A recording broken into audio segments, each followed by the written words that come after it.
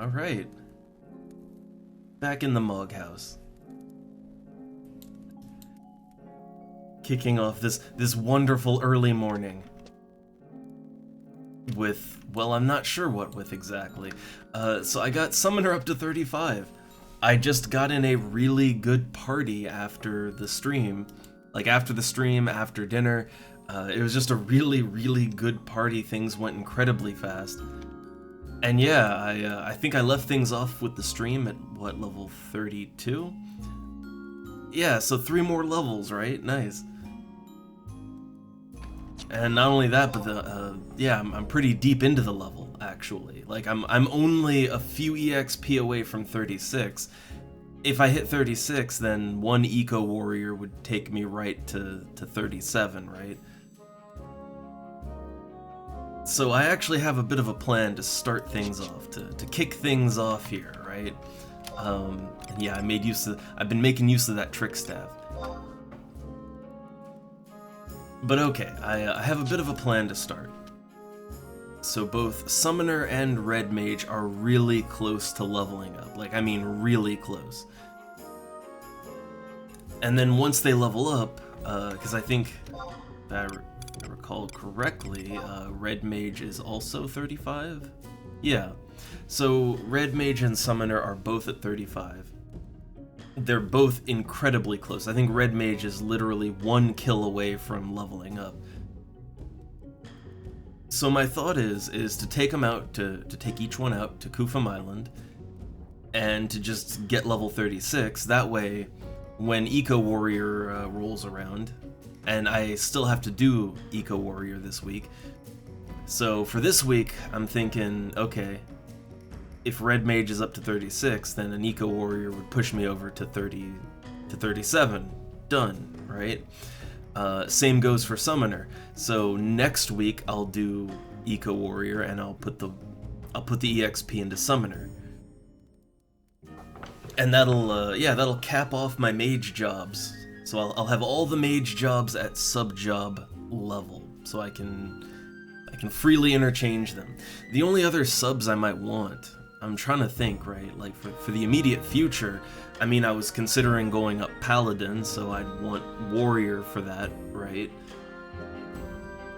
I mean, apparently Red Mage can even make a good sub for, like, apparently there's some things you can do.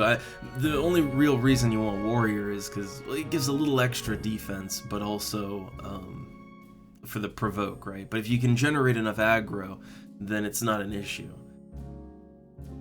And I guess Red Mage would give, what, some end spells thing. I guess there are reasons to go with Red Mage.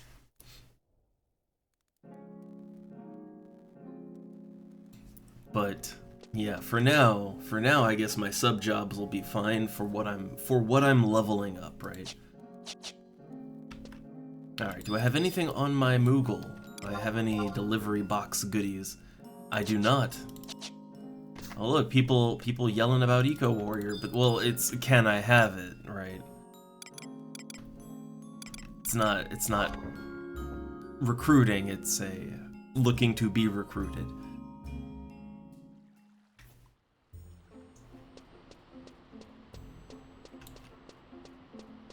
So the week is still young. I'm not really overly worried about hopping in on an Eco Warrior. Eco Warriors go all the way till the end of the week. Alright, I'll be able to get into one eventually.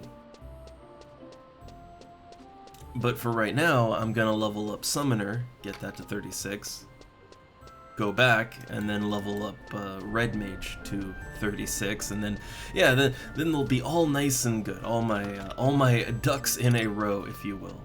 Ready to go to get leveled up. Oh wow, I've got a lot of wind crystals. A lot of wind crystals. I need them for crafting actually, but while I need them for crafting,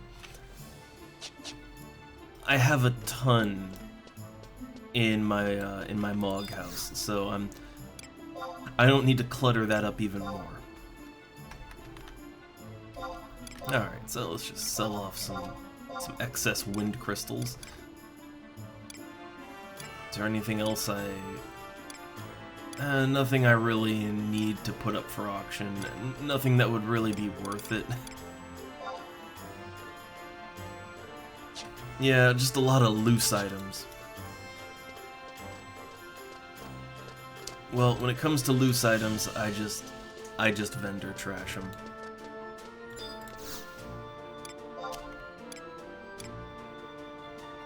I'm pretty sure we're not going to get any more wind crystals doing what we're doing.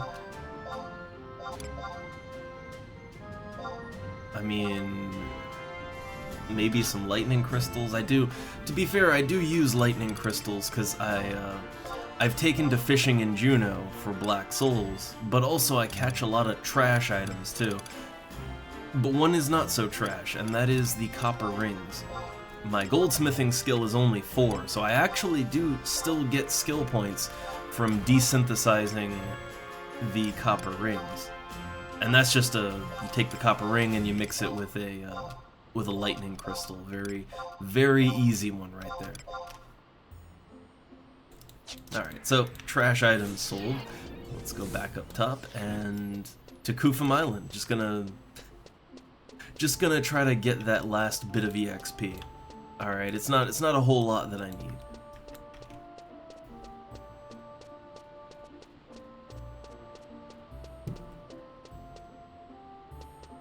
Also, pop that sweet rice cake. So, okay, my plans though, other than just getting 2 classes up to 36 fairly quickly, well, I would love to continue Black Mage. I would love to. I'm gonna switch to that, put my party flag up, and then we're gonna go back to Sandoria after we do this. And I'm gonna continue with the trick-or-treating nonsense and see if I can get more of those items. Outside of that, I actually kind of wanted to get my my 8-1 mission done, the Nation mission. It involves fighting 2 NMs, but I think I can pull that off as a Beastmaster. I'm pretty sure I can.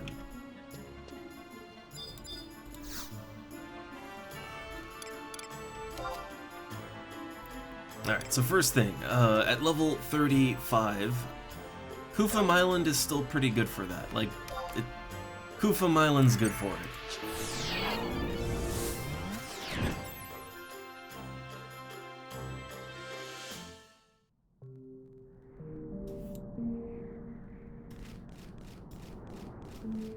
Alright, so I actually haven't really been out here as a summoner, right?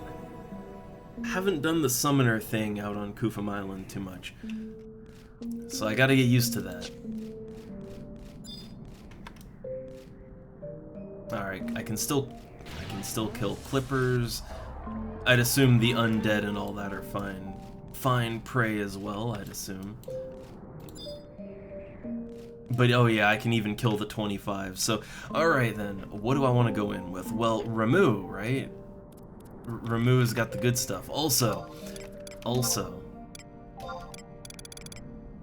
the staff is a little more beneficial to me for MP reasons, but going with an actual weapon that can do damage, that might be better. Like, it's funny, it does less damage than this level 10 staff, but the level 10 staff is a lot slower. The solid wand, it's got a good speed to it, decent damage to it, and more importantly, with Ramu's N spell, it'll actually be pretty good. Alright, here we go. Engage! And this is what I like with Ramu. Rolling Thunder. It's good for the summoning magic too. But yeah, he basically enthunders the whole party's weapons. Oh, also, hey! Wizard World has fallen as a hardcore. As a 30 black mage. Playtime of 44 hours.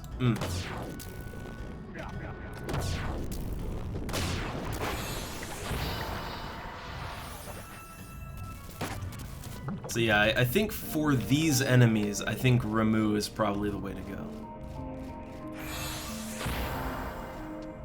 Also, I can't see the global chat, but I'd assume there's some Fs, at least one.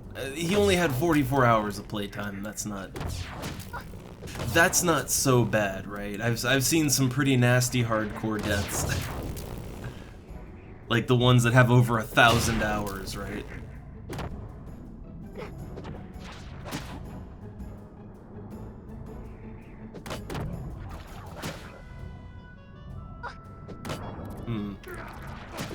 I want to reapply my, yeah, let's reapply this. It makes things go a lot quicker.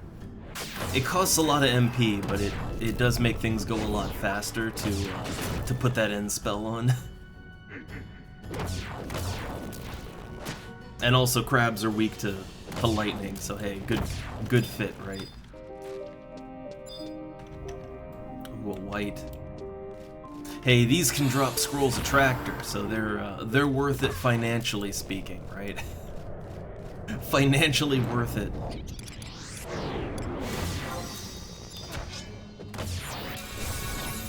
There we go, get that MP back, which another good reason to use a wand.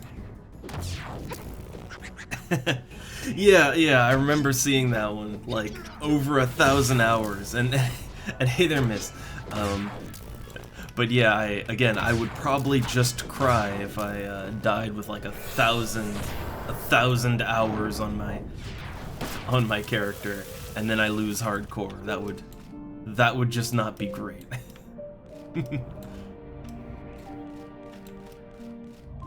Okay, is there another? There's usually a second skeleton around here somewhere, but not this time. Not this time.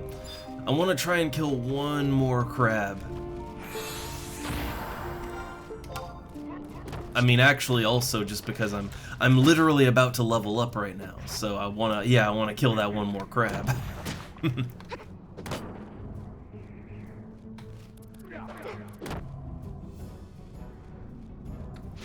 Do I have the MP? I'm wondering if I have the MP to put Rolling Thunder on. Probably. But the strike that'll maybe kill it. I mean, my plan is I want to just get Summoner up to 36 so that it's one Eco Warrior away from leveling. Same with Red Mage too.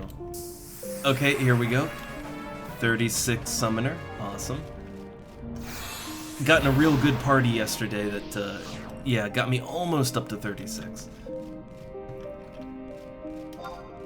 Alright, now, I'll use the... Yeah, I'll go ahead and use that Trick Staff.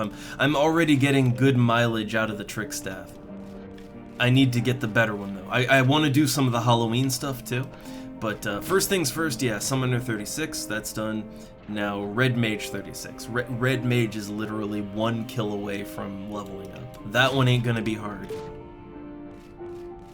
But once I get that done, I was just gonna switch back to Black Mage and try to get into a party, but also do the Halloween stuff while I'm waiting around. And if I get too tired of that, then I'm thinking I actually would like to get my 8-1 Sandoria mission done. I think I can solo that. As a 75 Beastmaster, I think I can solo that. But that's if I don't get into a party and I get bored of the Halloween stuff.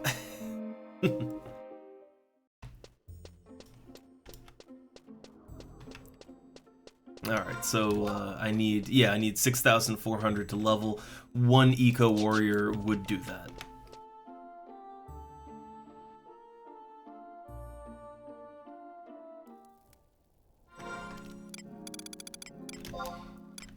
And now let's switch over. Oh yeah, I guess also I need to do Eco Warrior, but I'm not in a super hurry to get Eco Warrior done. I mean, people do it all week long, so no great rush for that. Alright, now here we are, back at Red Mage. Been a while since I played Red Mage. It's been a hot minute. Alright, well, I'm gonna play it as a Beastmaster, so, yeah, I need all this stuff on. Get that bird whistle. Okay. So, alright, plus 12 charisma.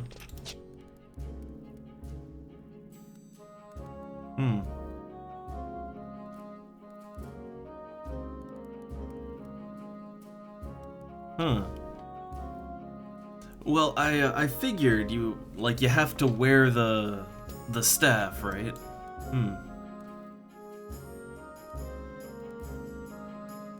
Also, I hope that you don't have to have all 10 charges. I'd assume just wearing the trick staff too would do it. Which I don't know how lucky I was, right? But I got the trick staff too and the pumpkin head too. Like I got them like immediately. They were like the first two things I got from trick-or-treating. I don't know if that was lucky or not, or if that's just how it goes.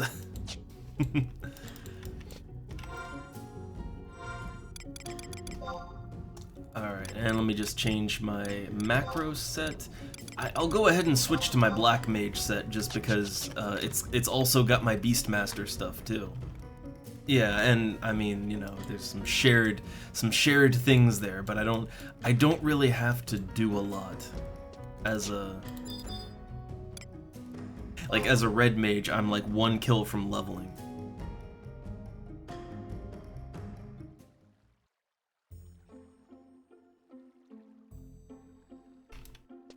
Let me take a quick look. Yeah, look at that. I'm literally 1 EXP away from leveling up. How I got in that situation is just that I did Eco Warrior, right? But I guess I sort of went over the cap for EXP, so it couldn't level me up anymore, and so I'm just yeah, and so I'm 1 EXP away.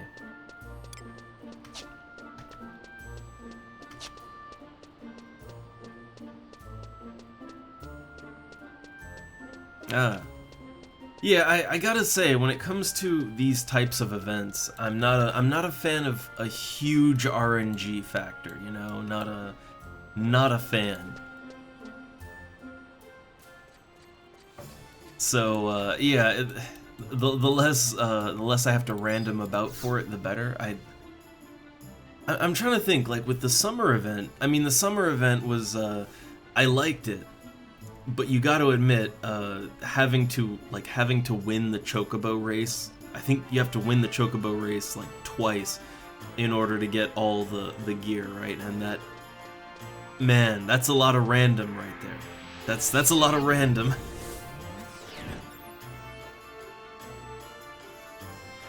Like, it took me quite a while to win the race twice.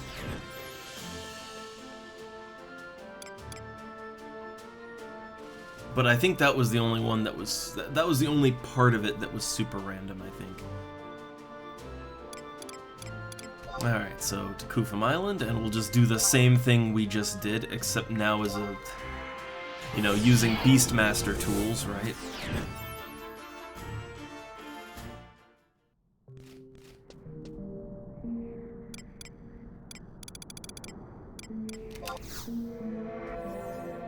Yeah, not even bothering to use the proper macro book.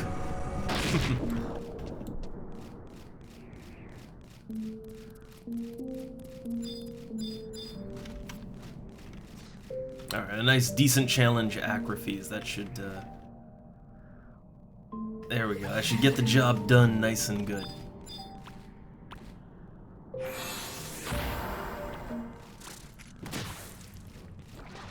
Oh yeah, man, the damage on this leech. Alright, what kind of damage? Okay, I got Thunder 1.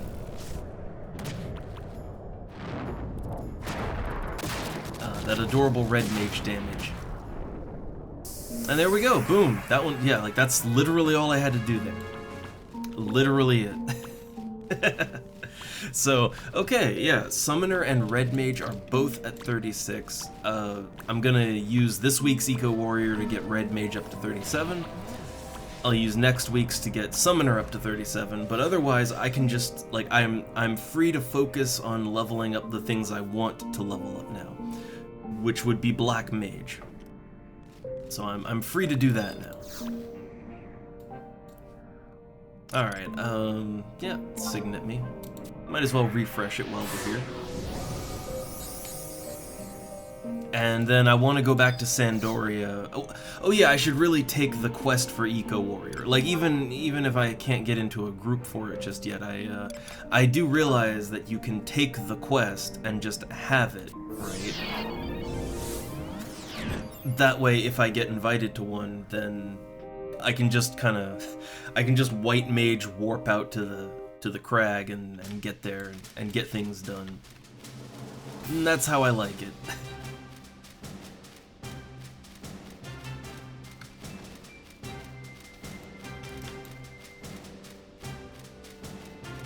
Also, despite getting the full set of human racial gear, I don't really use it all that much. I use certain parts of it, like with Beastmaster, I use the gloves because they give 3 strength, 3 dex, right? And that's pretty nice. Stat-wise, that's kind of like one of the better gloves I can go with that isn't super crazy expensive. On Summoner, I wear the pants, right? Yeah, I wear the pants and the boots because they give MP, and more than other things would give. Black Mage, I just wear the boots because of the int, right? But I guess the RSE parts, like I generally just use 1 or 2 parts of it, if that. It, you know, depending on the class, right?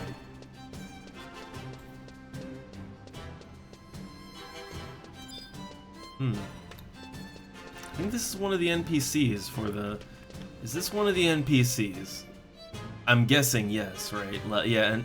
Okay, so let me talk to this thing. Goods from art... Wait, but, what? Oh, wait, can you just trade him, like, cookies, or, He's in costume, but, huh.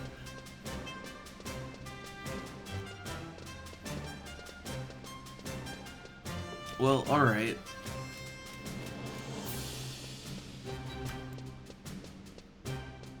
Alright, not much in the way of yell chat going on, but... Okay, yeah. Switching out to my Black Mage, getting all equipped and prepared for a party if it should come. But otherwise, I guess, trick-or-treating time. Oh hey, look, another one. Alright, so they've turned regional merchants into costumed merchants. Okay, okay.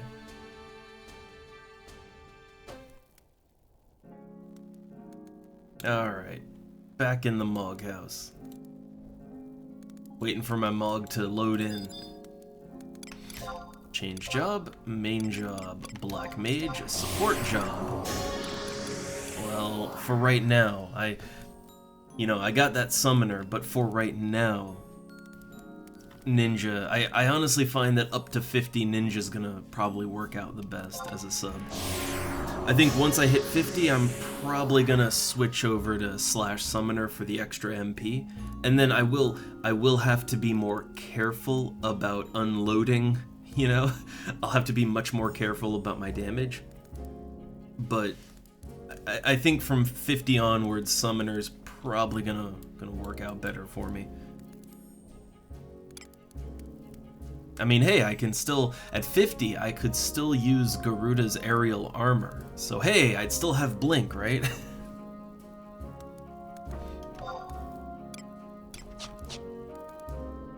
Yeah, but until then, I think going /Ninja is probably the way to go, the way to be. Oh, oh man, I gotta change my gear out, right. Hold up, I think I've got a macro for this. Ah, yes. I do indeed have macro. Okay.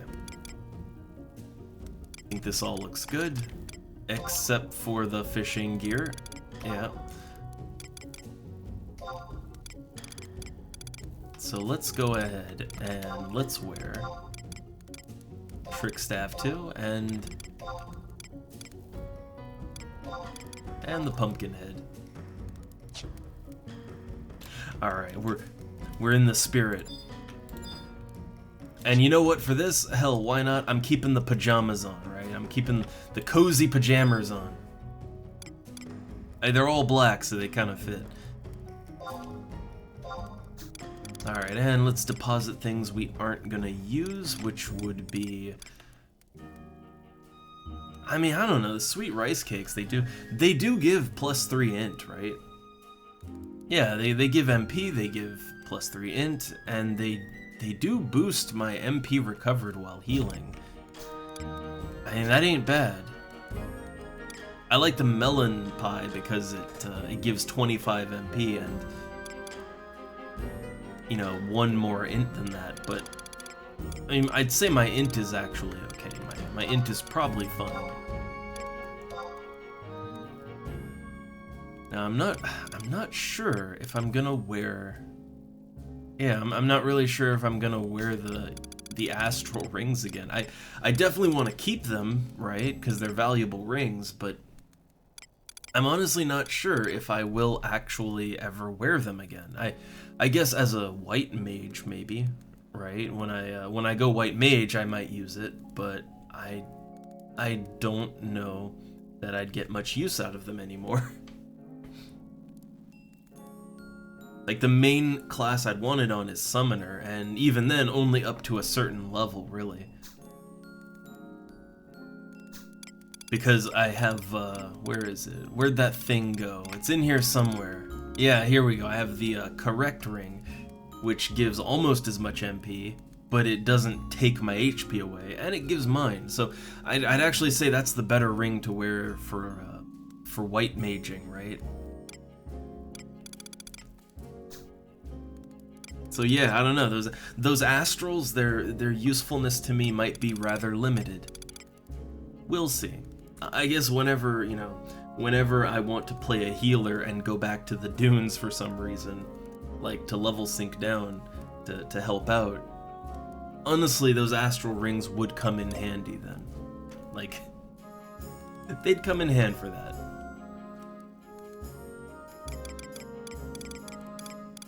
Alright, otherwise I think the lightning crystals, I might want to deposit those.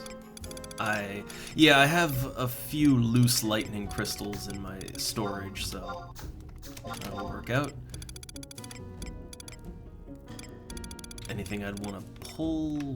Well, my Shihai powder, I'll need that. So yeah, normally I'd use melon pie, but I am thinking I might want to... Yeah, I might actually want to switch over to sweet rice cakes. They don't give as much MP or int, but they give close enough, and more importantly, they boost MP recovery by 2, and I think that'll probably be more use to me. But I don't know. For right now, I'm gonna keep both my pie and my rice cake, and I'll burn through them as I need, right? We'll see which one is kind of the more valuable to me. Oh no. A cat has come in squeaking at me. I just want to do Halloween-y things, but the cat is most certainly demanding food from me. So before I get into anything, keep this up in case I miss something. But yeah, before I get into anything, let's go ahead and feed that cat. She is sitting there. Oh, she's just looking at me so pitifully, just pitifully squeaking at me. All right, one sec. I will be right back in like a few seconds.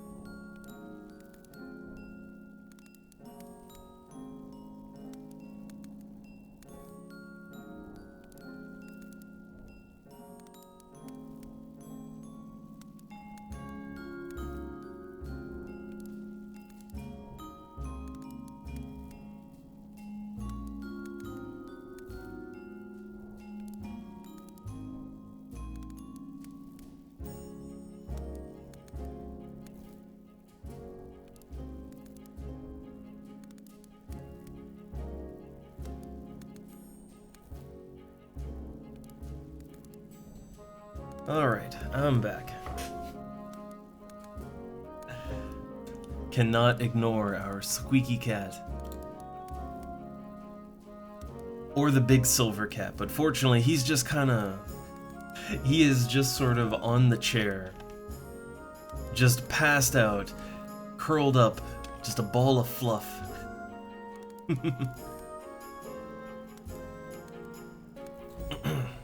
Alright. So yeah, I'm gonna go ahead and put ye ol' flag up.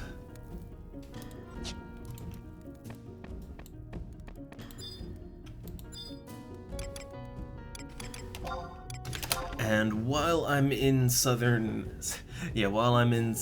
Sandoria, you know, close enough, I'm gonna go ahead and start up Eco Warrior, so that's ready to go. I will admit I kind of hate being the last guy, right? Getting invited to an Eco Warrior and it's almost ready to go. And yeah, I can get back to Sandy really quickly, but that extra step of having to like warp to Juno, then warp, you know, to Sandoria, then actually make my way to Southern Sandoria, get Eco Warrior, then change to the right jobs, and it's a little time consuming, and I like to be able to just get there and get started, you know?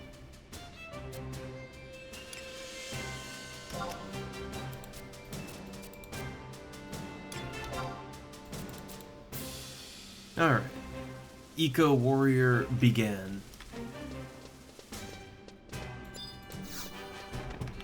I'm usually real quick on my Eco Warrior, but this time around I just didn't yesterday.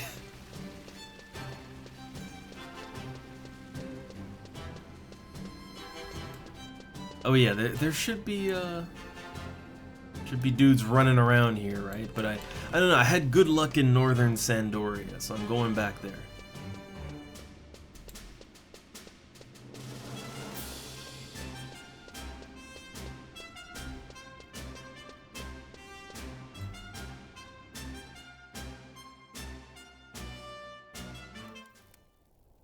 I know that Eco Warrior is kind of, it's more front-loaded. People do it early on in the week. They like to get it over with, but I've seen Eco Warriors go all the way to the end of the week, so it's, you know, I'm sure I'll have an opportunity to get into one.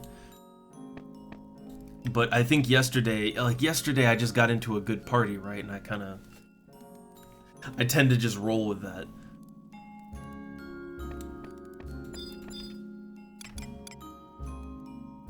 Alright, so we exit out to Northern Sandy. But I'm feeling good that I'm getting my sub-jobs right where they need to be. Or close enough, right?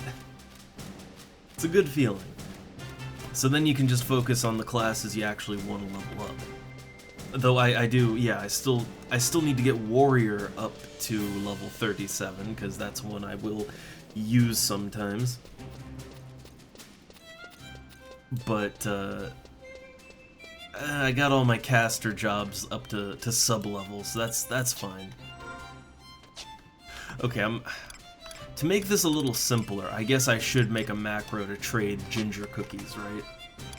Like that way I don't have to fight with the menus every time I want to trade. So let's see. Macros. I think I put this on my Beastmaster set, right? Yeah. So right up there with cornets, I can make a ginger cookie one. Or it's a trick or treat thing, right? So how about this TNT?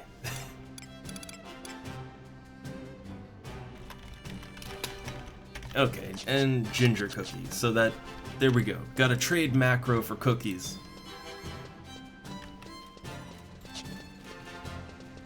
Alright, and wham! I obtained a horror head too. Oh look, oh man. This is a fun one. Okay, I'm a giant. Oh, you get a real close-up look of him.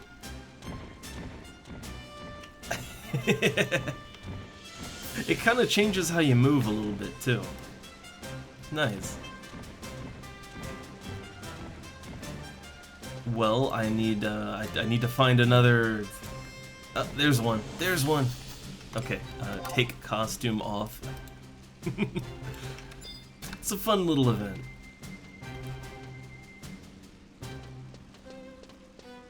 Okay, so I just got. Oh, okay, I just got 2 new things here. Alright, so I have the trick staff too. Now I've got the treat staff too. Ah, is this the one? Oh, is this just the one? Is this just the one that that recharges? It looks like it is, right? Yeah, it's got a 20-hour thing on it. 1 charge, so this is it, right? Okay, wow, that was easy. There's got to be more to this though, right? I got the horror head too, which new moon plus light day plus daytime equals enmity plus 50. So I gotta be honest, when it comes to the pumpkin helmet, I don't know about that. Neither helmet really seems all that good. like plus 50 enmity, I could see moments where that would be really nice, but like only on a new moon, on light day, during the daytime, that is incredibly specific, and I am so sure it's never gonna line up right. So I kind of feel like I can just dump the pumpkin heads, you know, can just maybe keep one for the glam, right? But I think probably I don't need to hold on to these.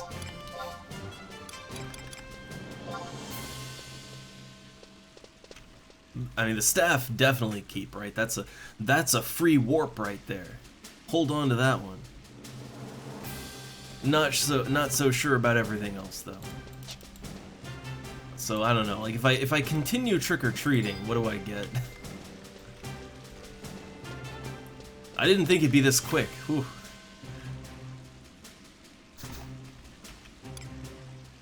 Okay, I got a trick staff. So I got a trick staff 1. Huh. So it's 1 damage, 1 HP, 1 MP. And isn't that just... it's that, but worse. I don't particularly understand that one.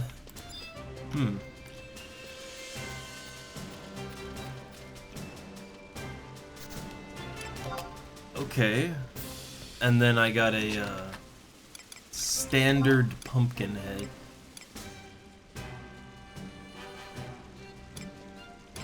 Okay, so the pumpkin head, it's either enmity 1, -1, or +1. I don't think either one is really... like, I could kinda sorta almost understand lowering your enmity a little bit or increasing your enmity a little bit. But as a tank, you're gonna want real armor on your headpiece, right? And as anybody else, like, let's say a black mage, right, and I want to lower my enmity, I mean... I'd still rather have intelligence gear, right? I'd still rather have that, so I can't really think of any instance where I would actually use the pumpkins.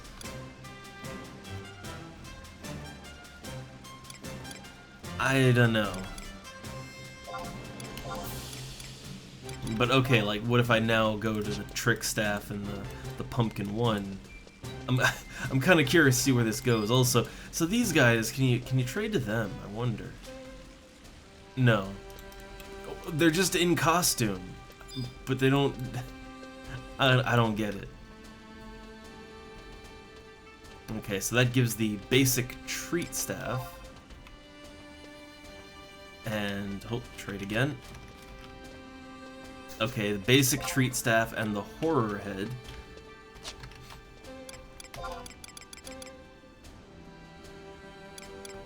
Now wait, what is this? Oh, okay, hold up. What's this now? Latent effect warp. Now what does that mean exactly? Like, it's just a latent effect. But it doesn't, like, it doesn't say that it has any kind of, like... It doesn't say that it has any kind of cooldown or anything. This one intrigues me.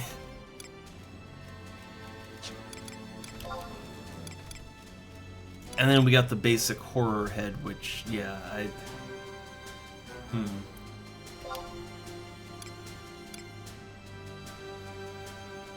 Yeah, like, this is too many items to hold on to all of them, so I had to think about it. So is that it, or is there more? Trick or treat, and now I just turn into a giant, so I've exhausted it, right?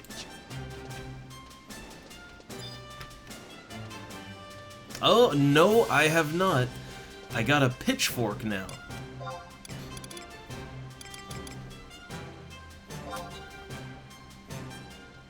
Okay, okay. I mean, that actually looks kind of cool. I might want to hold on to that one, but...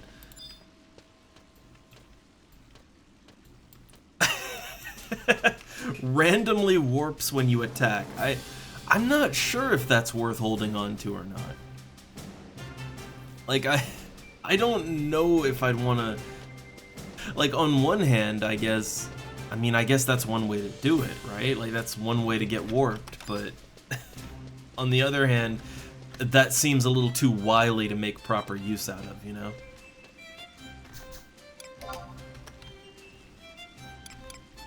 I had to think about holding on to that one. Oh, hey, look. This one... Well, first off, it's a little bit more... Yeah, it's a little bit more damage and everything, but I don't think I'll be using the pitchfork. So costume, increase movement speed. So if you're in costume, you're faster. Huh. I'd hold, like, sure, why not? I'll hold on to that, right? I'll hold on to it.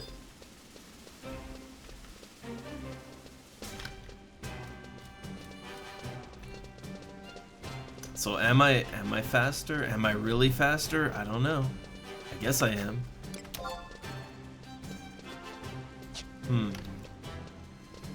I'm just curious if there's more to exhaust here, or if that's it. Because it did take me more than one try to get that pitchfork, but I think that might be it. That might be it. So I guess I got everything then, right? I guess. Okay, well I gotta decide what I want to hold on to then. But let me just look it up real quick. So the treat staff, FF11 treat staff. So okay, let me see. Is there anything? All right, here we go. So the latent effect of the treat staff. It's active only during the Harvest Festival event. So once the event's done, it doesn't work anymore. And it's just triggered as an additional effect when attacking monsters. Okay.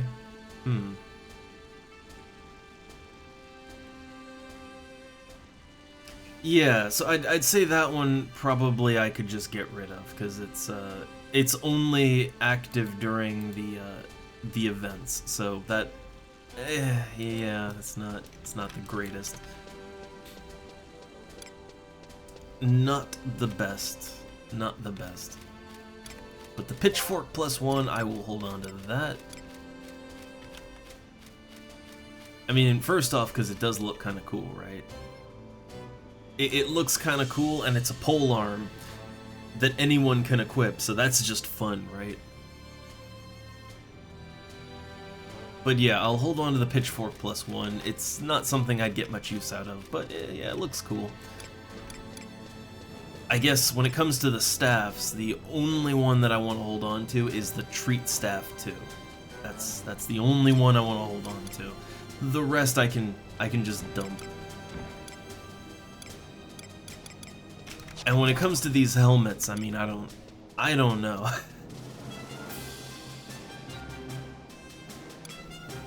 I just don't think I can really get good use out of any of them. And they don't really look good to me either. I'm not I don't need the pumpkin helmet. I'll hold on to one, I guess. So yeah, the horror head. Well, it gives a ton of enmity, but only on, yeah, new moon, light day, daytime. There's too many prerequisites to make it really, truly useful.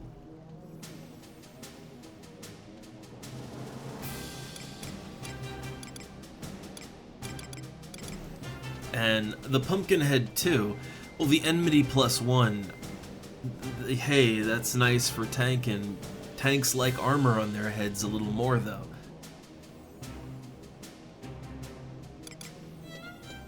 I think the only one that I could maybe make use of is the basic pumpkin head, because that's enmity -1. Like that's the only one I can think would even be somewhat useful to me.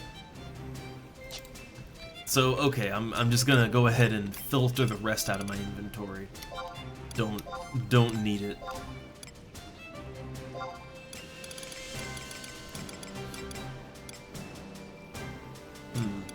Though I wonder, the Legionnaire staff here, it's 6 HP, 6 MP.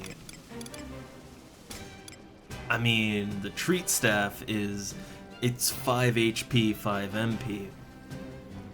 So it's actually not that, like if I'm only equipping it for MP purposes, it's not that bad. But it has no damage, and I generally want some damage if if I'm soloing with a mage, right? So that, and I don't really all my mage jobs are over level 10 now anyway, so it doesn't really matter very much. So okay, I'm getting rid of that one. Getting rid of it. Alright, only staff I want is the treat staff. Treat staff 2. Everything else straight into the bin.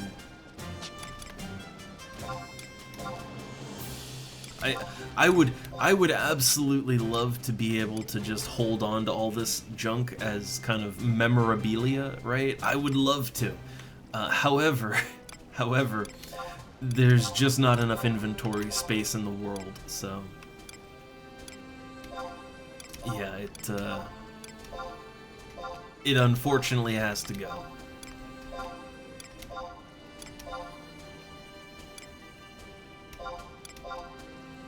Alright, so I'll keep the treat staff too, and the pumpkin head. And the pitchfork +1. I'll hold on to those things.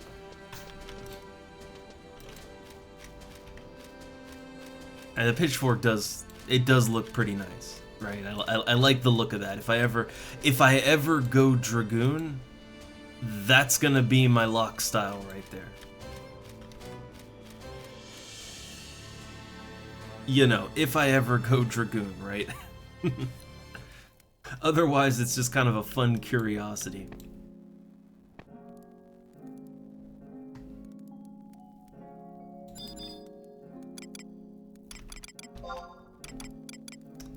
Alright, I don't know, I'm kind of tempted to put the treat staff too. I do have like 20 slots on my second wardrobe, right? I'm really tempted to put it in there as an item that I could just, you know, use, right?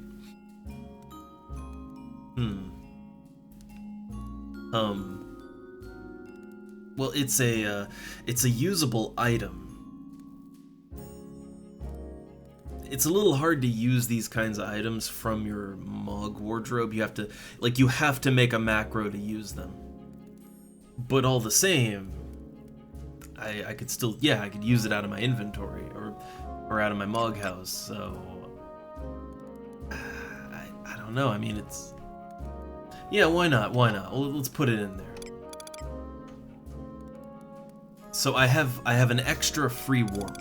So I've got I have your standard warp cudgel, right? And then I have the treat staff too.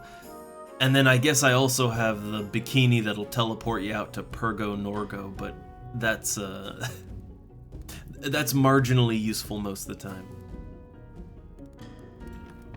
But it's nice to have an extra source of free warping, right? That's nice. The warp cudgel, I mean, you can only use it once per hour, and also they do cost money still. So yeah, I don't know, I like having extra free warp sources. I know that I can just slash black mage, right? Or go black mage, but that only really works if you're playing a class that makes sense to do that, like out in a party, or if you're in town. And if you're in town, then it doesn't, you know, you've got all the time in the world to figure out how you're gonna get back to your home point. At least that's the way I look at it. Alright. Depositing the pitchfork and the pumpkin head. I don't know how much I'm gonna get out of either one, but I got him now, right? I got him.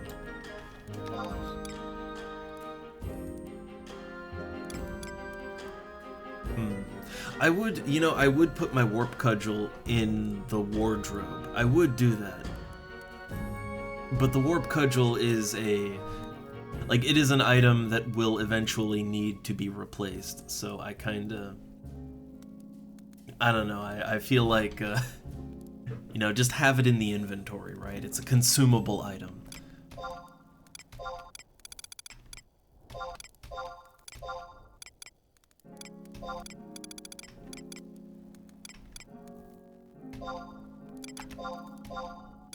Alright, just getting all re-equipped. Okay. But I wonder, I mean, it doesn't look like there's a whole lot going on right now. Yeah, it seems like it's a nice, quiet morning. So no parties or nothing. I thought the whole trick-or-treating thing would take me a little longer, actually. I was sure it was gonna take longer. Well then. I guess I have a ton of ginger cookies that I don't need anymore, and I don't... So, I gotta be honest, I can probably just get rid of my ginger cookies just in total, because I only really use them as a summoner. As a summoner, I think ginger cookies are great. But as a black mage, I would rather have food that gives me intelligence, you know? Like intelligence and MP I value a little more, although I think those sweet rice cakes are pretty nice, right? Like, they give me that int, they give me some MP, and then they also give me MP recovered too. So it's I kind of like the sweet rice cake the most out of all the mage items so far.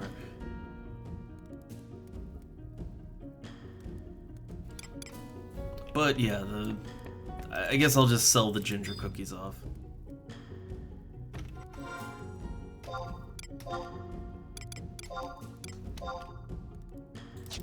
Alright, and we're style locked back on.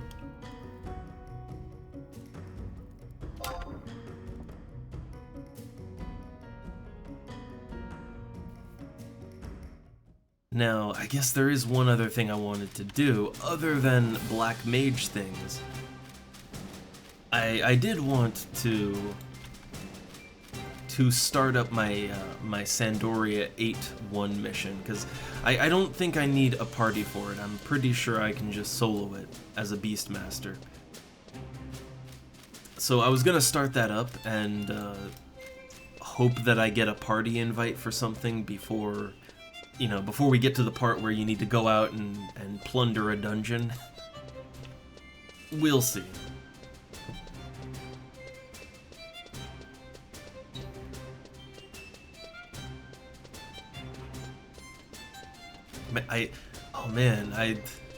So despite, I feel pretty awake today. I feel relatively good today, you know? But despite that, it feels like it's such a slow day, right? It's a slow day, and also it feels like a really, I don't know, it feels earlier than it is here.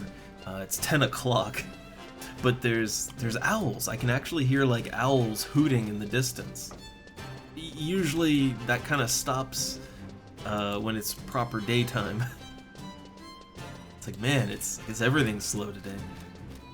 Except me for once. Well, I guess, the one that everybody loves is Ninja. That's the one people will kind of be a stickler about, but, Yeah, honestly, I used slash white mage sometimes the sub early on, too. It kind of also depends on the party composition, because, like, if you do the party composition in a certain way, like, if 1 or 2 people is really good at slash white mage as a beastmaster, you can, like, that can be your party's healing.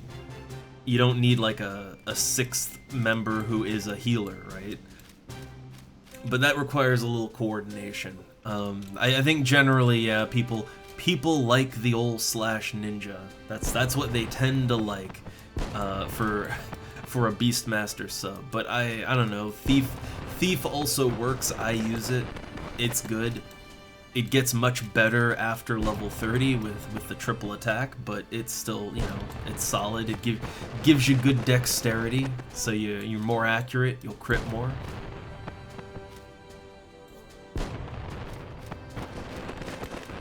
Yeah, in Beastmaster Burns, yeah, everybody loves that slash ninja, or, you know, some slash white mage, and then not have like another person being healer. That's what they like. I still go slash thief because it doesn't matter. It really doesn't. If anyone other than the pets is taking damage, something's wrong. And the pets can't be healed, the pets don't benefit from Utsasemi, so, you know, it's whatever. In a normal party, though, so in a normal party, generally, I've been in a few, and generally no one really cares. Like, whenever I've been in a normal party as a Beastmaster, like, not a Beastmaster burn, yeah, they don't really generally care. As long as you get a pet out and you tell it to attack, they don't really care beyond that.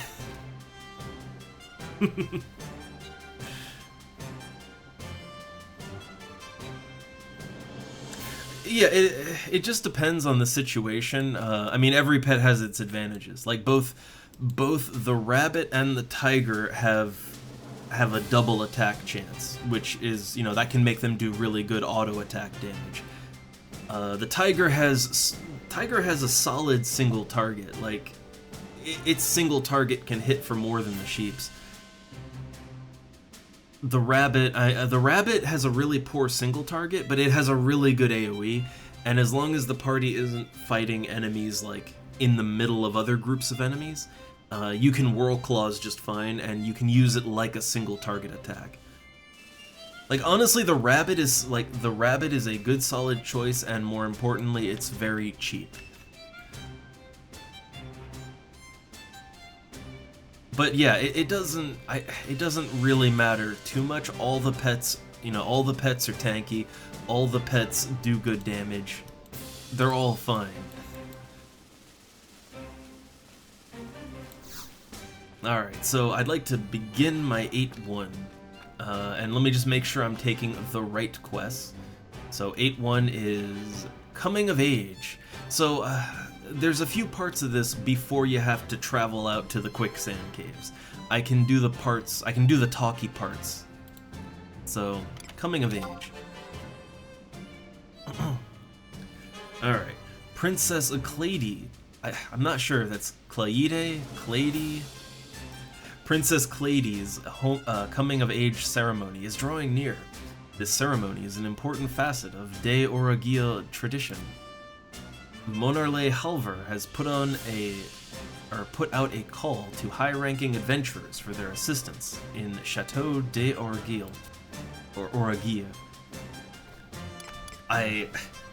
Somehow, it always catches me off guard every time I try to read it. Alright, so I agree. The young princess finally become a lady. Oh, I'm sorry. You can get the details of your next mission from Sir Halver. Everyone cares a lot about the princess.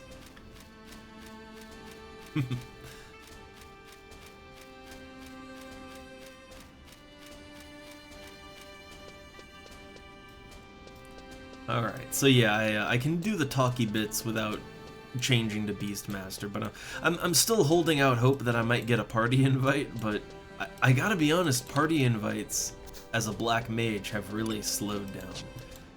Like I've had whole days where I was doing other things, I wasn't actively playing, right? But you know, I'd log in, I'd put my party flag up, and nothing. Whole day, nothing as a black mage. So I'm a little worried that I might be running into a similar situation as Beastmaster, right?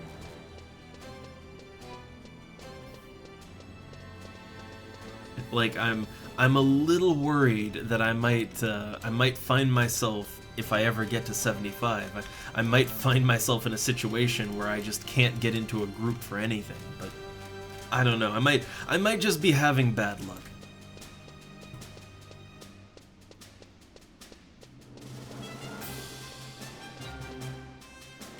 Yeah, it's true. The partying does kind of slow down after 40, just because no one's doing their subs anymore. But it's not like people aren't like, I don't know why. I don't know why it's so hard after 40. Oh, cutscenes. Cutscene. The flower garden.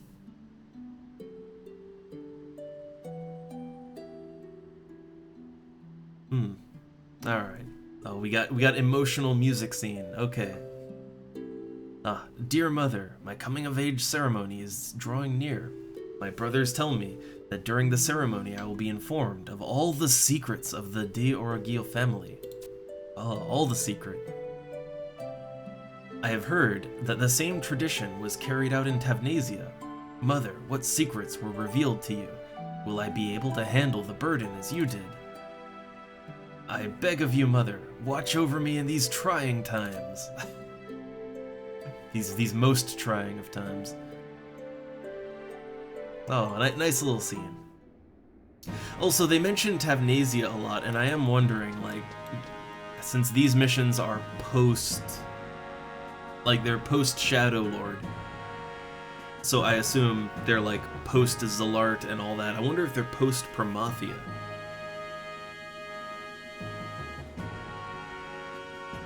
Yeah, like I'm wondering if these are kind of post Promathia missions, and so they're kind of filling things in. I'm not sure. Also, sorry, I'm getting a little distracted. I just noticed it's kind of getting cold here again, right? So I got my nice sweater on, and oh no, it's my sweater is kind of unraveling. The left arm of it is just like, there was a hole, the hole's gotten bigger, and now it looks like the whole arm is just completely unraveling. So I might have like no left arm on my sweater eventually. that's not great. It's chilly. I need a new comfy sweater. Oh. Well, I do actually have another comfy sweater. I do have one. It's just, it's a little too big, too comfy, if you will. All right.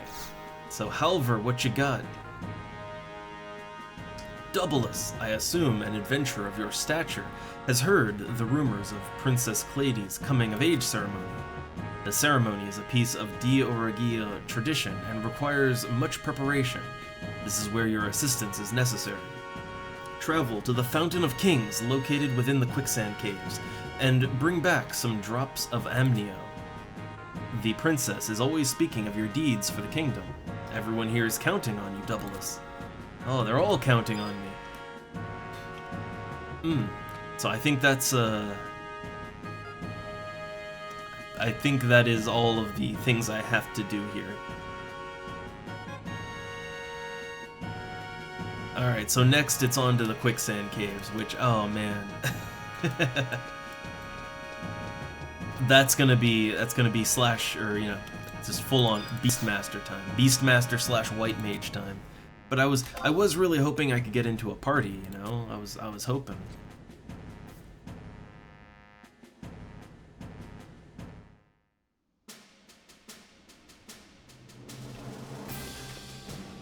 So yeah, I'm a little, you know, a little nervous that I might run into a similar issue with Black Mage that I do with Beastmaster, that I just won't be able to get into parties. But I don't know, from what I've seen, the partying gets a little better with Black Mage like, at the end, right? Apparently they're a little more wanted for the kind of content that I do, right? The more casual, like, merit party and all that. Apparently Black Mage is good for merits and stuff. Which makes sense, right? They're good at killing things very fast. But I guess the partying kind of, yeah, it gets a lot thinner post, you know, post 40. I mean, really, post 37, I guess. Which is unfortunate. Very, very unfortunate. I guess I could always just break down and, you know, go back to White Mage. I'm pretty sure as a White Mage I would still get parties, right? Like, I think a White Mage would still get groups because everybody needs a healer. Well, they need a tank too. So I could just give in and go Paladin or White Mage, and it's not that I don't want to play those, because I do. I like being the support for a party. I like that. It's just I was really having fun with Black Mage. I really want to take Black Mage to the limit, you know?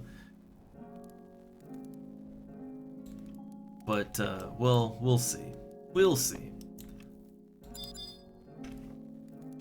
Alright, I would like to do my 8-1 mission because the 8-2 mission does need a group. Like, that part actually needs a party. So that means I have to get through this first. And hey, I'll keep my flag up because, I don't know, maybe I'll get invited to a merit party. I don't know. On the odd chance I get invited to do merits, right?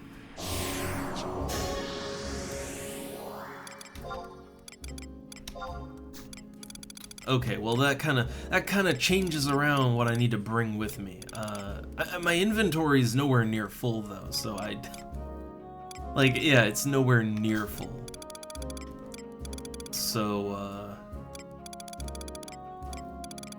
I guess for this one particular fight, I could whip out the old tuna sushi. Oh, I still want to sell those ginger cookies, right? I don't need the Legionnaire staff anymore. Do I need the Legionnaire staff at all? I mean, like, even if I were to go White Mage, I would, like, yeah, even as a White Mage, I'd use a club just for the extra mind.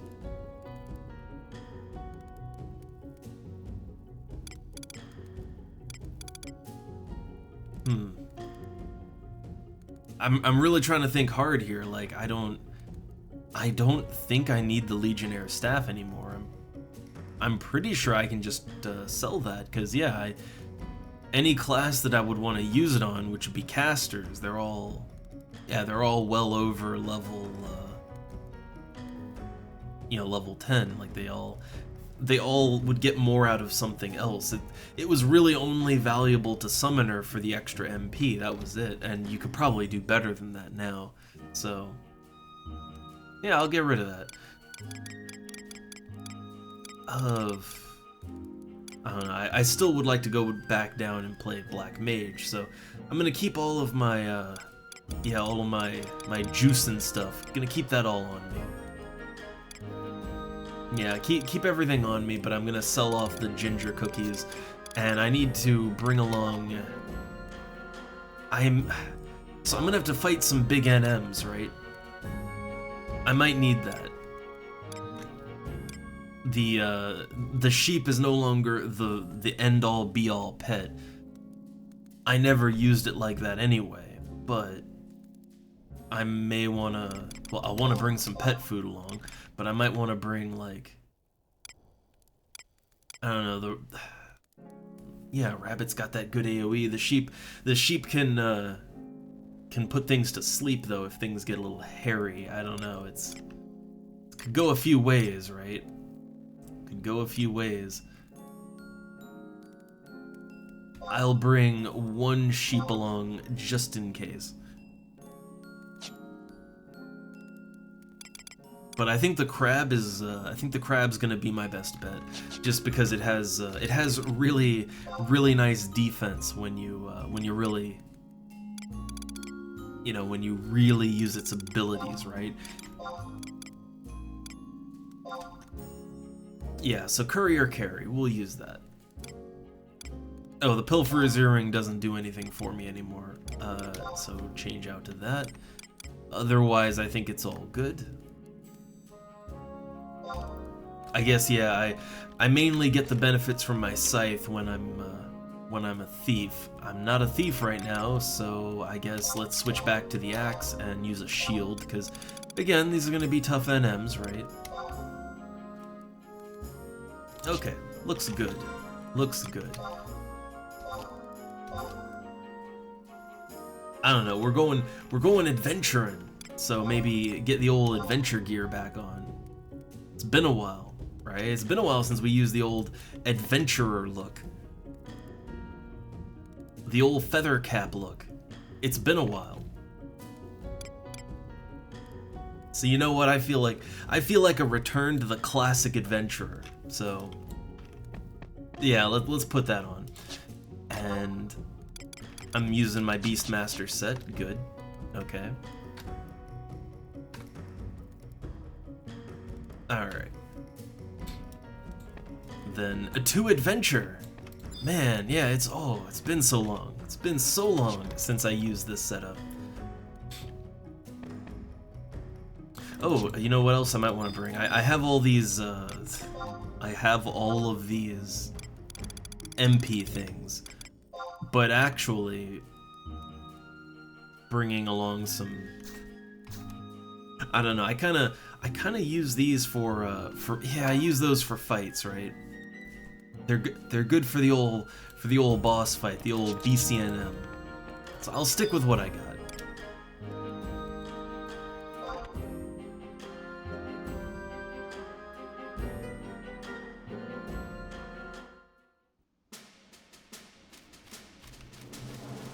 So I need to go to the quicksand cave. I have the information. I've got the intel in front of me.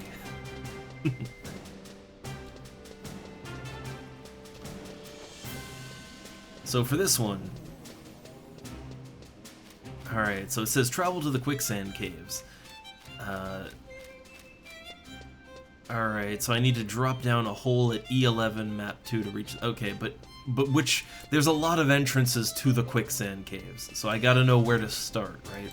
Gotta know where to get in. Alright, so I have to walk, wait, hold up. Yeah, cave entrance, the cave entrance. Eastern Altepa Desert H10. We'll place you on map 2, okay. Okay, that's good.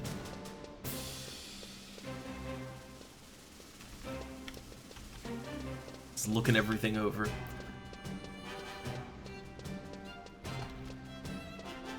Oh, I'm a little Beastmaster rusty, I think, because I haven't done any Beastmaster stuff in quite a while. Yeah, would it not just be hilarious if now, like now I could get a party invite, like if I all of a sudden get like a, you know, I get shot a party tell while I'm trying to get my 8-1 done, right? I don't have such high hopes, but it would be hilarious. I just sort of wonder, though, since it's kind of agreed that parties really slow down post 40, I mean, I do have to wonder, like, why exactly? Other than, I mean, no more sub-jobs, right? But it's not like people aren't still leveling things up post 40, right? Like, people are still leveling things up. They're still playing all the classes. So I guess I don't really quite understand where all the parties go post 40, right? That part I don't really get. Because I know for a fact people are they are still leveling up after level 40. So where are they all gone, right?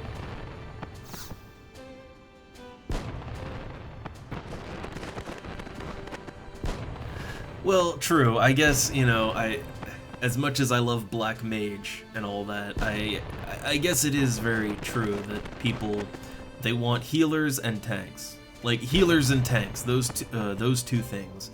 I'd say maybe more so healer, because when it comes to tank, you can kind of jury-rig something up to be a tank, right? Like, you can do the old, like, you know, 2 characters each with slash ninja, and they just trade aggro, and, you know, you kind of make a tank out of that, right?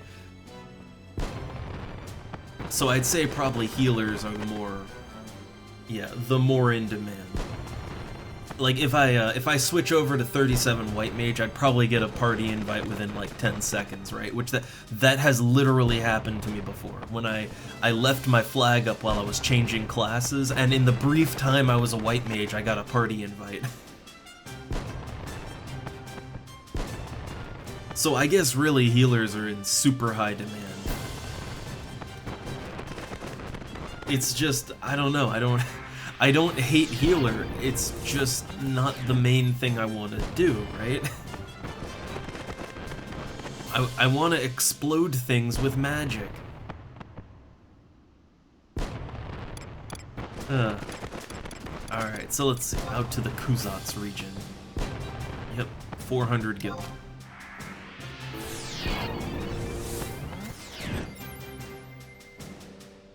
Or are all the white mages just taken by white mage burn parties, I wonder?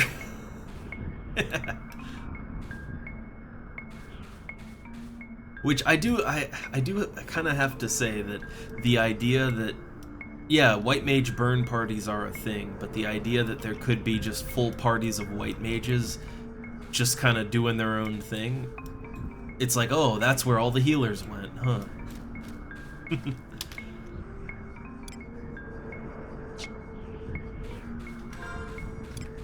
Nope.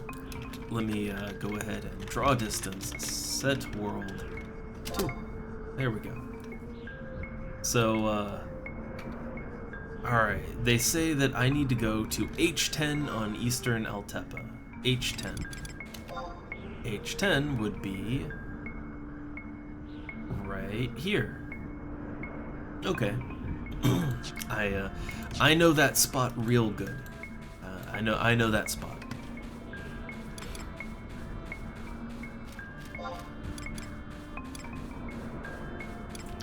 So I'm not sure how tough the NMs are gonna be.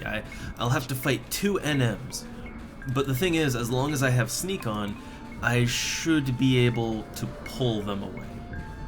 My understanding is that it's 2 NMs that they detect by sound, but they don't link, so I can fight one at a time. That's my understanding of how this will work.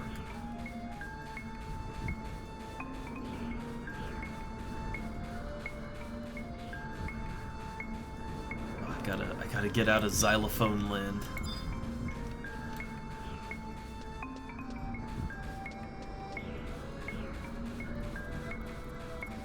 With every beat, I can hear the xylophone. Like I can hear the, you know, the round ball-tipped mallet just hitting the xylophone with each little doink sound. Ugh.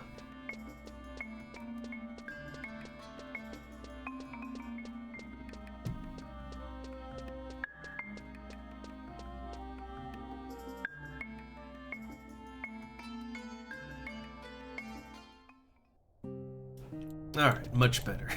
Much better. Okay, so now that we're in here, we need to, so we need to drop down a hole at E11 on map 2. I think this is map 2, right? So we have to drop down a hole. It'll be at E11. Okay, so literally just go down the hole. Just go down the hole. Also, I suppose we can just call the beast now, right? Just call it on him.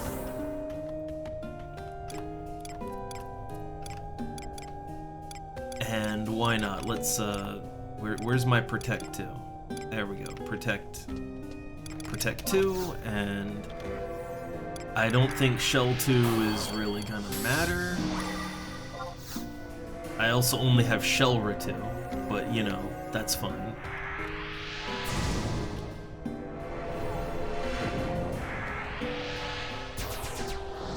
Okay, the enemies in here detect by they detect by sound. I'm pretty sure.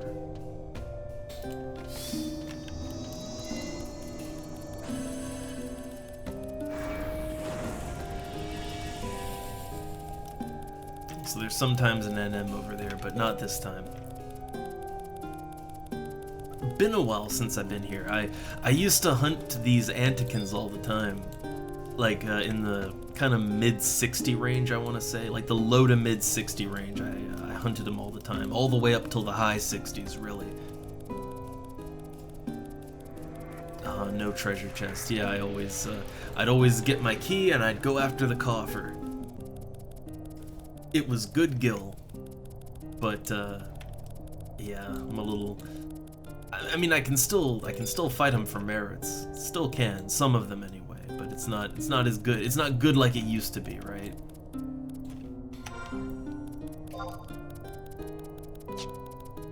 All right. So once we drop down this hole.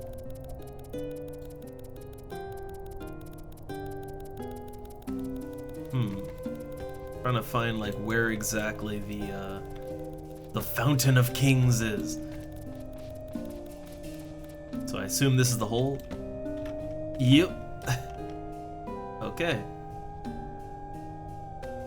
So I have dropped down. Now where? So it's at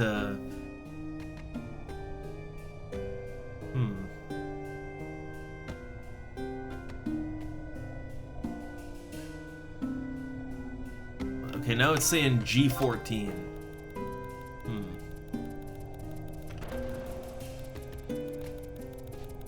Well, that's gonna be kind of to the east.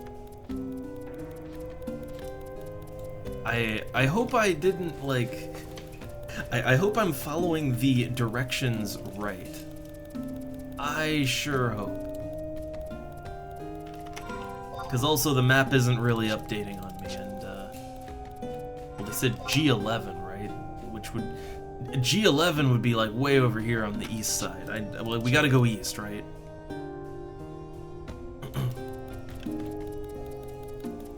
I am really hoping I have not gone the wrong direction. I'm hoping that I didn't fall down an area of the map I didn't have to go down. I guess we'll see how that works out.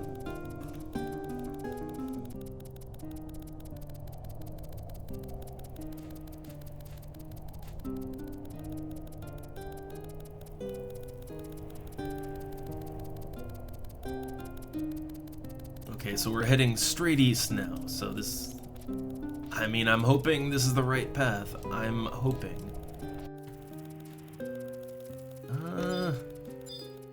Oh, it is! Okay, yeah, this is it. G14, Fountain of Kings.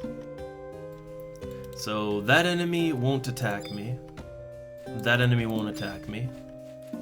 The Signifer might. That might want to fight. But the Signifer is the only enemy that might want to attack me.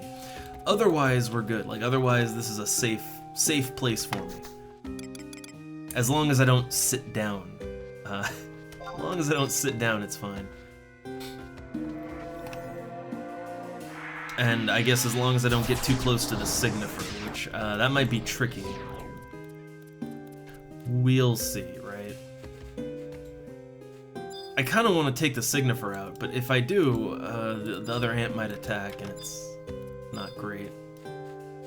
I don't know. Let's fight and see, right? So, okay, yeah, they don't link, right? You sense something evil, right? Okay. Then, fight. Go Valor. Or, get Valor. Alright, and pull Valor back here, yeah. What, Pet, what are you doing? Pet, please. Pet, please. I don't think the pet can get back to me. I think the pet's kind of just... Can I fight it like that? I can't fight it. Well, we got a little bit of a problem here.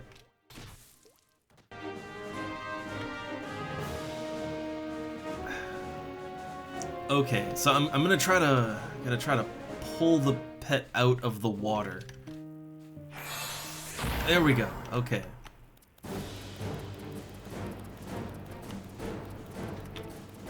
Like I can't fight it in the middle of the water, all right? Like that doesn't work.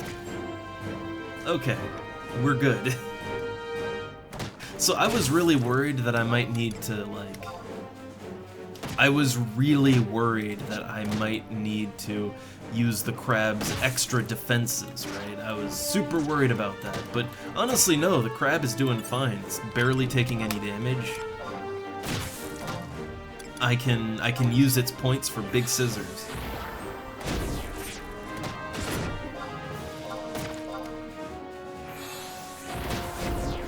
I would join in the fight, but there is yeah, there's that ant signifer over there, and yeah, he might attack me right now. So I kind of have to stay stealthed.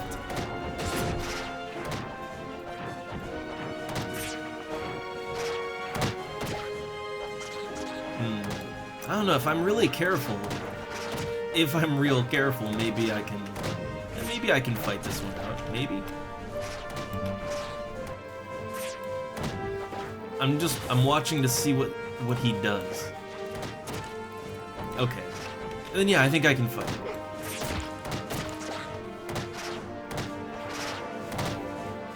Oh man, he's look at this thing go.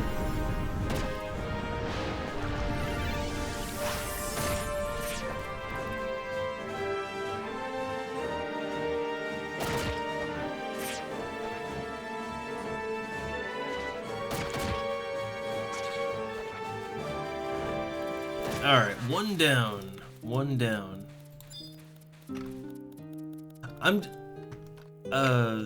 He despawned. He just despawned on me. Well, did I win, or... Yeah, I got the drops of amnio. Okay. Let me just check something real quick. So,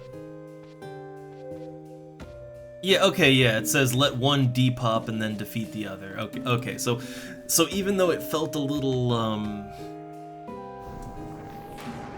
bit cheddary, if we will, I guess that works, right? I guess that works. Yeah, man, okay, that was easy. Honestly, I probably could have fought them both at the same time. If we're being really super honest, probably I could have taken them both. But like especially with the crab, like yeah, I could have taken the 100 fists twice, right? Like just put on the crab's defense, give it a heal.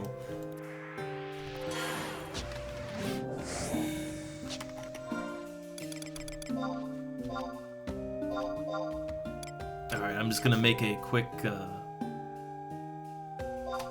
So I don't need the trick-or-treat macro anymore.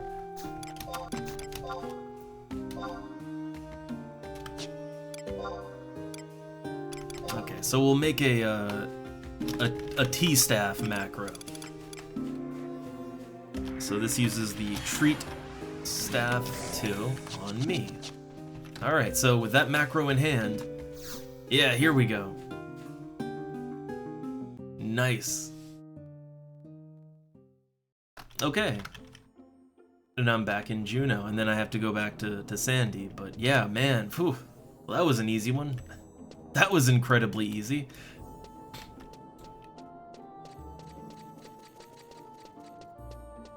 And I got 20 hours on that one. 20 hours.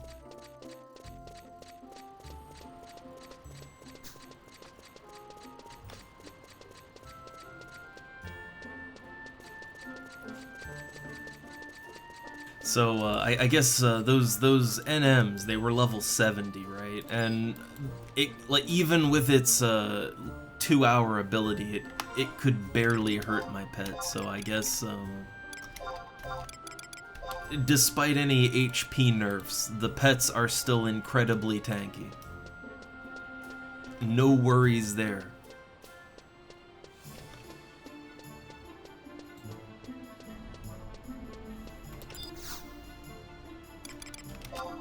Oh, what am I doing? I want to go back to Sandy, so yeah, run far. There we go.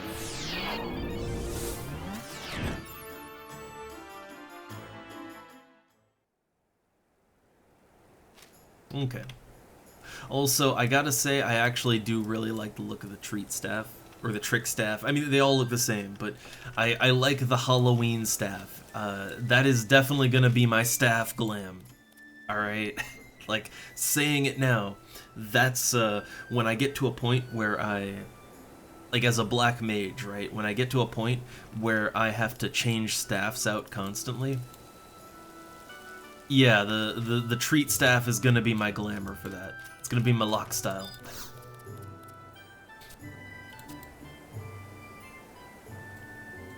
It kind of reminds me a little bit. I wish this game had like the Moogle glam from FF14. Those items were dumb, but they were actually a pretty early on item, you know, a set of equipment, and like every weapon had some kind of Moogle look to it, right? And they were both adorable, but also just awesome, and I miss that. I would love something like that here.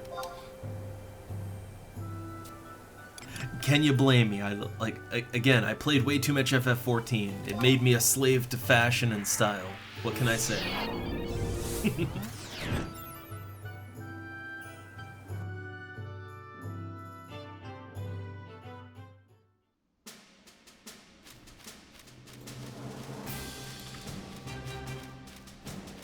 Alright, back to Helver. I didn't expect for that quest to go so smoothly. I also thought we were gonna have to plunder through the quicksand caves a lot more than we did. I thought there was just gonna be a whole lot more to all of it, I guess.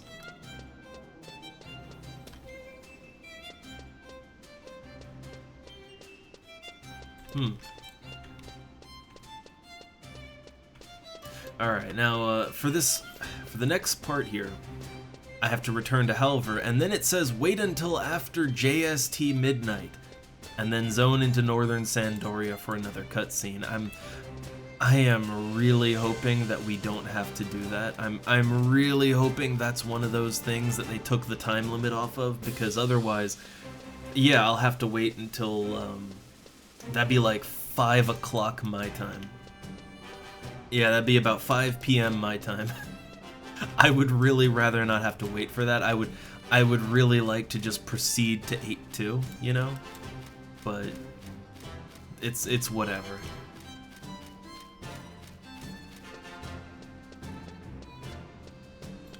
Also, Sandoria 8-2, that one I think needs a full party, right? I'm just looking at that real quick.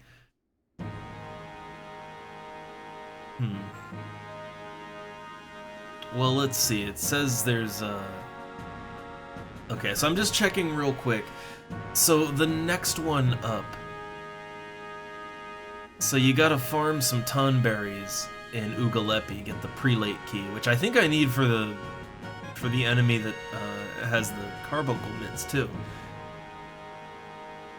But that's something I can solo. Huh. And you have to kill the Temple Guardian, but these are all like in-world NMs and probably ones I can take out. So the enemy that we just killed, that thing had 6,000 HP.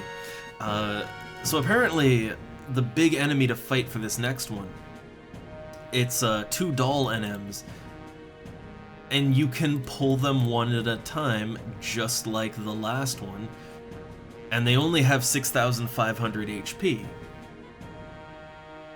So honestly, I think I could probably solo 8-2 as well. Like, I'm pretty sure 8-2 is also soloable for me.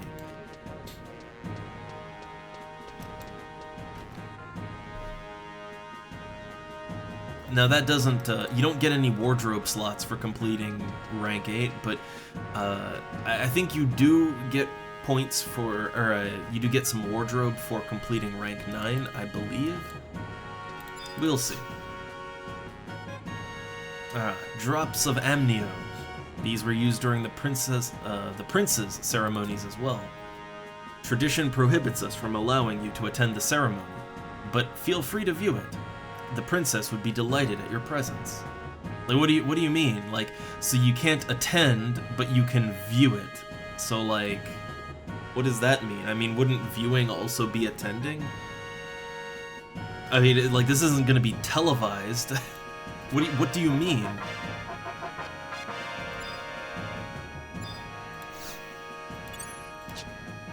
Okay, well, back out to Sandy, and let's see if we have to wait a whole day or not.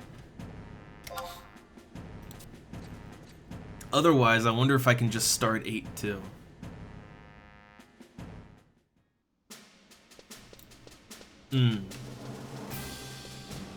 Alright, well, okay, let's just start 8-2 then, if I can. Right? I wonder if I have to attend or view the ceremony. I still don't understand the difference in this context. But yeah, let's see if I can just start the next mission.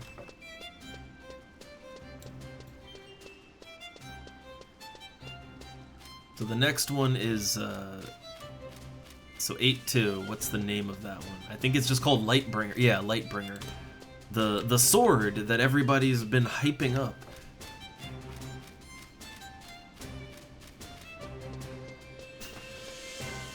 Also, oh man, people doing Prometheans. I still need my Promathia 4-3. Yeah, I need 4-3 from Promathia and Zalart 14. It's ugh. Like, it's easy to get the earlier missions that you need to kind of unlock basic content. It's easy to get those. Not so much the later missions and stuff. That gets a little trickier, you know? And oh, hey there, Vin. Tried to get some groups, but that failed. So now I'm just doing I'm doing the nation missions that I can solo. Alright, so will they let me take 8-2 yet? Oh look, it's about to begin at the cathedral. You literally said I couldn't attend. Like, look, okay, look, let's bring up the logs here, right? Yeah, tradition prohibits us from allowing you to attend the ceremony, but feel free to view it, which I don't even know what that means. And then, okay, look, coming of age ceremony, it's about to begin. Yeah, why don't you attend? Man.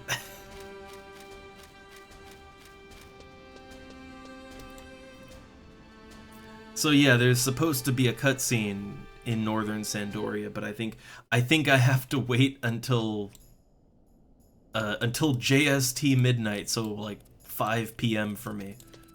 Great. So I can't even do my 8-2 mission. Because I'm pretty sure I can solo 8-2. I can't even do that now. Alright. Yeah, no cutscenes for me, so now I gotta decide what I want to do.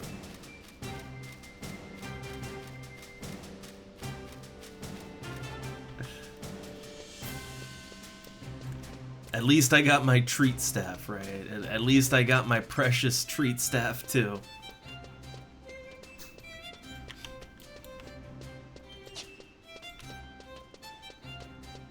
And I guess I did get 8-1 done. That one was really quick. It was nice and buggy and quick.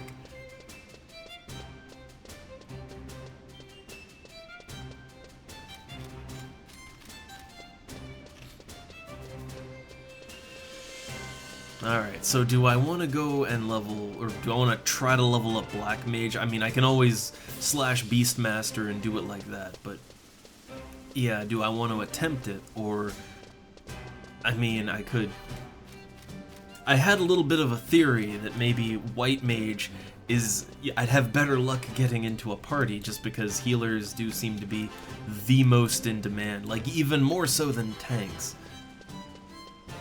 So I wonder if I were to switch to like white mage main, like where would, you know, I wonder if I get a party invite within 5 minutes, I mean, I guess I'll take it, but I do actually want to level white mage up too. Alright, I do want to have a healer role that I can use. But it would be a little disappointing to know that my options are a little limited for partying no matter what, right? That would be a little disappointing.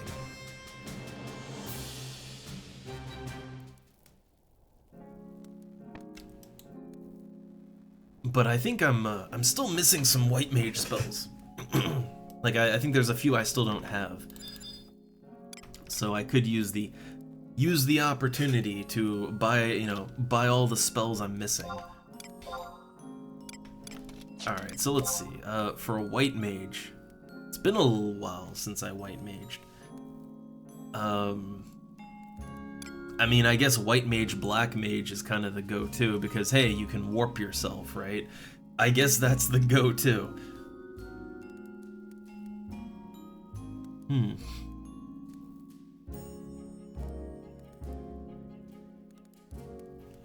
Well, yeah, the great thing about white mage and all that is that you don't, like, especially white mage, you really don't need gear all that much. I mean, all most people want you to do is be a cure bot. For black mage or red mage, like, that's where it gets a little harder because, you know, you need int, right? You need int and or mind to land your spells. Technically, you need mind to land your spells as a white mage, too. It's just most people, as long as you can cure, that's really all they care about. And cure doesn't, you know, that doesn't require mind.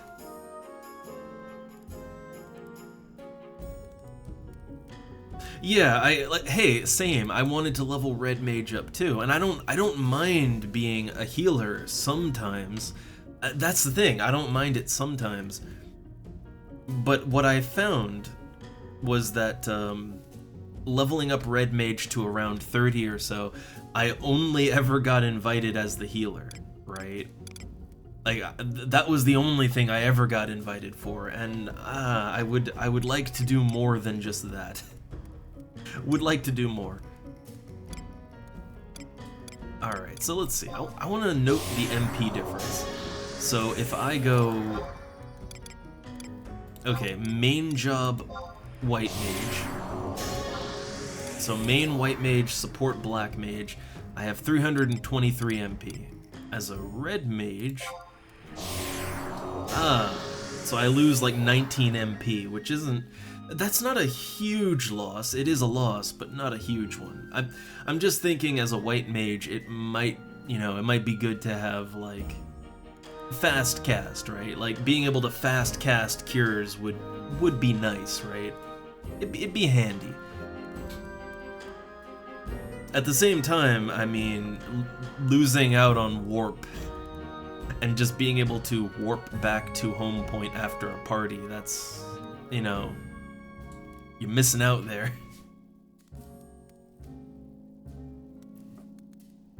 Kinda missing out there, but I don't know. Let's sub black mage for right now, just so I can warp back to Juno, right? Now, when it comes to white mage, do I even have a semi-appropriate gear? Well, let me think. As a white mage, I'd probably wear my astral rings, right? Or actually, I wouldn't wear both of them.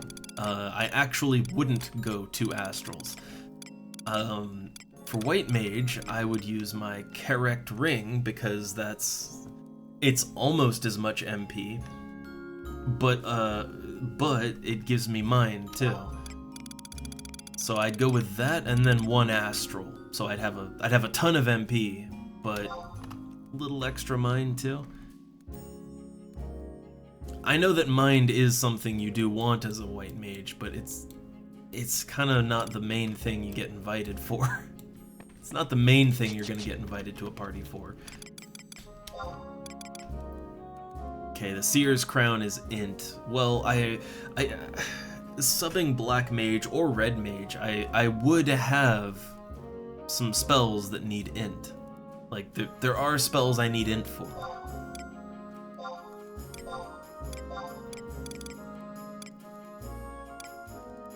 And then I guess I just have to decide, like, stat-wise between the Seer stuff and the human stuff, which one I want more. Well, that's just plus 8 MP. That's just good all around, I guess.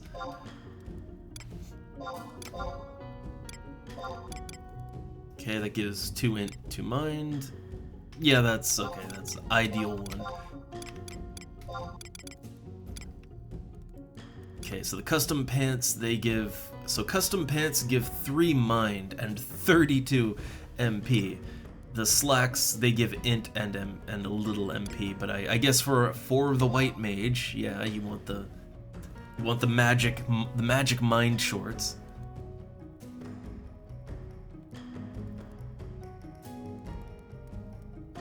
Well, yeah, I mean, really, don't worry about it. Like, I generally don't like even as a like a black mage, for instance. Like, the lowest level earrings that I have as a black mage are level 30. Like, I didn't start wearing earrings on the character till 30. And it's because the only other thing you can get, it's like there's earrings that give a very small amount of MP. And since you're a Taru, I mean, that's like a drop in the bucket. That doesn't even matter. And as a human, I never found I needed that much MP, so yeah. Oh, but this reminds me. Oh, I guess I guess as a white mage, I probably will want to have like mind earrings, but for now, I'm just gonna go with the Morian earrings because they give me MP. And I do think there is value in having int as a white mage because, yeah, there are, like, you're not going to be nuking, obviously, but blind, right? Like, there are some enfeebles that are black magic, so you might want to have some intelligence. Blind ain't bad, and it's low cost too.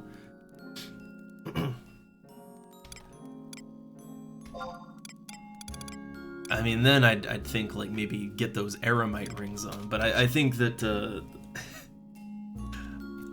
I don't know, I think having more MP is kind of the good way to go there. I do think having a ton of MP as a white mage is just an all-around nice idea.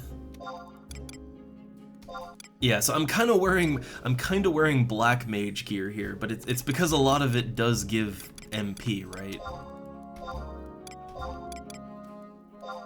And hey, I can cast some black magic and actually land it, which, hey, that's nice.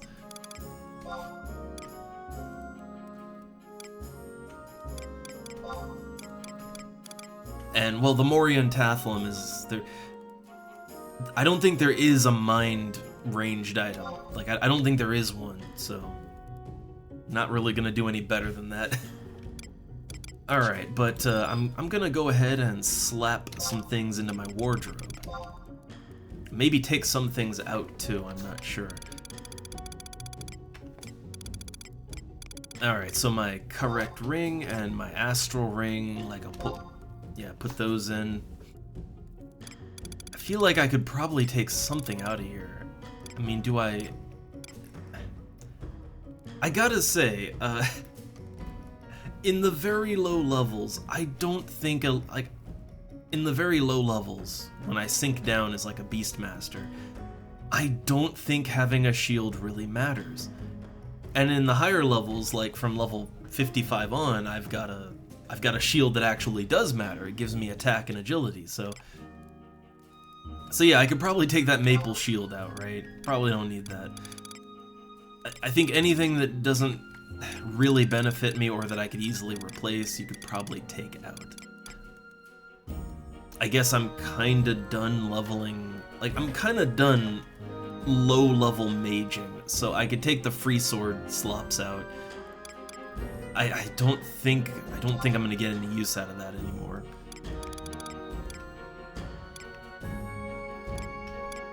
what are the Sears pumps even in here for? Like actually, what are those even here for? Because I don't need them anymore, right?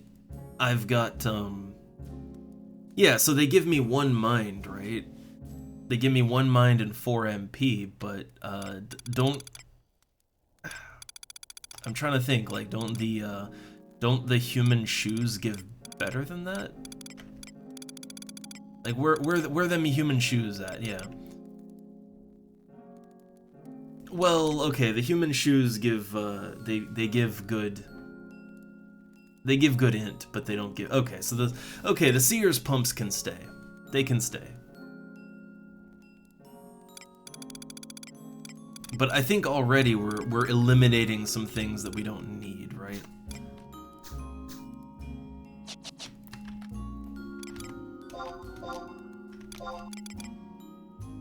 Yeah, see, those give good int, but they lower mind, so I don't want to do that as a white mage, but yeah, there we go, Sears pumps, so that's +1 mind, a little bit of MP.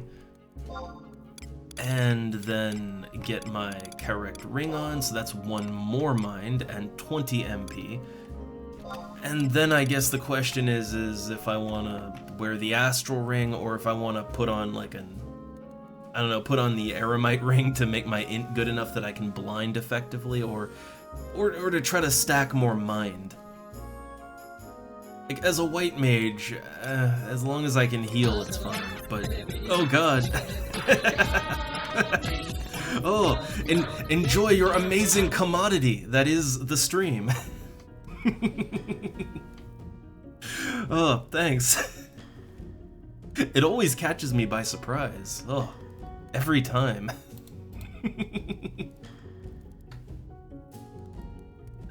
Alright, so I think for right now I'll just, I don't know, I like having good HP as a white mage, because you know, if someone's gonna die, it's either gonna be the tank or the healer, you know? Like, if someone's gotta go, it's gonna be one or the other. So I do like having a good health pool, but, yeah, maybe bumping that up a little bit more would be a good idea. I don't know, I'm torn on that one. A little torn on it, but I like a good MP pool, right? I like having a nice big MP pool. It's nice. And having that ring instead of another astral ring, like that keeps me from dipping into that Taru levels of HP. Alright. So I think it's about as good as I can, like, that's about as good as I can equip for a white mage for right now. I could buy, you know, I could try to buy some more white mage focused items, but the int stuff, like, it's not bad with black mage as my sub, because there's blind, there's debuffs that use int, so, and it all gives mind, or, you know, not mind, it all gives MP, so it's roundabout way, it's all helpful. I wonder if there's any, there was nothing else that gives, like, raw mind from the human set, right? No. Okay.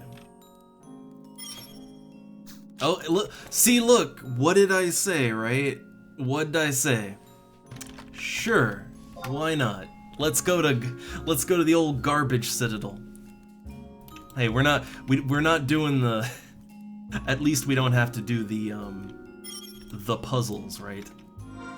The door puzzles. All right. So while this look ain't terrible, let me get this back on, or this one. Can I use this one now? I can. I kind of want to edit it though, so that anyone can wear the bottom part. And I guess I'm repping someone, so they're gonna keep going until I get out there. Okay. Well, while I'm still getting all my stuff together, right? I'm still getting everything organized. So yeah, there we go. Look, man, this does not look like a white mage, does it? And that's why I like it. It doesn't look like a white mage. Awesome. Alright, I still have lots of... Yeah, I have pineapple juice, I've got food, Yeah, I've got everything I need, really. I think I'm pretty good to go. I'd say I'm good to go. And hey there, Sito! Alright, so let me exit the area I entered from.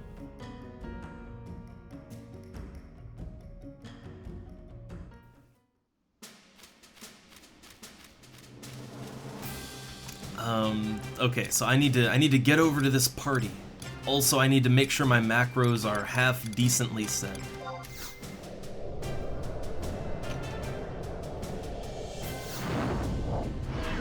I feel like I might need to workshop my look a little bit more, because when you change out the lizard skin boots to the waders, like, it's literally the same model. It's the same boot model, it's just a different texture. But when you change that out, like, it does kind of throw everything off a little bit. It throws the color coordination off. So I don't know, I might need to workshop the look a little bit more. We'll see. Well, one sec, Sito, I just got invited to a party to be a replacement white mage, which, hey, I got nothing against leveling up white mage. I'm cool with white mage. But, let me just make sure that I have my bars halfway decent. So I got Cure, I guess that's Cure and Cure 2. Cure 3 I can throw out manually. Got Regen, got my bar spells, some basic buffs to buffs, okay. Alright, and then I have buffs, like the big buffs, right? Yeah. Change that to Shelwer 2, okay.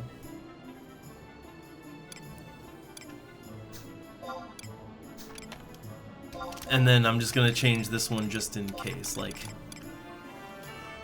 Just in case I,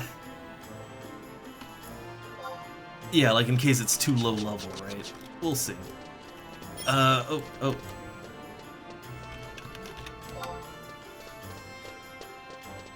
Alright, I gotta get to the Chocobo.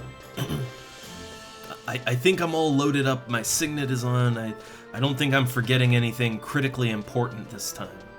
Not this time.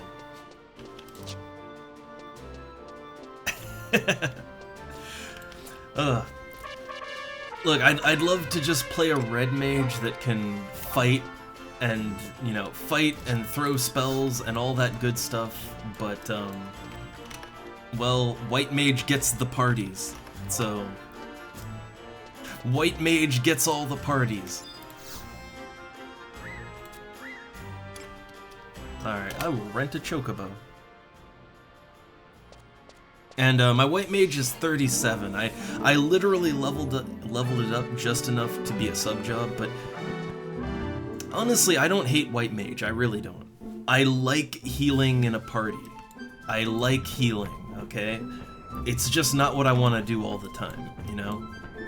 It doesn't give me that dopamine hit like, you know, like fire 2-ing enemies and just explodinating them as a black mage, right? It doesn't give me the hit like that does, but I mean, it's a necessary, needed part of a party. I'm okay with it. Alright, so we're working our way down to the Citadel.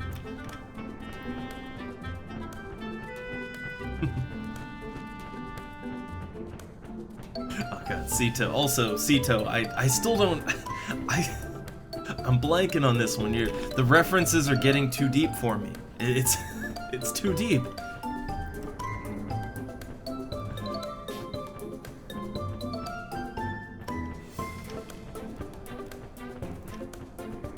Alright, so... yeah, straight down here, and then you kind of have to go a bit of a weird way down here, but we'll get it. Oh. A small black cat has just squeaked up to me.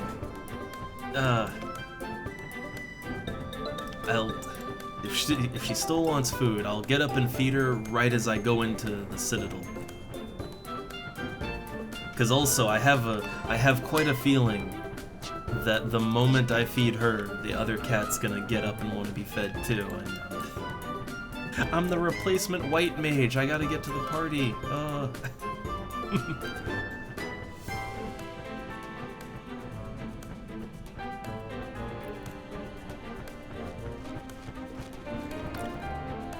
I still feel like I'm not really 100% ready here, and I have a lot of int gear on, but I don't know, my MP is good, right? My MP is good, and I do have plus mind. I do, right? I just have a lot of plus int, too. Got more plus int than plus mind, but, well, yeah.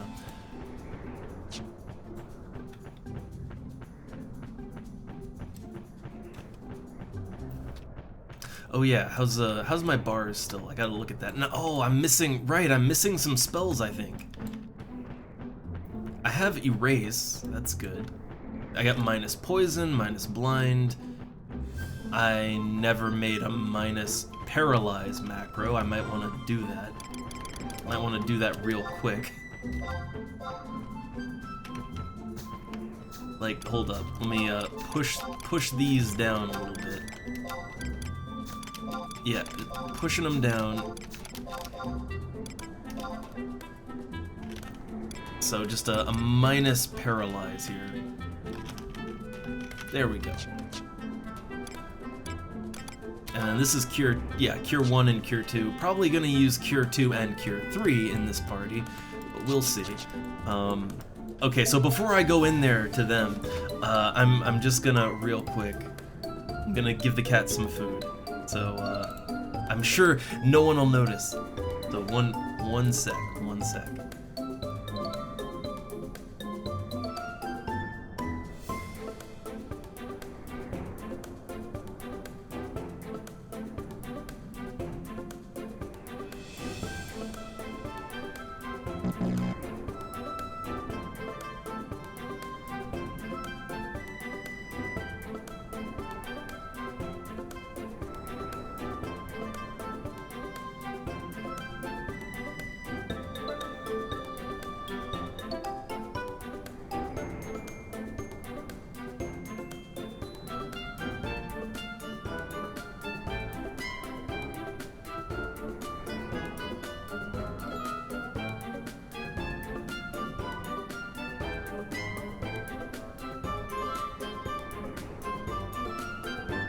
Alright, I'm back.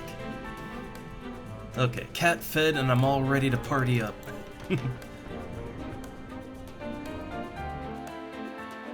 I know. Well, see, that's the thing. If this was FF14, like, I would have just hit the dungeon button, right? I would have just hit the dungeon button and been warped in with everybody else, and like by the time I load in, everybody will have already started, and and so, you know, missing your rotation for just 6 seconds, oh, gotta kick them. Oh hey, I thought I was gonna have to go deeper. I thought I was gonna have to go deeper. It's right here. Alright. I'll give the old wave.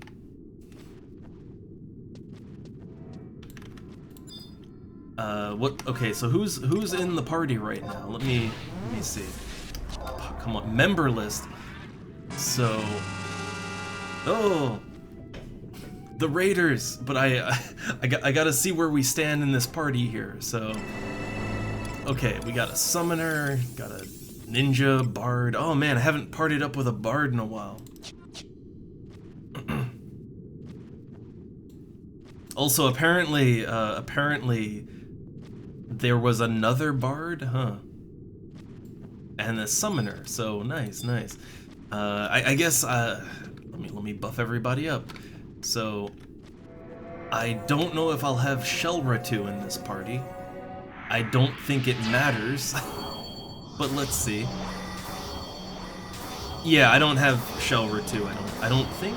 Let me just double check that. I'm just getting settled in with this party.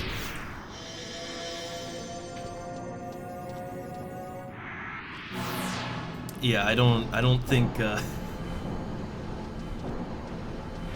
Okay. But hey, I'm just got invited to do some white mage grouping, so hey, why not? Let's do it. I haven't white maged in a long time.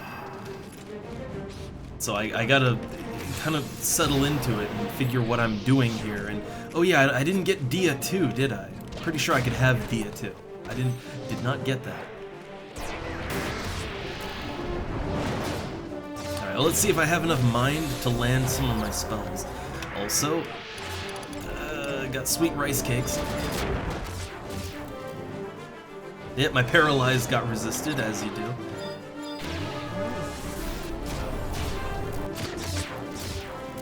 Okay, so I'm just trying to figure who's gonna be tanking me. I think this guy?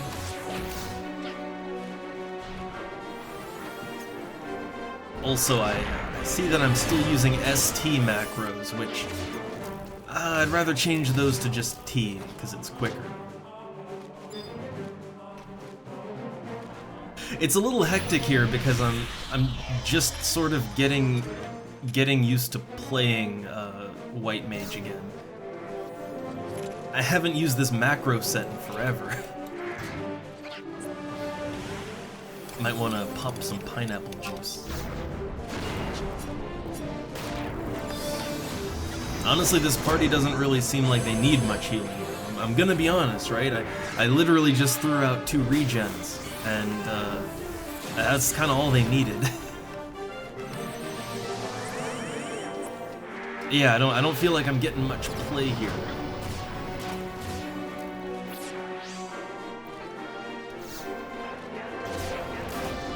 Oh, hey, I get to cure 2. Get to cure 2. I do have cure 3, right? Like, yes, I do. Okay. Got Curaga 2. I know I'm not going to be using that for a while. Oh, too close to the melee. Again, I've been playing a summoner for a long time. Like, I've been playing a summoner for a very long time, so I'm usually up with the melee as a summoner, just so I can quickly get my abilities out, right? Alright, well, honestly, I don't really have to do a whole lot here, so I'm gonna get my MP back, and I'm gonna change my macros, because at a certain point, I stopped using ST, and it's really throwing me off that all of my spells use ST instead of T. That's really throwing me off. Okay, and then those are just, those are me spells. Alright. Okay, that works. Are the anti-poison... Okay, those use T. I don't know why. Okay. But also, Baru, things are going good. Just yeah, hectic because I'm trying to remember how to play White Mage. That's all.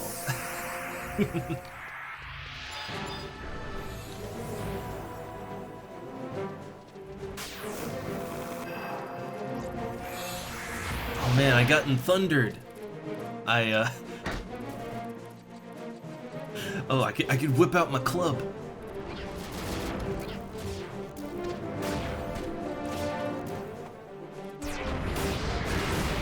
Alright, so just get regen on everyone that needs it.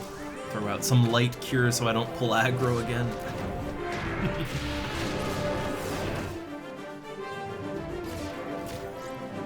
I always get a little anxious when I get invited to do content at my level in a party when it's a class like White Mage that I haven't played in probably over a month. Like, I barely remember how to play it. But I wanted to test a little theory out, which is, I've had my party flag up for like days as a Black Mage, and I have gotten not a single invite. But if I switch to White Mage, like, I can't even leave my Mog house before I get a party invite. And that doesn't really feel good. Like, it doesn't feel good because I like Black Mage better.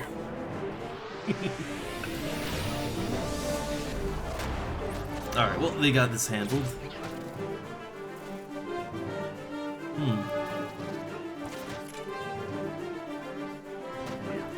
And oh, hey there, Suna. Sorry, I'll try to pay a little more attention to the chat. It's just now I gotta get used to paying attention to people's health bars again, since I haven't white maged in so long.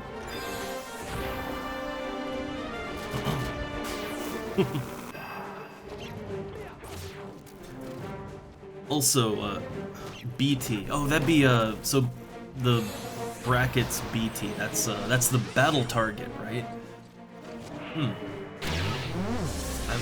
I've never actually used BT before. Never used that in my macros.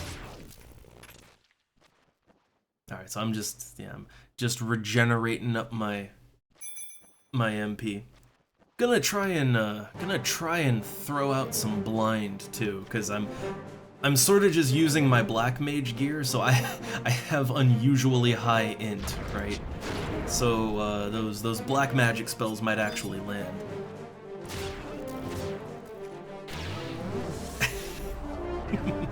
Oh, Sito.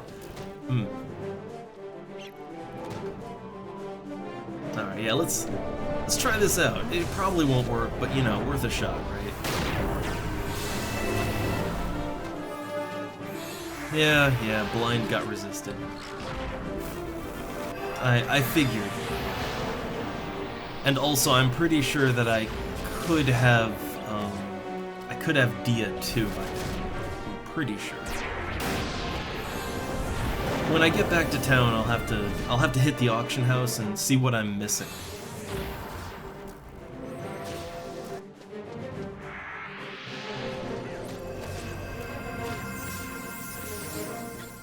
I feel like I'm a little too far away from the action right now because I can barely see what's going on. I do in fact like to see what's going on, right?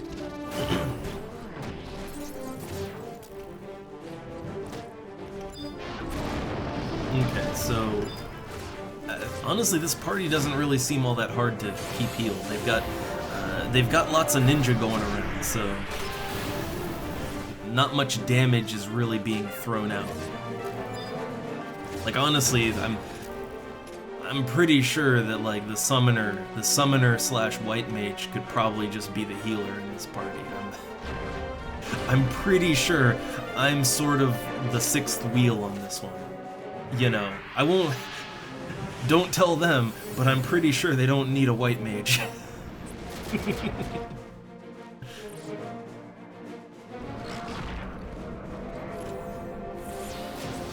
I kind of feel like a lot of parties they have that one slot for the healer when, yeah, with this particular setup, they probably don't need one.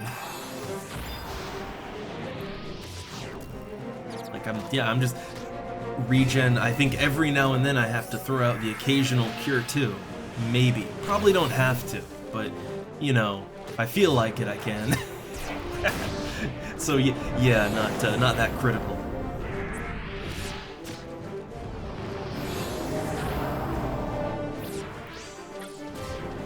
No, Zuna. It's on the website. You just download the launcher. It's all you need right there. Again, it's simpler than actual retail to get into it. See, now I'm just throwing out cures to look like I'm busy, right? That's a busy cure right there. Like, oh look, see, I'm helping. I'm a critical member of the party.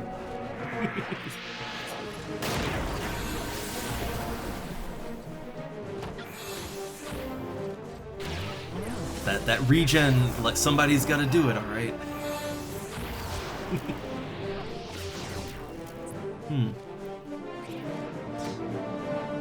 And yeah, you don't need any additional files. It's all just right there.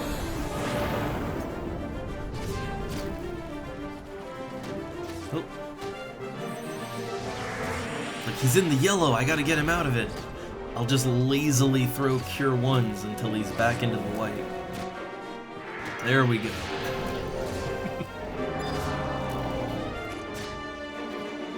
And I don't know, put a regen on that guy. I don't know.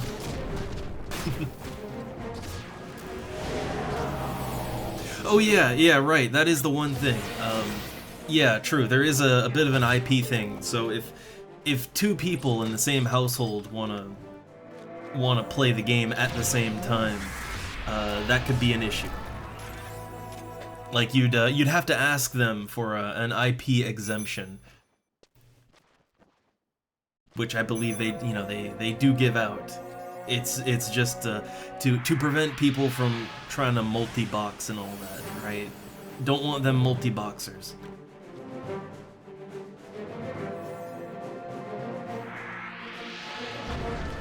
Oh, I guess I'll sit down for a second. I actually, I guess Mage's Ballad, right? I have Mage's Ballad on. I mean, I also have Pineapple Juice that does the same thing, but still, cool. Yeah, I don't really need to rest in this party.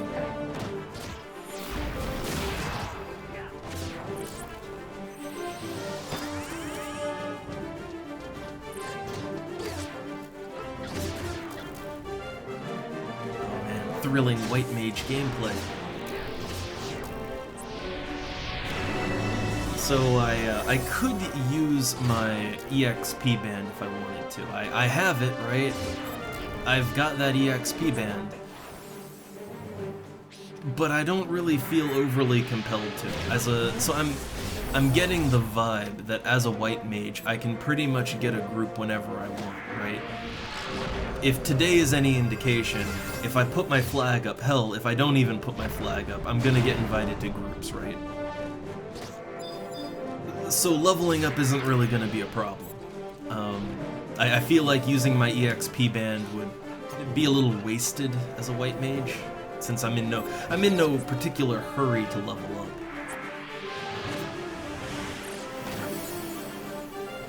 I just feel like as a white mage, like, yeah, that's not going to be an issue. But black mage is the class I actually want to play. So if I can get a group with that, I probably want to use my EXP band, because you never know when you're going to get another group.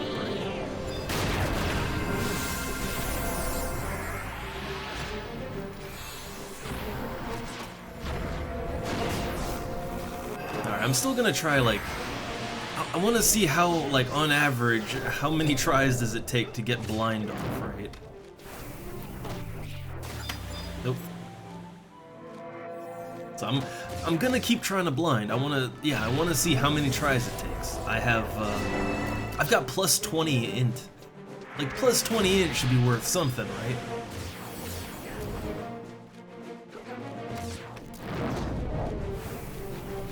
Oh yeah, right. I think blind generates a lot of aggro, right? Ah, yeah, that's kind of the problem. Yeah, blind is it's a big aggro getter. So if I have to cast it multiple times to try to get it to work, yeah, I might not want to do that.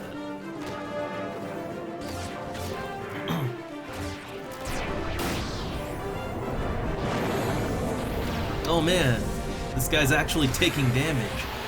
It's probably because I pulled aggro by casting blind over and over, and he just provoked it back onto himself. That's kind of my bad, right? That's my bad.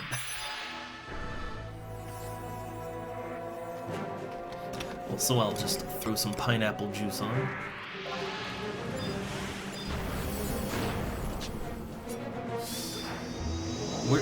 Oh, I was like, wait, where'd the enemy go? Oh, underground. Well, it is a borer beetle, right? I mean, you know.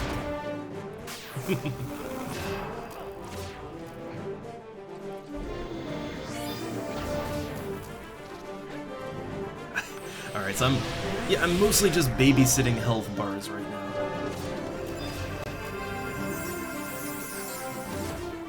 Let's see, does he doesn't have the HP regen on. I'm trying to look at their little buffs down there. It can be hard to tell, but yeah, the problem is the HP buff. It kind of looks a lot like the EXP buff, right? It does look a lot like it. It can be hard to distinguish it sometimes.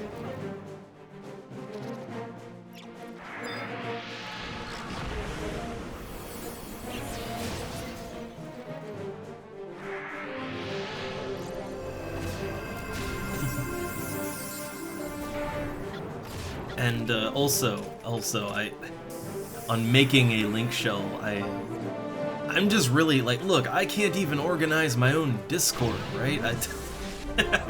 I'm horrible at organization. I'm not the one to make a link shell. I'm not the one for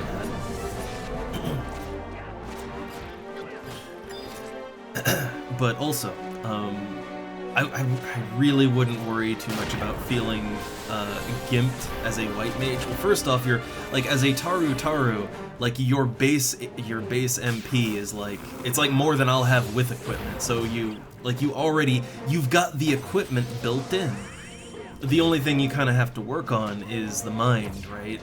And you honestly don't get good mind gear for quite a while. So it's also not something to worry about too much just because, well, white mage. Like, generally people just want white mage to throw heals out. Like, you're the safety net, right?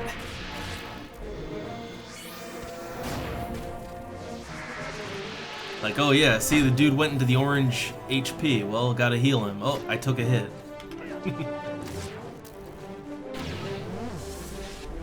I mean, I guess that's where you don't want to be a Taru, because like, I can take a couple hits. Taru is just, yeah, I'd say you might want to actually buff your HP up some, because you will get aggro every now and then throwing out cures.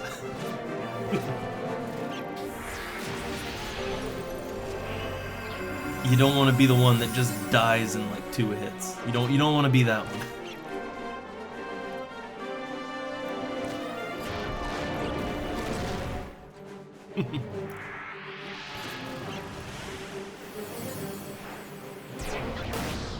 Like, it's kind of the funny thing. I've teamed up with a lot of Tarus, right?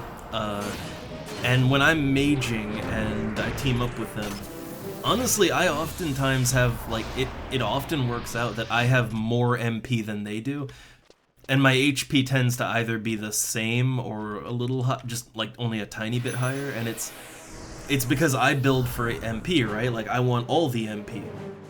So that's how I build. But like, yeah, Tarus generally, if they were to build the same way that my character builds, they would have no HP. They would just die. So they tend to build for HP instead. So like, in the end, it all kind of rounds out, you know? Like, in the end, it's all about the same. At least that's what I've noticed so far. And it makes sense, because yeah, it can be tempting to just go full-on MP, you know, enjoy the floor, right? It's tasty down there. I mean, I know even going through the dunes with 2 astral rings as a human, like, man, you just die. Like, I kind of learned my lesson about that.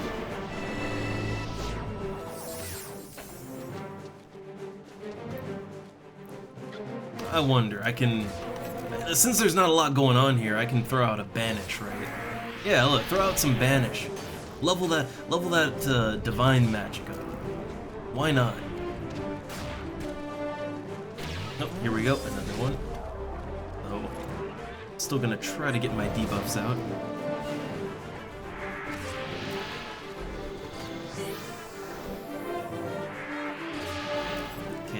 I did get Paralyze off. I'm gonna try, just once, right? Just once, I'm gonna try to blind it. So I'm not gonna spam blind. That just generates aggro. But yeah, I'll try. If it works, good. If it doesn't, cool. But I do want to at least try to blind the enemies.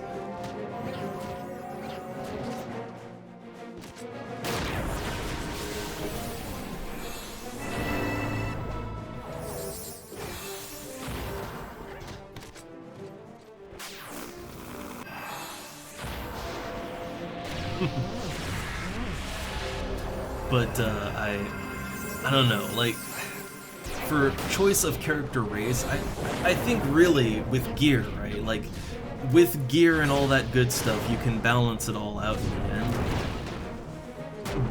I've seen plenty a Taru physical fightery guy, right? They're adorable. I've seen Galka white mages and summoners, and they work just fine. It's just they really gear for it, you know? They go intense with the gear.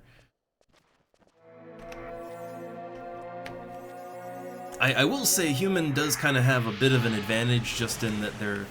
Like, human is completely middle of the road. Like, you are right in the middle of everything, and that kind of means that you have a good balanced starting place, right? So if you want to build more for any one thing, you can do it, and you don't really have to sacrifice too much to get there, or you don't have to worry about counterbalancing too much. Like, as a human, since you're just in the middle, like, you can build out in whatever direction you want fairly easily. So I guess that is kind of the human advantage.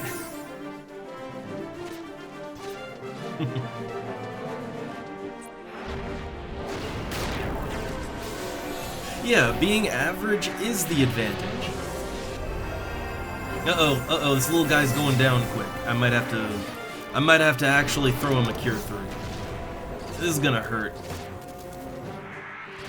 Oh no, they kept aggro, nice. Like, the little Taru was just getting fucked up, so yeah, I had to throw him a Cure 3. I was gonna, oh man, it's the one time I've had to do a more intense cure. He's also disconnecting right now. Yeah, the red dot, he's currently desyncing from the server, so I assume he had a plan, and then he just DC'd, right? I would assume.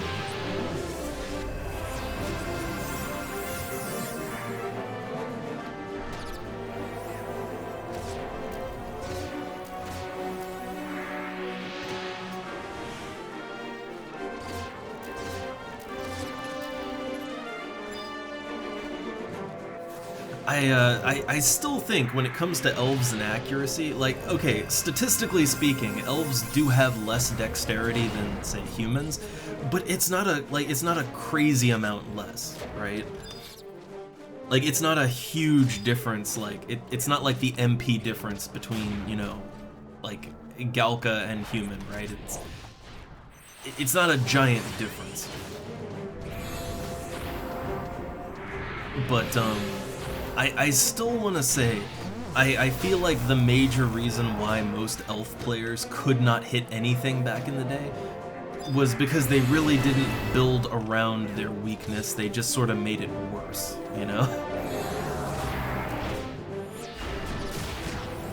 Like, what I mean is that, yeah, back in the day, since elves are stronger, but they're not quite as accurate, their dex is a little worse, I think most elves back in the day, they still just used meat myth kebabs, right? Which are strength food, not dexterity food.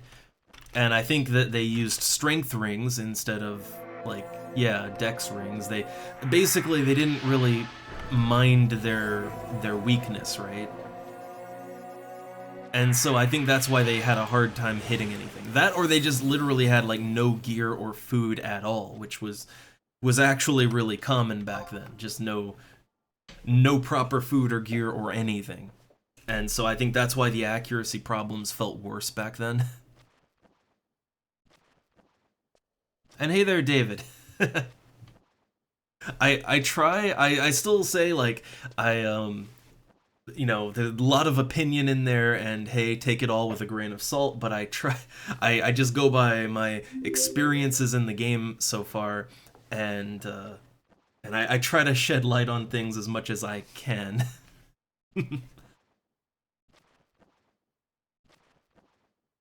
But yeah, that's like, I just think back to retail, like, way back in the Zalart era, and that's what I saw. People who, they didn't really mind their race class weaknesses, they just kind of built what everybody else built for, so... Like, if everybody else just used strength gear because they needed more strength, then the elf players would also build like that. Even though elves have higher strength, like, they have higher strength, they're lacking in dexterity, and they just wouldn't do that, right? They just do what everybody else did, and it wouldn't really work out for them. Kind of like how, you know, back in the day, Tarus they'd build all for MP, sacrificing their health, even though they don't need that extra MP. And yeah, they die all the time. Like, that was the stereotype. Because they do that, they would die all the time. And nowadays, I really don't run into that many Taru players that do that anymore. They try to fill their weaknesses in so that they don't just die.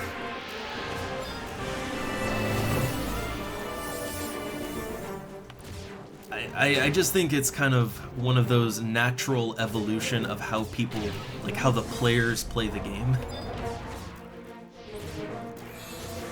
And you kind of, I don't know, you kind of see that in like every game ever, right?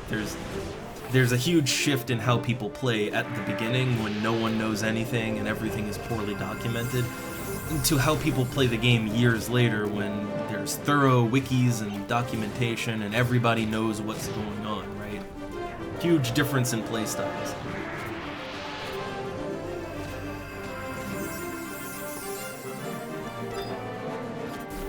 Alright, I still want to get this blind off. I want to try. I can do it. I can feel it. Hey, I blinded it. It's almost dead, but I blinded it.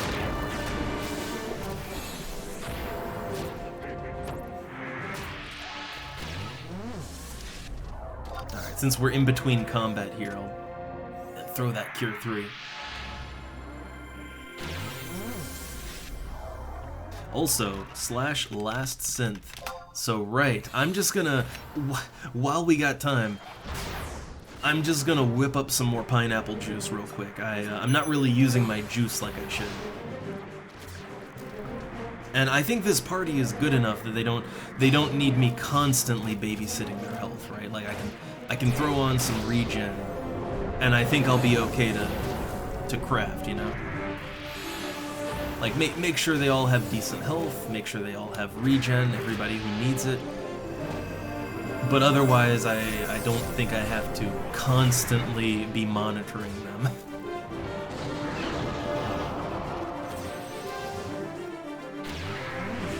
Yeah, there we go. Oh, now Beetle's on me, but that's okay. That's fine. Alright, and more pineapple juice.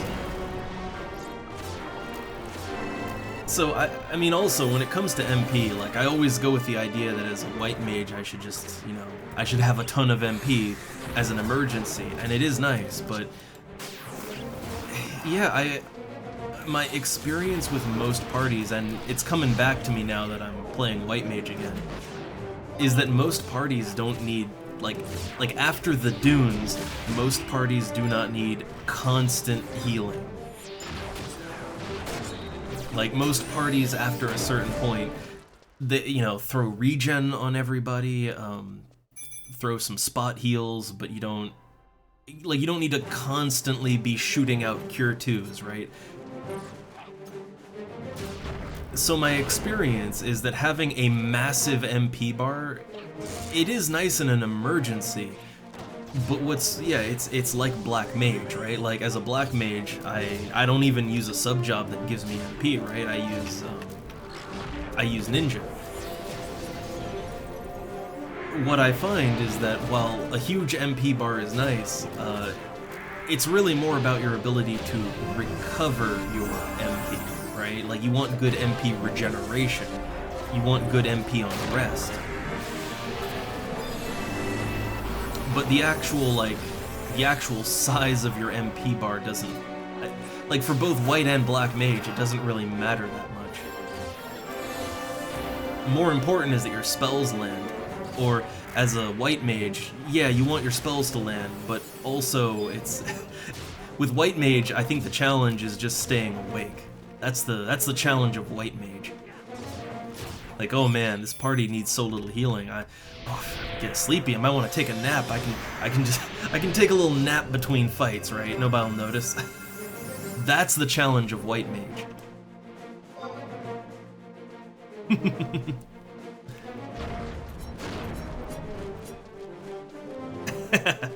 But yeah, David, like, in the dunes, everybody dies so easy. Like, in the dunes, you feel like there is not enough MP to go around, right? But after a certain level, and if the party's geared well, yeah, usually they don't need constant attention like they do in the dunes.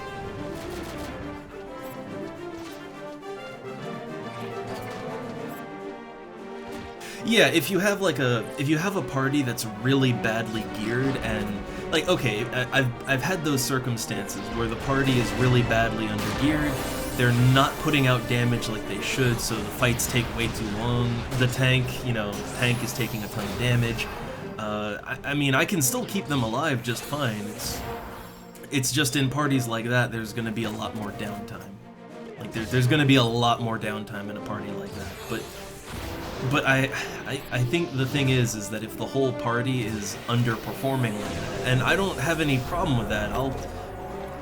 I'm down for any kind of party, right?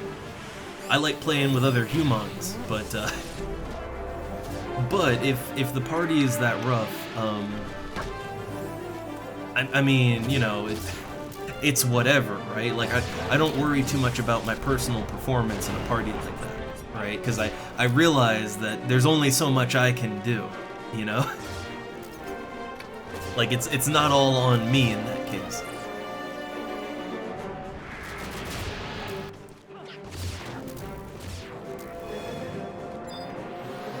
Alright, so aggro's kind of floating around a little this time. Yeah, slap a regen on everyone. Well, almost everyone. Like, again, aggro's going all over the place.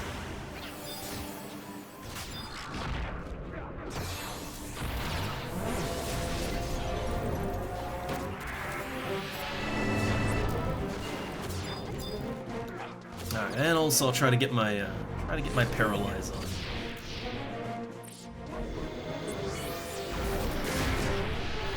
I'm kind of tempted, like, let's throw out a... Okay, I was gonna blind, but, well, it's dead. Okay. Okay, well, I did pop my... Well, I crafted up some pineapple juice, so... And I'm gonna last synth. I don't think I really need to rest. With 2 MP regen, I'm good.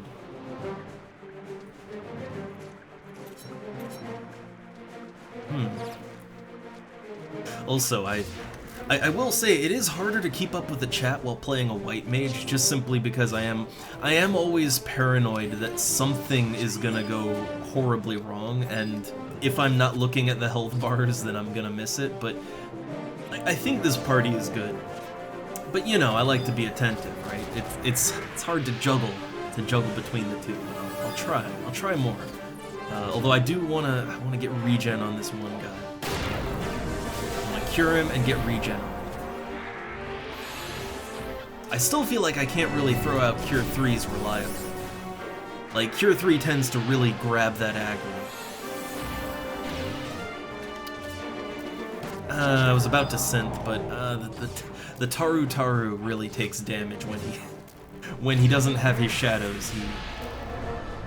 He really dies fast.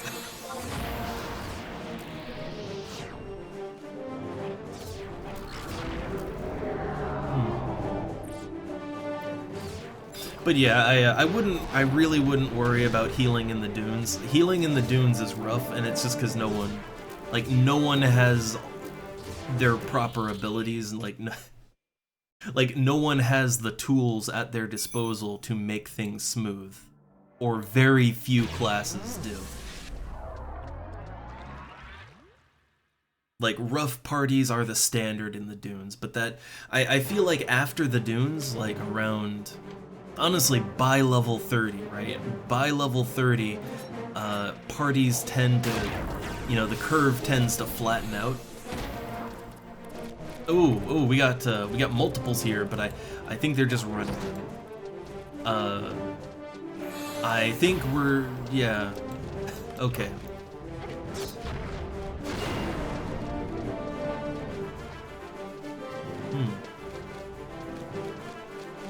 But yeah, for white mage debuffs, which I know I'm a little lax on my debuffs here, I know. Mainly because this is a good party that it doesn't matter a whole lot. But yeah, you want to focus on your white magic debuffs, obviously, not the sub-job debuffs. The big one, right? The big one you do want to land is, well, Dia, right? Dia is a given. Paralyze is really nice. Slow, I don't know. Slow is kind of... I'm not really sure how effective slow is or not. I've never really noticed it to do a whole lot, but it is nice if you can land it, right? Like, if you can land it, it's good. But I'd say Paralyze is the big thing. That one has a much more noticeable effect.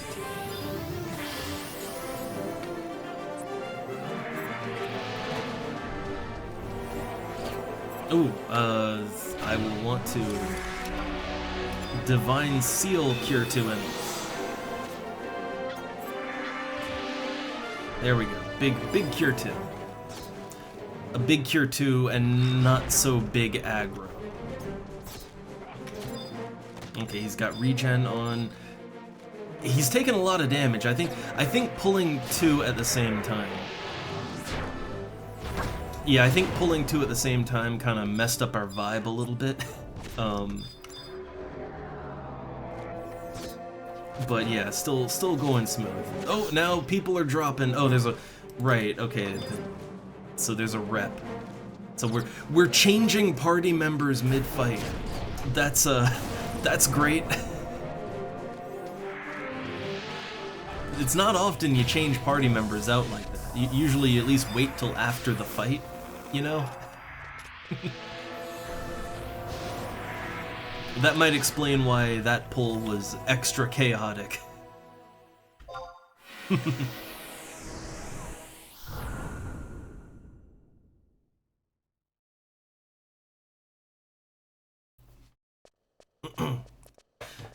But yeah, I guess you know, I'll try to do slow as well. It's just for the average party, I don't really notice that slow does all that much, but I mean, I'd like to get blind off too, because I do have decent int, but blind is really hard to land as a white mage. I mean, hell, it's hard to land even as a black mage. Like, blind is it gets resisted so much by everything. But so like when I got invited to this party, when I got invited, I was like, I hadn't played white mage in a long time. I mostly just wanted to see how quickly a white mage gets a party invite, right?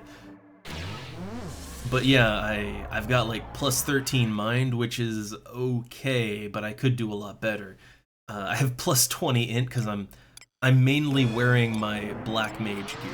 Like I'm just using my black mage gear for white mage, so I have really weirdly high int, but my mind is lacking, right? I don't have a lot of mind specific gear. Some of the racial gear like that helps, but yeah, it's leaves some things to be desired. Oh, I see we're right. Well, we changed party members out, so let me get the old. Where is my buffs? Here we go. Get the old buffs out again. I don't think shell really matters here.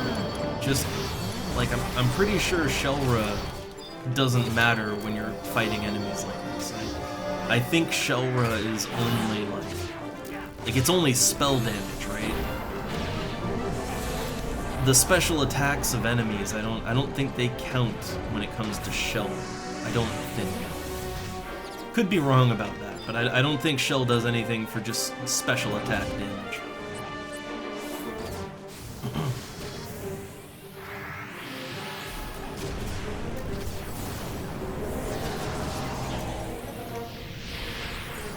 Like, maybe I'm wrong about that, but my understanding of Protect and Shell is that, yeah, Protect is defense, Shell is magic defense, but my understanding is that the only thing that counts as a magic attack is literal spells, right?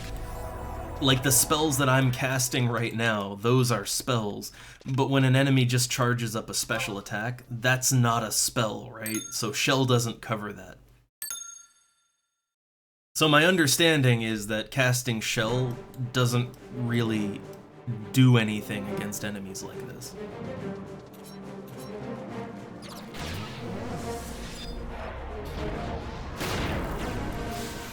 Like I think for I think when it comes to enemies, your resistances count for more, right? Like your elemental resistances. I think those can help when defending against enemy special attacks, but yeah, I don't think Shell does anything.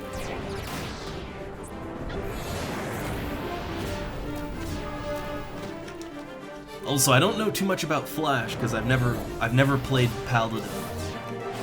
Like I've never gone Pally before, not past level 1.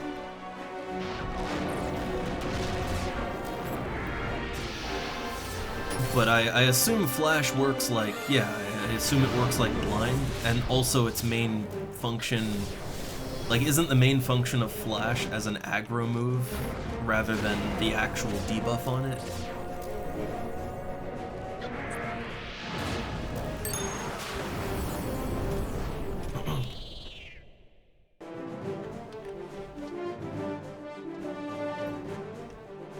Like my understanding of Flash is that it was kind of the Paladin provoke. That's my understanding, but I don't know.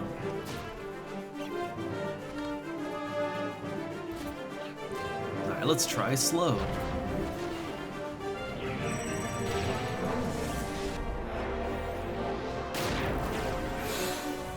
Okay, so the enemy got slowed. All right. Paralyze landed. Now, how about that blind? 3 for 3, come on. Yeah, 3 for 3, alright. So, paralyze, slow, and blind. That is one very debuffed enemy. Again, I'm not sure how much difference it'll make. Like, okay, so the main purpose in doing those debuffs is it's to take stress off of the healing, right? Like, that's the main purpose. But I am, like, with this party, I am in no danger of running out of MP. Like, I am really not in danger of running out of MP, so I don't know, not really. Yeah, other than paralyze, because that'll, you know, paralyze is kind of the big one. Other than that, I'm not sure the effectiveness of slapping all the other debuffs on. I'd still like to do it because my enfeebling skill is kind of low, so I would like to get my enfeebling up. I'd like to level all my skills up a little more, honestly. I've been neglecting a lot of them because I slash Beastmaster solo even as a white mage, so my spell skills tend to get behind, right? Because I'm just, you know, I'm just out doing things with a pet. Man, look, they're around the corner. Can't even see what's going on over there.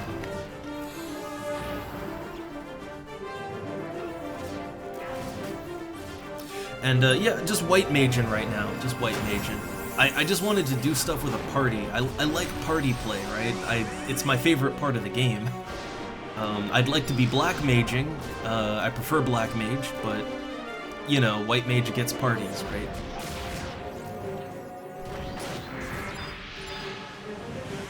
Like, can't deny white mage gets the parties. I mean, well, you want a Dia as well, right? As long as no one needs bio. Like, Dia is kind of the default. I assume someone else is, like, I know there's other slash white mage here. I assume they're Dia in, but I'll throw mine on. I don't have Dia 2. I really should, I think, but again, I didn't come in as prepared as I could. Yeah, this guy's slash white mage too. Or is he white mage main? Or I don't know. I haven't paid too much attention. What is that other guy? Like, he just joined the party a while ago. Oh, he's a black mage. He's a black mage. Hey, wish I could black mage here with you. I sure wish. Honestly, for this party, I'm pretty sure 2 black mage white mages would... I'm pretty sure that'd get the job done for support. Like, this party really doesn't need much healing. Yeah, the thing about Dia and Bio as well is that they always land. No matter what your skill is, they always land. So even if your skills are terrible, you can still get that off. The default of what parties want is Dia, just because it lowers enemy defense, so it makes them take a little more damage.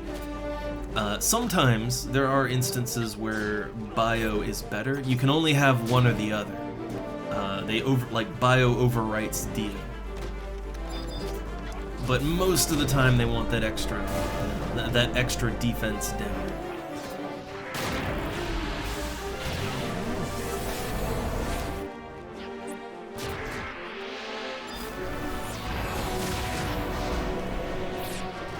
Alright, so, yeah, going... I'm gonna try to get at least 2 debuffs off every time, although... So, I kind of had to, like, get regen on for what, Cure 2 at the start, and by the time I cast regen and Cure 2, the enemy's dead, right? Like, that's what I mean, right? This party is so good, it really doesn't matter what I do. Like, by the time I throw 2 spells out, the fight's almost over. Not every party's like that, but yeah. This happens to me a lot, actually. A lot of the parties I join, like, they are so good and so optimized that enemies die before you really have a chance to, like, think even. Whether I'm a Beastmaster or a Black Mage or a Summoner or a White Mage, yeah, like, so many of the higher level parties, like post 30 that I join, enemies just melt. Like, they just melt. And you don't really have time to do much. That's very different from the lower levels, like like through Valkurm Dunes and even Kufum Island, like, parties tend to be rough and they tend to be slow, but as you get up there, no, they speed up a lot. Maybe too much, I don't know.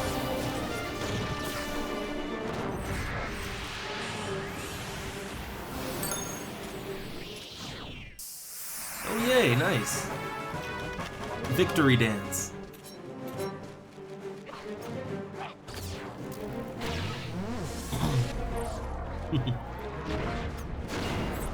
Yeah, I think that, like, in the low levels you have a lot of people who are just straight up new to the game, or they're just starting out. I think the main thing is that in the very low levels you'll get lots of players who it's their first time going up through any job to level 30, right? But when you get higher than, like, 35 or so, I do think parties tend to straighten out a bit. They tend to play a little better. I'm no min-maxer. Like, I've said it before, I am no min-maxer. I play less than ideal combinations of classes, and I love it, right? Like, I am not the optimizer. I'm really not. Like, I will play less efficiently on purpose if it's more fun. But I do still have a baseline of, okay, I try to make sure I can do what needs to be done, right? Like, if I'm a white mage, okay, I can heal. I can throw out lots of heals. I have my MP drinks. I can keep my MP up, right? Like, I can do all the minimals, right? And that's how I play, right? Is I make sure I can do the minimals, and then from there I just sort of have fun. But even doing that, like, you're fine. I think early on it's just people, yeah, if it's their first time going up, their gear is going to be terrible, they're not going to be using food, they probably don't even have a sub-job. If they do, it's one that doesn't really help them. I think that's a lot of the reason why parties tend to be bad early on. That, a lot of people, if they're totally new to the game, they're probably struggling with the interface. Like, I know that for me, getting back into the game, that was a problem. Is just struggling with the interface and feeling like the game isn't doing what I want it to do. That was a huge problem.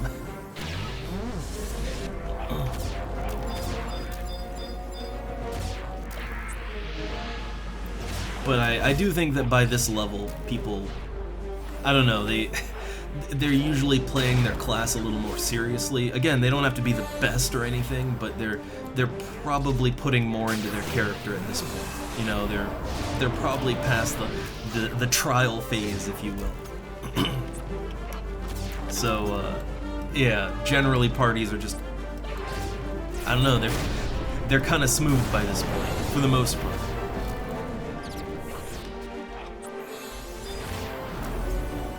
Alright, I don't really need to do anything now, but I'll just throw a little regen out, you know. Yeah, fight's over. Fight's over. For a little bit there, it was kind of hectic, right? Like, the black mage keeps pulling aggro, and for a minute there, it was getting a little bit hectic. But, like, that's why I didn't even bother debuffing on that one. It's because and then the little Taru was just down in the red health, right? So, like, okay, let's make sure that doesn't go badly for him.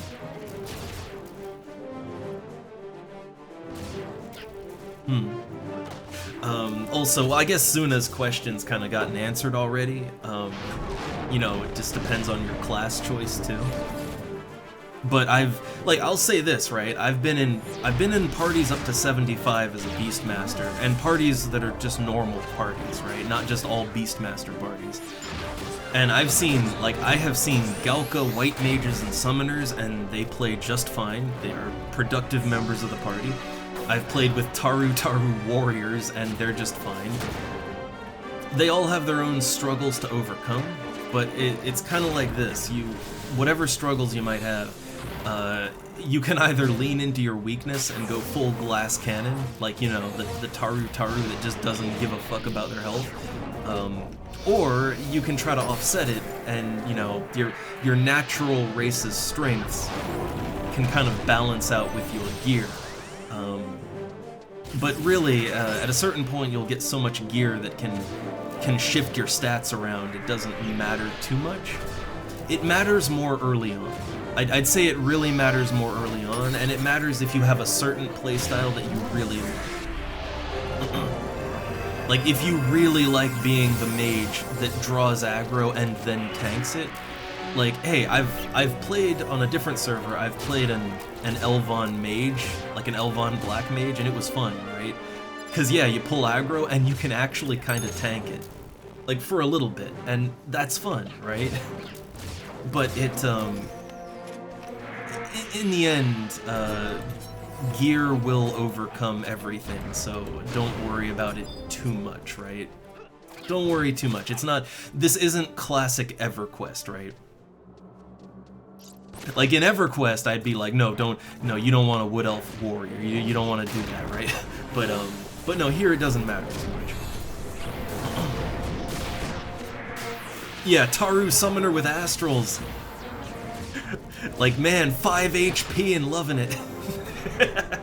I have on other servers, I have seen Taru Summoners with Astral Rings and other stuff to lower their health and increase their MP, and I think I saw one that had, like, he had like 30 HP. Like, he died in one hit. Like, if he stood too close to the lizards, dead. If he stood too close to the dragonflies, one curse sphere, dead. If he drew aggro in any way, dead. But hey, like, that's, you know, if that's how you want to play it, right? Oh, I might have to actually throw out a Cure 3 here. Yeah, he's taking a lot of damage. Like, fast. And now I'm gonna take a lot of damage fast. That's why I didn't want to throw out a Cure 3.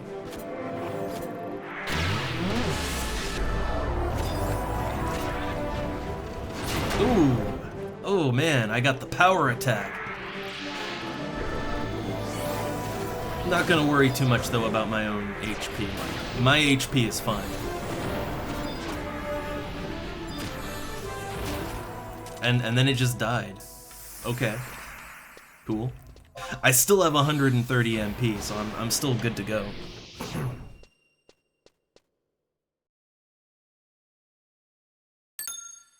And yeah, avatar perpetuation is a thing, but okay, look, I played, right, like, I did Summoner, right, and I will admit I had my Astral Rings, but, like, I'm a human, right, like, my MP is not, like, the Astral Rings just put me more on kind of base Taru MP, and honestly, I never really found that I even needed that much MP, like, honestly. The bigger thing, like, what helped me, like, leveling Summoner up to 37, what helped me more was food and drinks, right? Ginger cookies for MP, you know, MP while resting, and like pineapple and or melon drinks for MP regeneration in combat. Like honestly, just drinking MP stuff like that was the big thing that helped me out. Like I never really ran into too many circumstances where I felt like MP was an issue. And later on with Summoner, you get all kinds of things to actually lower the avatar perpetuation cost. Like hell, if you can get those carbuncle mitts, right? That pretty much solves your problems right there. Carbuncle mitts and the light staff, but oh, we got two. We got two again. I haven't been using my pineapple juice. I really should. Okay, so we're fighting that one first. Do we have any I guess technically I could cast sleep, right? Oh, 0 day lag. 0 day lag. Oh. Oh god, that was a bad time to lag. So yeah, he's trying to sleep, but it's not quite working. Do I even? Oh my god, I don't even have blind on here, or bind. I think bind is a spell I can use, right? But it's a sub thing, right? Oh god, blind. Yeah, I have bind, but it looks like they're just using the avatar to fight it, so that works. That works out.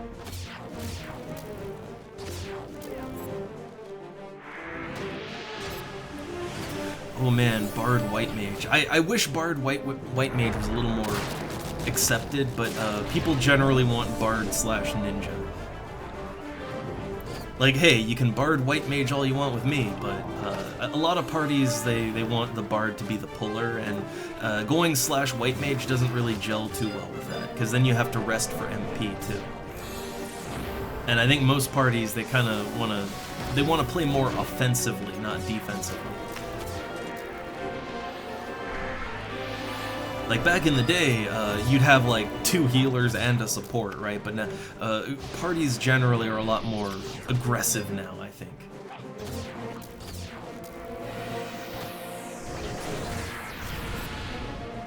I'm just pumping heals into him. Now I need the heals. I do have Blink, right? Hold up, where is it? I've got Blink in here somewhere.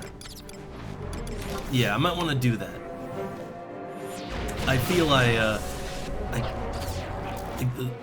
the ninja's just kind of standing over there, so I guess his Voke is down. But since I might have to tank, yeah, Blink.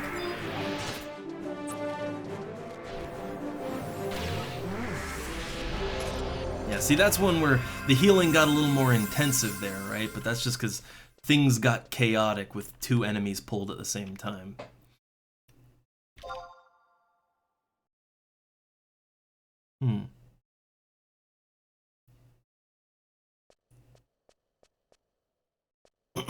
But also, I guess Summoner White Mage, I mean, Summoner White Mage is kind of the default, but I do wonder how Summoner/Bard would play out post 50. Because the honest truth is that most parties I've been in, I rarely, if ever, actually used any of the White Mage stuff. Like I leveled Summoner to 37, and I think the number of times where I actually needed to even throw a cure was just a handful of times.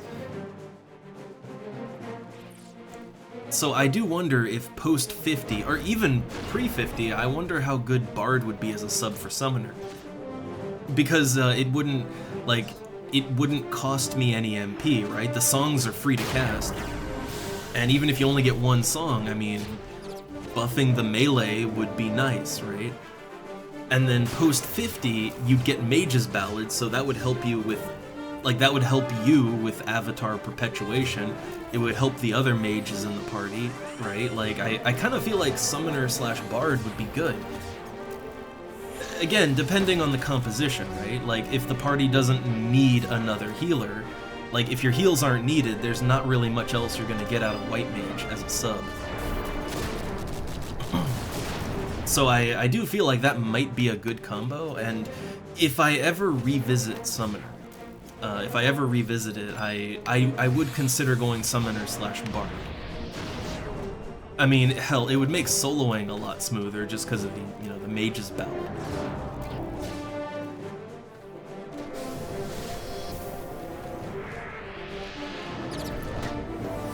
But I don't know, I think at the end of the day, a lot of class combinations work out.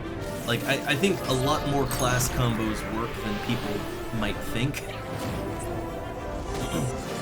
Like, as a Beastmaster, I get a lot out of going slash thief, whereas, you know, slash ninja is kind of the default, but I don't know, like, thief works out really good for me, and there's so much good gear that supports it too, like that Pilferer's Earring, like that's just plus 3% crit rate, like that's just nice, but only if your sub is thief.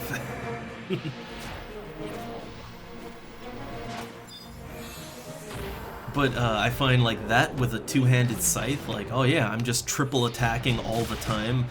I'm criticaling all the time. Like it's constant, right? It's a constant flow of criticals or triple attacks, and it feels good. If you don't need the extra defense that like having Utsasemi could provide, I like it for dealing damage. That and, you know, being able to force a critical is nice. Being able to dump your aggro on someone else is nice. But yeah, like that's a combination that a lot of people don't even consider.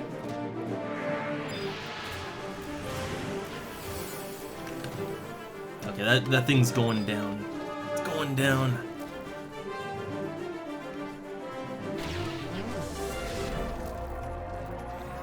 But I don't know, I think a lot in this game is kind of held back just by people, like, it's the ancient players that think they know everything, and that they know there's only one way to do things, and that anything else, it'll just fail, it just won't work. Kinda like that one guy that came in here trying to tell me to, like, as a black mage, you gotta do the elemental wheel, right? Like acting like normal black mage spells have any sort of weakening effect on them. They don't. The ancient magic spells do, but like, that's post 50, and you don't use those all the time. Because they're slow as fuck. But, you know, like, that's a player who thinks they know everything. They think they know that you have to rotate those black magic spells, right? You gotta go through the elements even at level 5, right? And, you know, like, they've been doing it wrong for 20 years. Like, yeah, they're a veteran player, 20 years. They've been wrong for 20 years. And I think there's a lot of that going around in Final Fantasy XI. Like, I think there's a lot of people who just develop weird gameplay quirks and taboos, and it's really hard for them to move past that. Unfortunately, they tend to kind of create the meta, right? That everybody else has to play by if you want to be in parties with them, and they tend to be the ones that make parties a lot, so it's a bit of a loop, right? But that's just what I find. Like, I also love that one party I got into as a Beastmaster, and they're like, oh no, this isn't gonna work with you as a slash thief. These Gubu, they're gonna uppercut you, and you're just gonna die because you don't have Utsasemi. And, you know, I was the one that didn't die in the party, because every time I wanted to do a big attack, I put trick attack on it, so I didn't take aggro. I never got, not once did I get aggro, despite putting out good damage. But one of the Beastmaster ninjas, no, they got uppercut to the moon. They fucking died, because they were just being lazy and they weren't even using Utsasemi, right? They weren't even using it. Like, what's even the point then? So yeah, it's almost funny, but I love how really deep into their quirks players can be in this game. I just love it.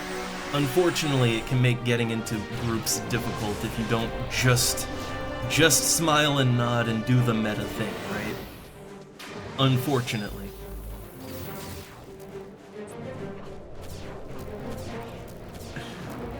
I don't know. If I if I was a little better at organizing, I'd totally just put my own parties together, and it's like, hey, let's just do whatever, right? As long as it works, let's do whatever.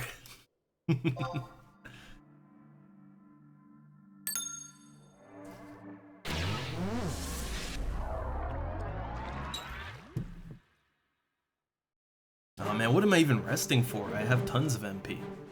I got all the MP. Though I might want to make more. I might want to make more pineapple drink. I might want to do that.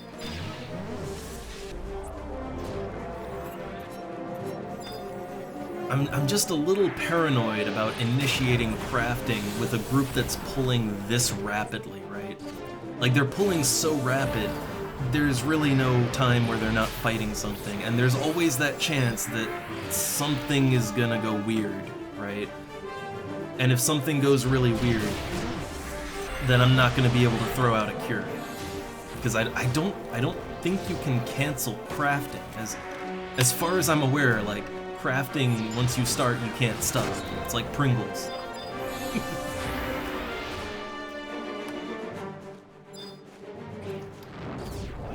I think I did, but just in case.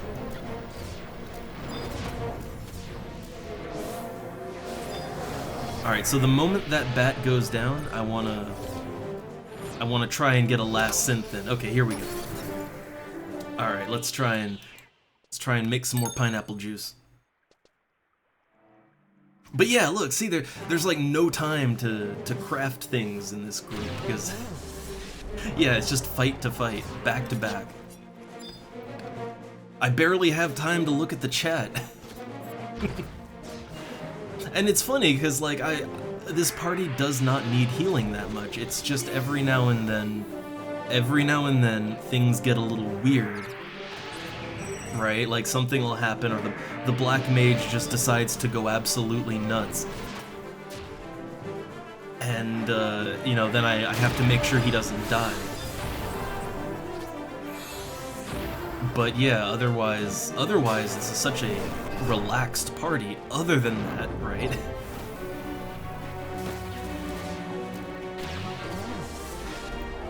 Yeah, I don't think my blind is gonna work on these guys. I guess it's that they're bats, and I think for bats, they're not dark element, but I think they are resistant to dark effects, right? And blind is dark, so that makes sense why I can't, you know, why it doesn't do, right?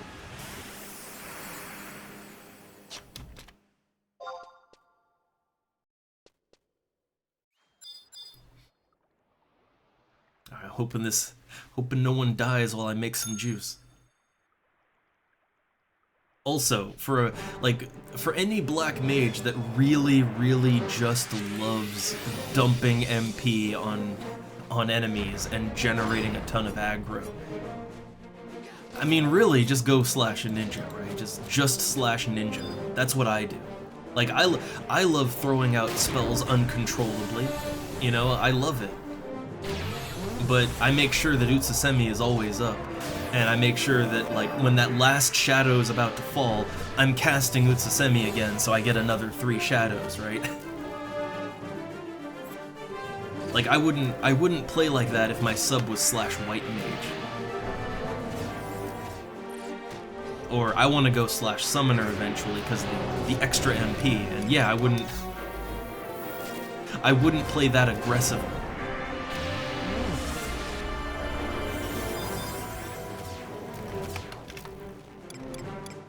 Oh, hey, my MP's finally... Oh, I see, I'm not,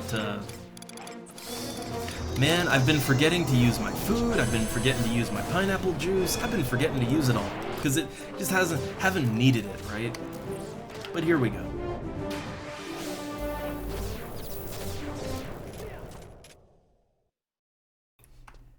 Oh yeah, I think the, let me check something. Yeah, yeah, we only have a slash bard right now, which, hey, look at that, a summoner slash bard. Summoner slash... Okay, see, I'm not crazy. I knew that other people probably came to a similar conclusion, right? But yeah, we don't have the bard giving ballad anymore. The thing is, that ballad was only 1 MP. A pineapple drink is basically the same thing. Like, as long as I actually remember to drink my juice, I should be fine. It's just, especially in a party like this, it's easy to kind of zone out and forget to do things. Like, it is incredibly easy to zone out and just forget.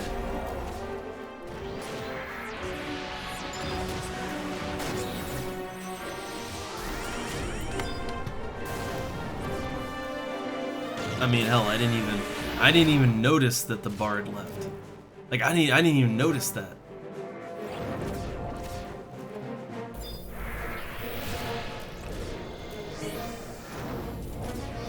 Alright, I'll throw one more Cure 2 out just to get him out of the yellow.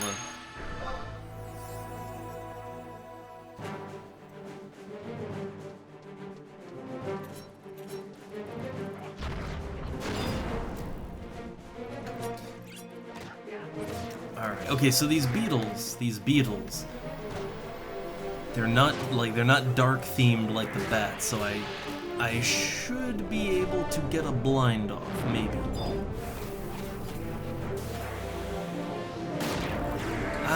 Maybe, but I got resisted. And now I gotta watch my ass.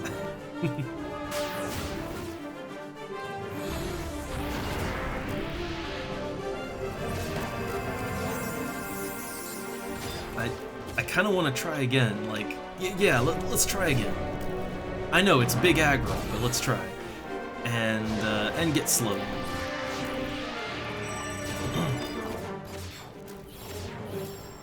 Man, slow got resisted too. Not great.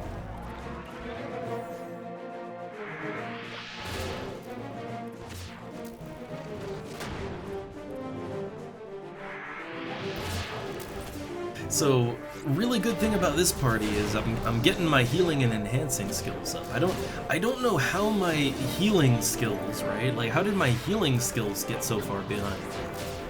That's generally the one thing I do right every time as a white mage, because if I don't, then everybody dies.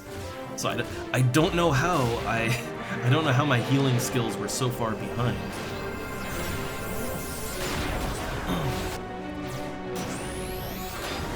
Okay, and I'll just rest up. Okay, I just wanted to check something, which is how deep into my level I am, which I'm already almost halfway into the level.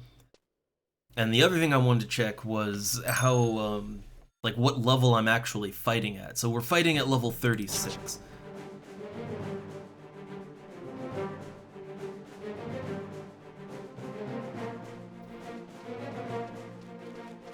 Oh, I just, might be a bit of a bad timing because my MP is a little low, but I realize that I need to refresh the, yeah, I gotta refresh my, my Protect and Shell on everyone. I'll get a few more points here, and then I'll throw it out. There we go, up to 200, and pop a pineapple drink. So I will say, now that the bard is gone, honestly things are getting a little more hectic without a bard. Like, it's still not crazy or nothing, but it is... Like, oh man, I have to actually put some effort in now that there's no bard. Okay, and I think... Yeah, Shelra 2, I don't think I have that till 37, right? But Protect is the big thing. Like, Shell, again, Shell doesn't do anything here, right? I'm very certain that Shell doesn't have any effect on special abilities. It's only literal spells.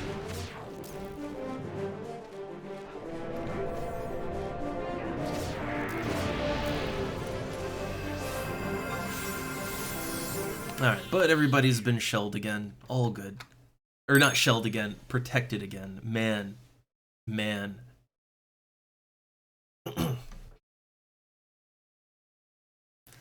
So on one hand, the party is a little, like, it's a little more hectic without the bard.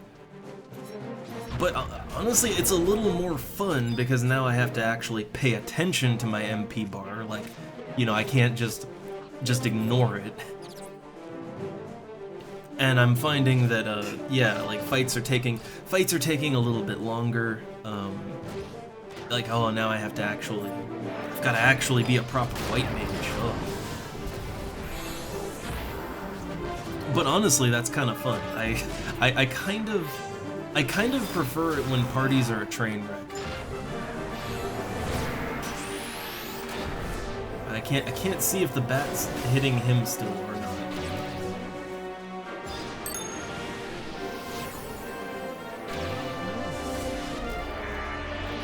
Okay, well, fights still do end pretty quick.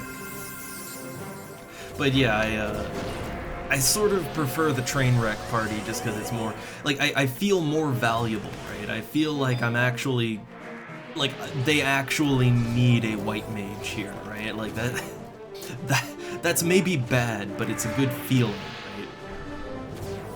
It kind of sucks to join a party and realize that the party is already just so smooth and everything is going so good they probably could just 5-man it. And you know that no matter what class you're playing, right? If it feels like the party literally does not need a 6th person and it would probably go just as smooth without, yeah, that's not great, right? And I've been in parties like that where everybody kills things so quickly, it felt like, yeah, they could probably like 4-man it or something, right?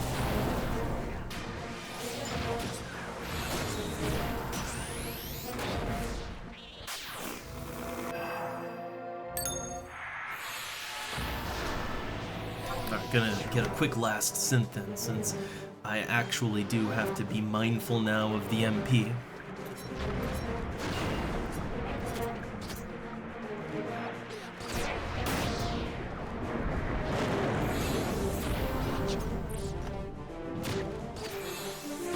Also, I mean, since we don't have a bard throwing ballad out now, I guess I could just stand closer to the action, right? And I kind of prefer to stand closer to the action, mainly so that I pay more attention to what's going on.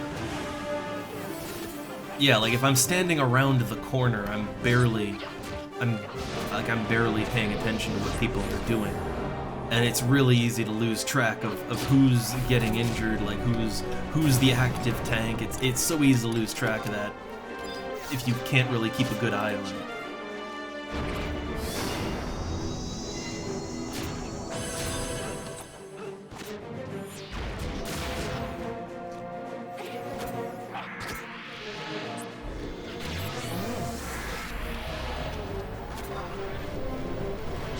Alright, but I think they got it, and yeah, the fight's over. See, it's when like I throw debuffs on and the thing dies like, you know, 2 seconds later.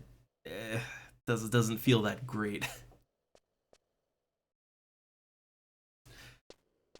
But with a party like this, man, yeah, I don't know, fights, they go quick.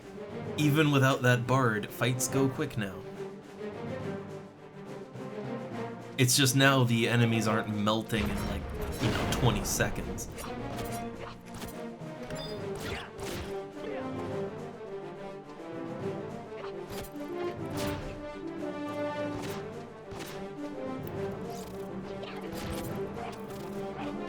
I just want to get one more tick of MP. Okay. So I'll throw the proper debuffs on at the start of things this time. Can I blind it? Does it blind? Probably not. Oh, nope, I got it. I got it this time. Now, I'm not sure how long blind actually lasts for. I gotta pay more attention to when buffs fade off. I need to make them a different color. Like, I really need to change the color when things fade so that they stand out to me, so I notice it. I think blind is one of those debuffs that has a slightly shorter duration, I think.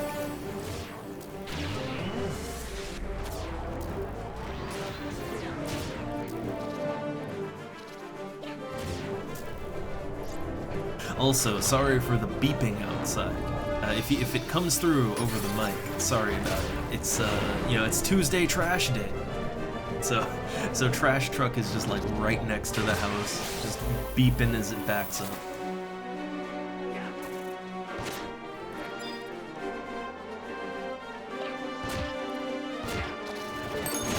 Yeah, this one.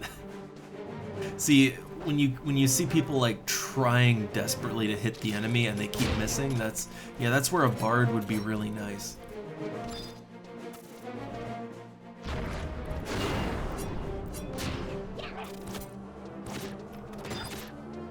Also, man, I might have to like call for a bathroom break in a sec, because see, a lot of parties that I'm in, there's at least a little bit of downtime in there where, you know, you can go to the bathroom real quick or something, you know? But yeah, this party there's really no downtime at all. But I had my morning coffee, I've been drinking water, staying hydrated, and yeah, I could really go to the bathroom. So I might have to say something in a minute, but I don't know, they have such a good flow going on, I don't want to interrupt them.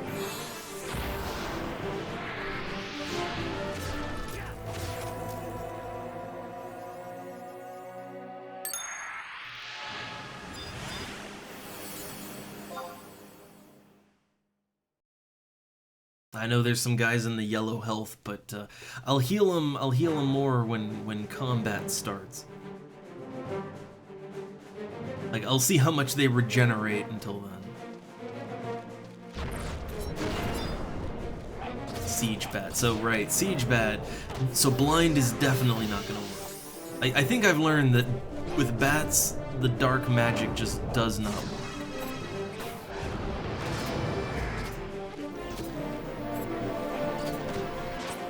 Oh, needs a heal.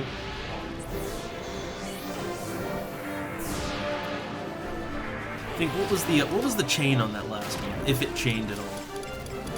It was chain number 2. I guess when they're deeper into the chain, I guess I'll see if they can take a sec, cause bathroom.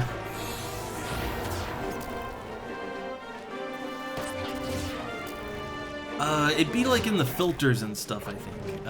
I kind of want to adjust that myself, cause it would make seeing when effects wear off, it would make it stand out a lot more to me. And I could really use that.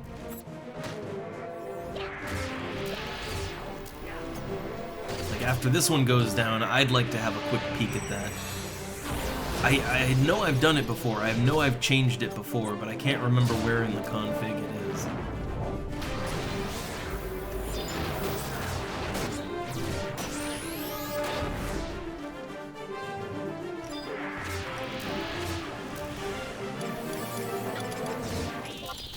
Drink my juice, and I'll even do a last synth, because I don't think I need to rest.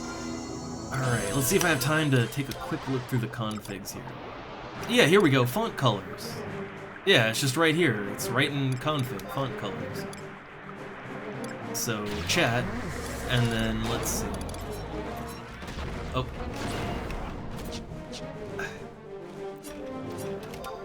Well, hold up, let me put the debuffs on. But I guess it'd be somewhere in there.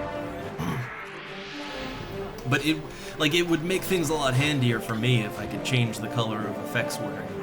I know, yeah, like I know that's got to be in those font colors somewhere.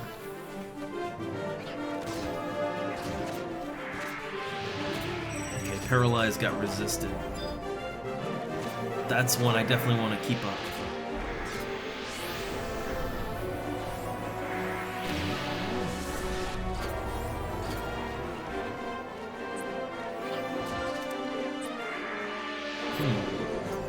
Alright, but I think they're doing good, right? Oh, wait, the black mage went nuts again. Okay, he didn't take enough damage that I have to worry about it. Yeah, he's mostly good still.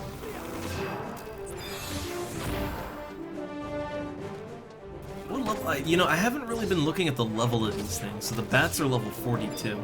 I'm wondering if the bats are just higher level than the beetles, because the bats always seem to give them a hard time.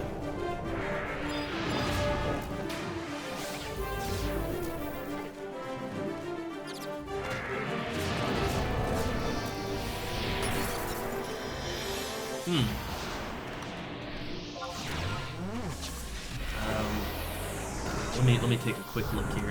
Yeah, it might be that both like applying an effect and an effect wearing off. That might be like. So let's see, what is there for chat? Okay, so for chat, that's not the one I want. So it'll be for others, right? So there's one for detrimental effects others receive.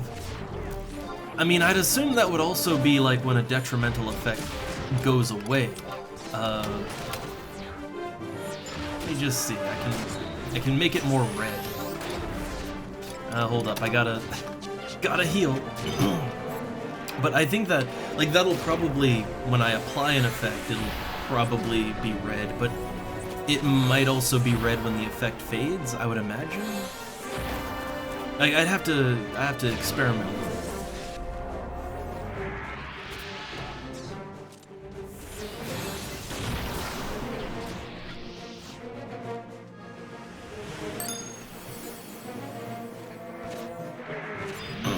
But I have to throw some heal on here.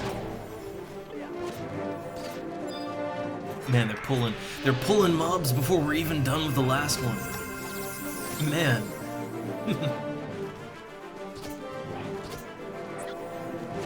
Yeah, like look at this. It's taking so long to take that bat out. Like we're fighting two enemies at the same time now. That's not good.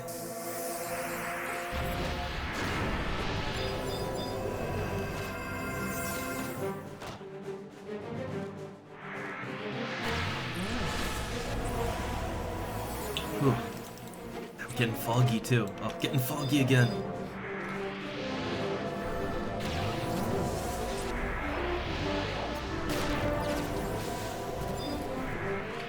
Wait, hold up. I saw something faded off, right? Like, 'cause they should be red now when things fall off, right? I'm trying to look through the logs to find something, but I think like enemies just aren't living long enough to really. They're not living long enough to test this out.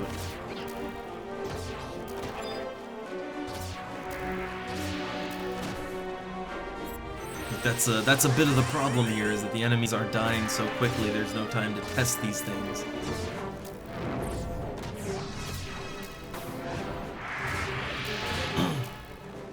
Oh, and I need that pineapple juice I need now.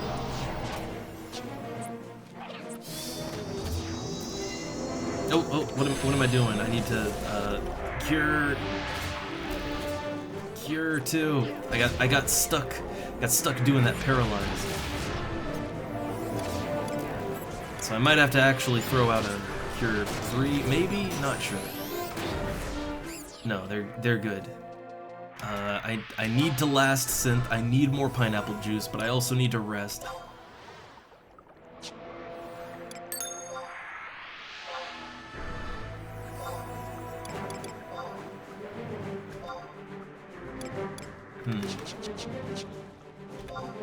Alright, so let me just rest now, and I'm still trying to figure out the font colors here, so...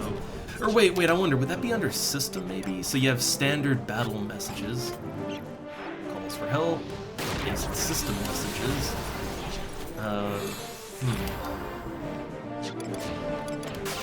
So yeah, I think it would have to be, like, detrimental effects on others. It'd have to be under that. But I gotta get up and heal again.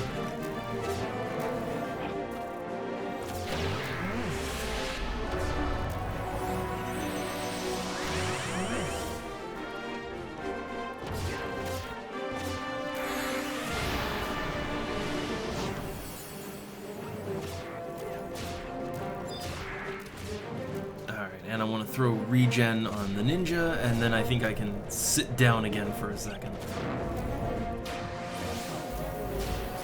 It is really hard to mess with your, like to mess with macros or configs, or it's hard to do it in party, at least when you're the healer. If I was just a DPS, no one would notice, but as the white mage, that could be bad. All right, so I want to change this to just like red, or just something that stands out a lot, right? right? Which red would stand out a lot, right? Like a deep-ass red would stand out quite a bit. Or maybe even purple, like pink, something like that. I think something else uses pink, too. But yeah, like that. That's a color that would stand out a lot.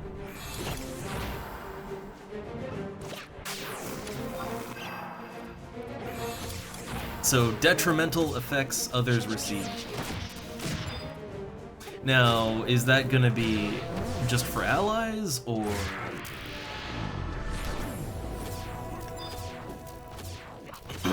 Like, I am wondering if that would just be for allies, or if that would also be on the mobs, too. Unclear, unclear.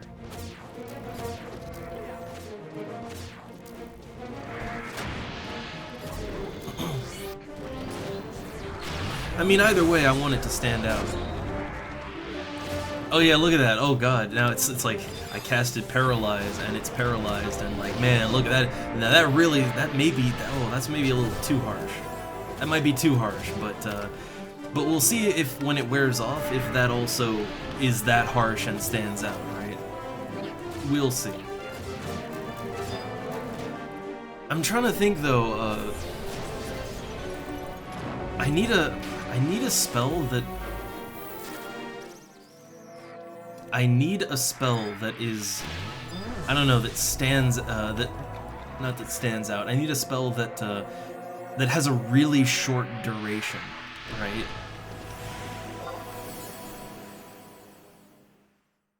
Huh. Yeah, that is weird.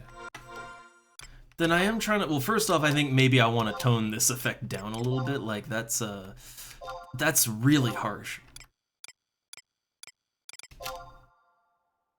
Like, I want it to stand out, but maybe not that much.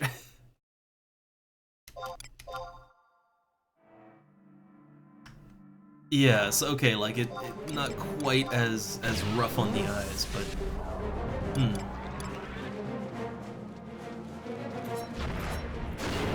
I wonder, like, so it would be a white text, right? So whatever it is, it would be a white text.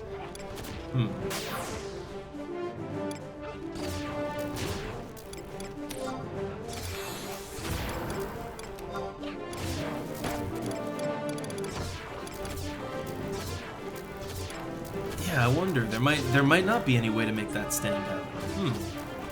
That would be really unfortunate because, yeah, like knowing when effects wear off on an enemy, kind of important. Though I do think there's an add-on for that. If I remember right, there is some add-on for that kind of thing. Like there's an add-on that'll track them debuffs on a target, if I remember correctly. I just keep forgetting about it. But kind of like how I have add-ons for, yeah, like I think even displaying the TP in the party is an add-on. A lot of things are add-ons, so I think there might be one to help out with that.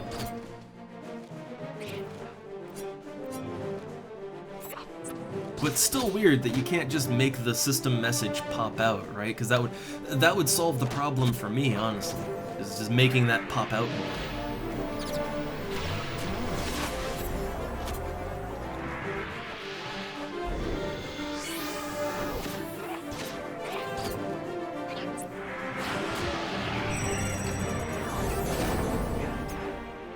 I don't know, like putting, yeah, look, cast slow, oh, they've been slowed, like that, at least that stands out nice and good, so I know, like, I know when an enemy is under my effect. That's a good. But yeah, very, very strange how, yeah, apparently there's just no way to differentiate between something, you know, an effect fading off or not. That's, unfortunately, you can't change that color. Because that's, I'd consider that to be an important one, right? That'd be an important color right there.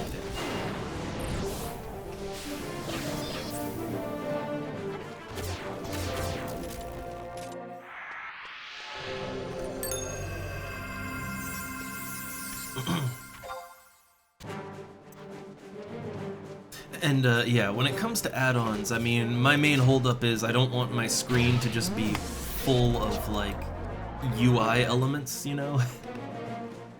Like, I don't want numbers and text all over my screen, and that's kind of the problem with having a lot of add-ons, is that you run into that situation. But yeah, I might have to turn on the enemy debuff one. That one seems kind of important. So far, I haven't really needed it, but I can imagine there will be a time where the text log is just way too goddamn active, and I might need to have something displaying debuffs separately. I could see the situation arise in the future.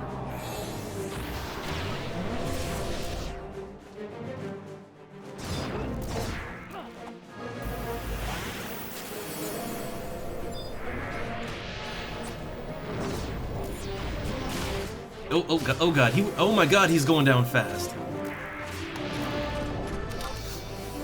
Like, man, his health just flatlined. Like, that was too quick.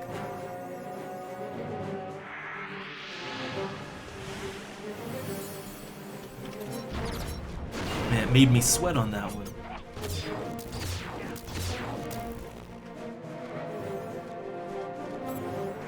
That's that Taru HP right there.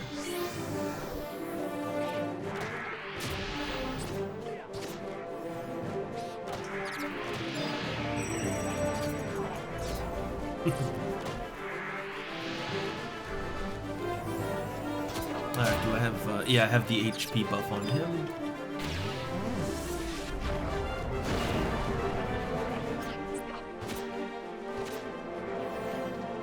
Which, wait, I didn't really notice before, but he's dual-wielding battle axes, so I assume he doesn't have a pet out, so I assume he's a warrior, right? Like, that's a warrior slash ninja Taru, which, I mean, you know, it's working, right? But, like, when his shadows aren't up, man, he takes damage so fast. Like, he can still get the job done, but yeah, man, he goes down quick. To be fair, the ninja goes down quick too, but, you know, different reasons.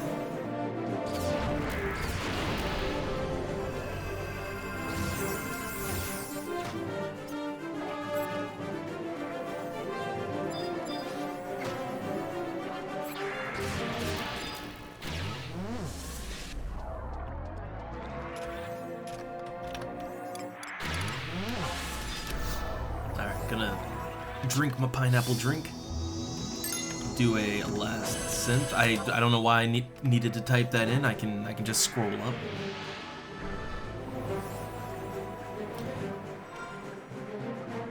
Well, like, he's dual wielding. He's dual wielding axes, and like the only thing I can think that dual wields axes would either be a warrior, like a warrior slash ninja, or a beastmaster slash ninja.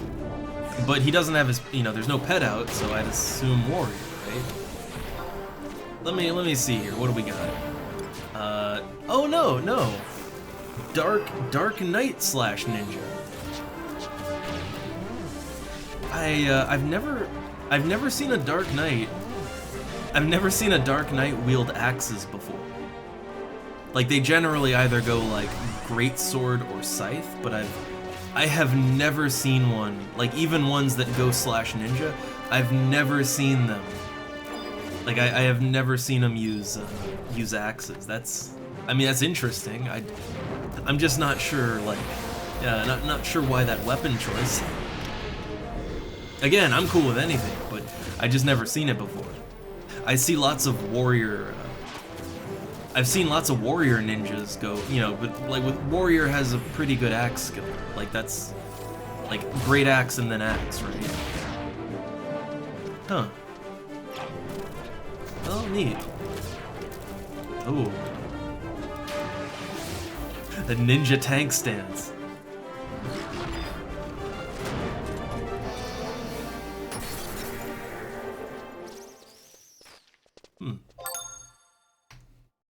Yeah, I know, not the meta. I actually didn't even know. Like, I mean, hold up. I have some great axes in my inventory. Yeah, look, even the 72 martial axe. Yeah, Dark Knight.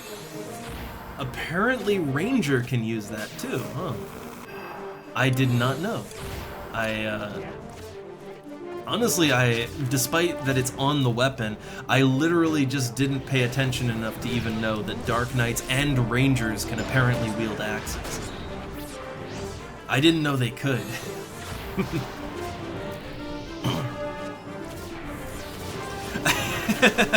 Oh man. Okay. So I think so what you just asked is a trick question.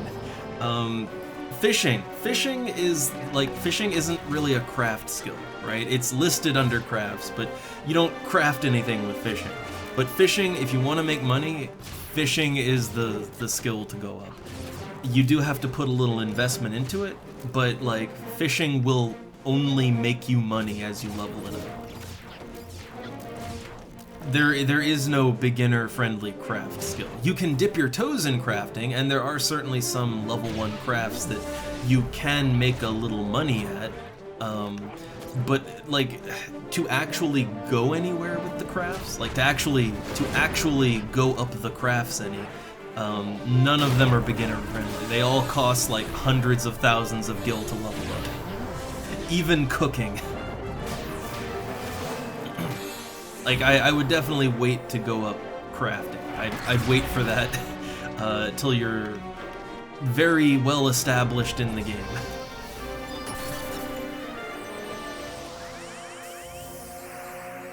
Well, for fishing, I mean, you have to buy some half-decent rods, you know? Like, technically you could start with the cheaper rods, but for the best results, you really do want a Halcyon rod. Like, you want a Halcyon rod, because that won't...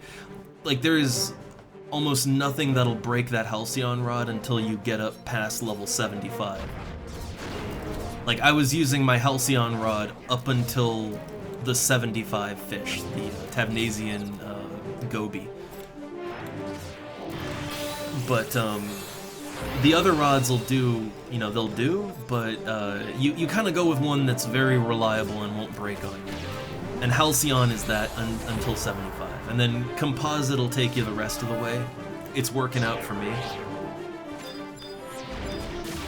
The cheaper rods, I mean, they work, it's just like, you might break them, and you might end up wasting money, you know? You might end up wasting more money than if you just bought a good rod to start with. And you'll also want the fishing gear, too. You'll want the fishing clothing, because it does help fishing. Makes it smoother.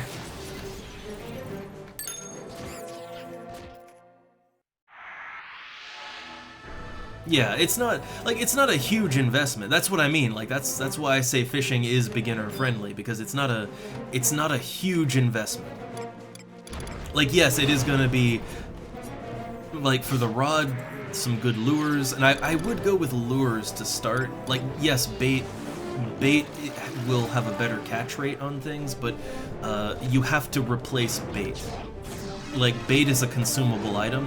Lures are not consumed. As long as you don't snap your line, which you shouldn't if you play the minigame right, like, you can keep a lure from level 1 all the way up to 100 and never lose it. So not having to replace your lures is nice. It, you know, it doesn't cut into your baseline, right?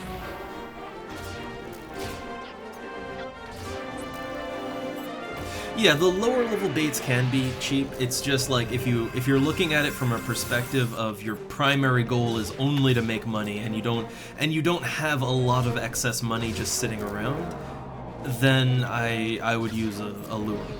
That's what I did, right? And when you use a lure, you don't have to worry about the auction house. You don't have to worry about, oh, are there even any to buy right now? Which that is something I've run into with some of the fish that I had to use bait for. Sometimes the bait just wouldn't be up for sale. So it removes that element. You don't have to worry about replacing it. When you go fishing with a lure, you are only making money. For me, that's just kind of, it's more low stress. Also, ooh, I don't think I have any more pineapple, do I? I have one. I have one.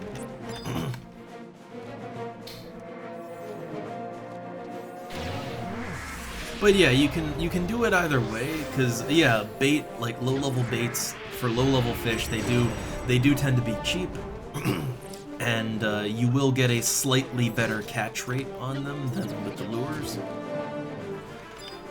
It doesn't matter that much one way or the other. It's however you want to do it there. It's just if money, like if your gill is so tight that you can barely even afford to get a fishing rod, then you know, maybe just get a lure and just use that for a while. Oh man, I'm fogging up again. I gotta drink more water.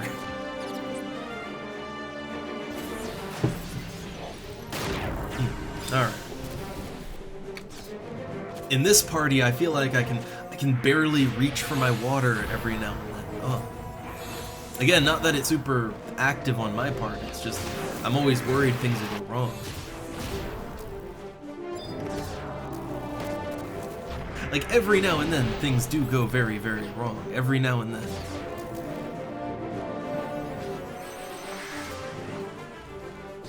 But yeah, I know that getting into the crafting game in this can be tempting, because I like the crafting system, right? I like it. But, yeah, it's just really expensive. Like, crafting is more of a gill sink than a gill maker.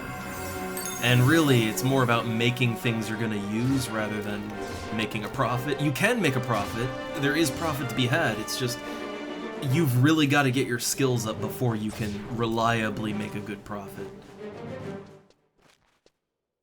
And even then, you know, the auction house is a fickle mistress, so you never know.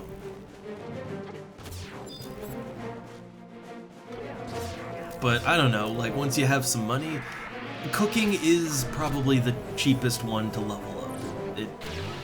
I got it up to level 60 fairly easily, but it did still cost me a few 100,000 gil. Like, and that was just to 60, right? And if you want to go to 100, that's a whole other game. But 60 is kind of the soft cap, so I use that as sort of a standard, right? Like, right now I'm trying to level up alchemy and bone crafting, but bone crafting is getting very expensive. Like, the beetle jaws that I need, man, it's like up to 15k a stack, and I'm gonna need several stacks, right? Alchemy kind of has the same problem too, is the ingredients are getting very expensive, and there's really not much turnaround. Like, the things that I can make are worth nothing.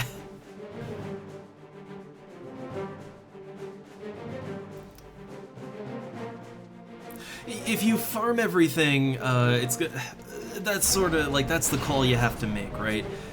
Look at it like this, right? If it takes you 5 hours to farm the materials, like a certain amount of materials, but if let's say fishing, or by fishing or by farming something else that's more profitable and quicker to farm, you know, like if you could make that money in 2 hours, then it's more profitable to just do the things you can do for money and then buy the materials. Like, you kind of have to weigh that, right?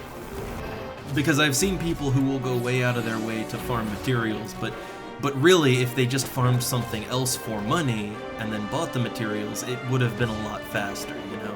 Because rarities are a thing. It just depends. For me, I find that both for my time and my sanity, because I enjoy fishing, I'll just go fishing for a little while, and I'll use the fishing money for my crafting stuff, right? Like, for me, that works out best. It's less tedious and oftentimes faster than trying to farm the actual ingredients themselves. A great example would be beetle jaws. Like, for me, I thought about farming beetle jaws because they cost so much, but it turns out the drop rate on those jaws is pretty low, actually. I tried a couple different beetles, and the drop rate was bad no matter what. So really, it was more time efficient to do something else for the money and then just buy them. So yeah, it just kind of depends. Like, I know that some people, and I've seen this logic before, some people, it's like, oh, if I farm all my own materials, then I'm operating at zero loss, it's only profit. But yeah, time and money are kind of interchangeable. And if it's taking you way more time to get the materials than if you just bought it, like, you're not really operating at no loss. You're losing time, which is money. It's, you know, not to get ultra capitalist, right? But yeah, it just depends on how quickly you can make money versus how quickly you can farm mats. I'd say maybe if you have Thief leveled up to 75 and you've got Treasure Hunter 4, then I'd say maybe you actually can farm the rarer materials quicker than it would be to, you know, to farm something else for money and buy it. Maybe, but as someone that only has Treasure Hunter 1, yeah, it's often quicker just to make money in other ways and then buy the mats. It just depends, you know, it just depends. But I do feel like if you really want to get into crafting and you really want to go deep with it, you kind of have to have like spreadsheets, right? You need spreadsheets, you need to come prepared.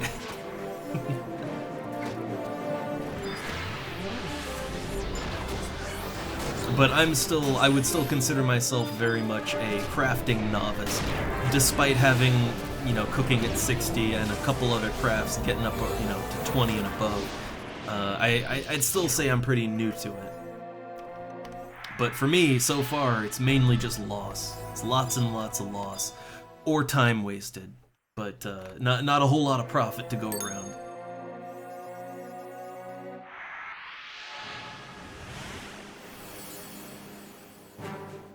Or maybe the better way to put it is that the profit that there is, it tends to be things that won't also level me up. Like, technically, I could just make copper ingots, which are a super easy recipe, right? Copper ingots, I think they're a level 3 goldsmithing recipe.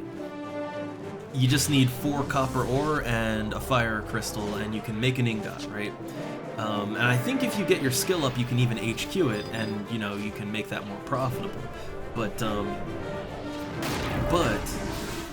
like, even just without that, it makes money. Like, it is a simple level 1, you know, you can do it at level 1 recipe, and it makes money. The problem is it's only like level 3, so you can't level up very much off of that, right? Like, going for levels and going for money are kind of two very different things when it comes to crafting. I think maybe that's the main issue.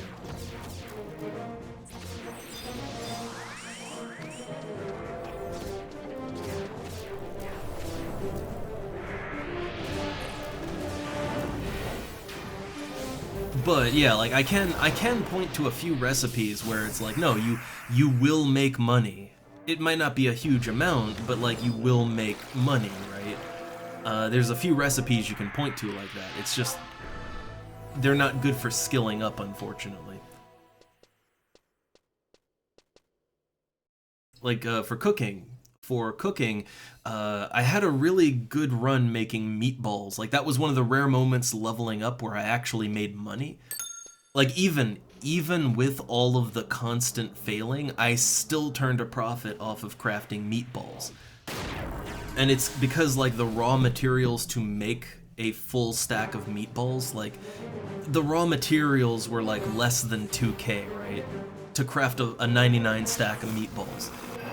But you could sell those for about 8 to 9K, so, like, even if you failed a lot, like, you would still turn a profit. And if you don't fail, then it's actually a pretty decent profit. But, you know, that requires getting your skill up to the point where you won't fail, or, you know, there's always that slight chance. But where you won't fail much, right?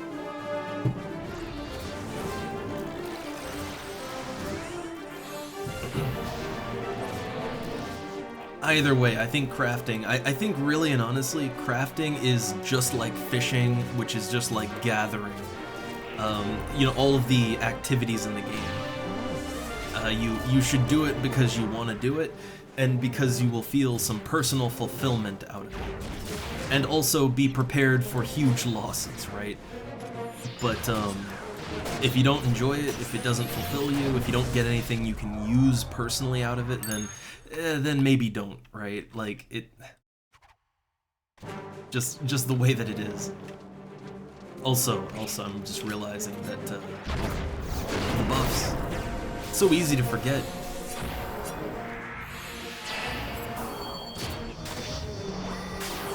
Oh hey, I got Shelra now. Nice, nice. I still don't think it's necessary.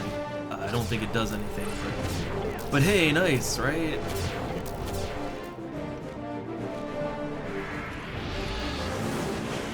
I really have not even been paying attention to what my actual level or my effective level. I have not been paying attention to that. Things have just been going, right?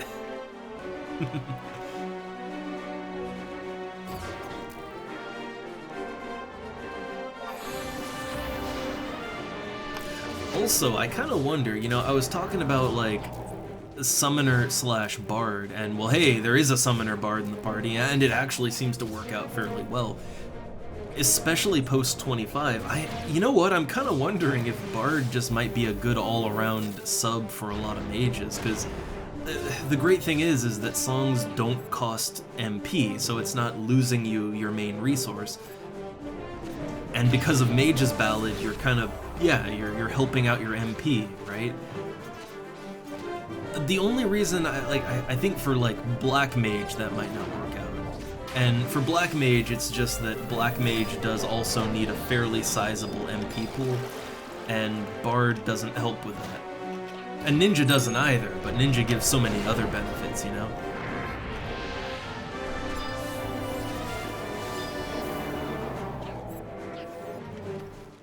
But I was thinking, like, yeah, maybe slash bard for a Black Mage, but yeah, I think slash summoner, that would give you that MP, and also it give you utility. It would give a lot.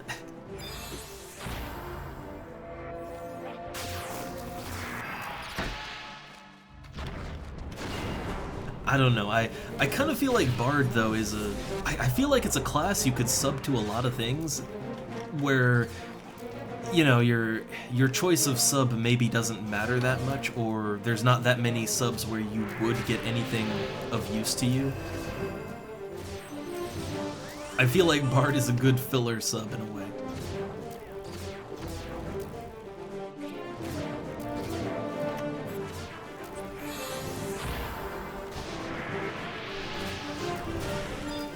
Alright, getting regen on, just kind of getting those health bars topped up. I still need to go to the bathroom too, but I've been distracted from going to the bathroom.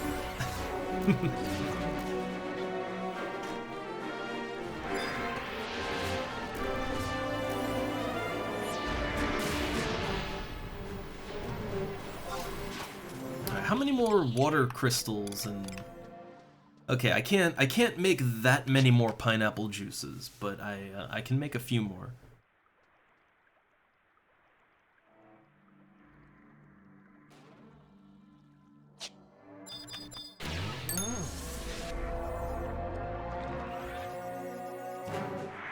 Although, oh hey, I just remembered, you know what? You know what? If you want to do an activity to make gil that isn't crafting and doesn't really require much in the way of investment, hey, have you heard the good word about clamming? I actually really like clamming in this game. It's fun, and every now and then I've managed to turn a really big profit out of it. Like sometimes I've had times where I get the ox blood. Like that's the thing that sells for like 13k, and it's been the very first thing that I clammed up. So yeah, clamming, there you go. That's a like all you need is like 200 gil, right? You just need 200 gil and you're good to go.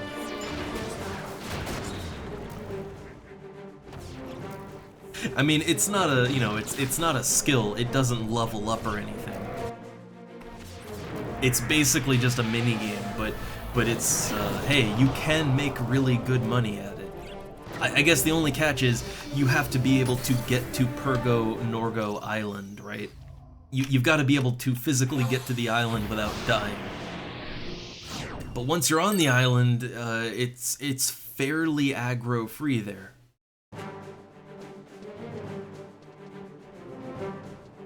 And clamming is just good, wholesome fun.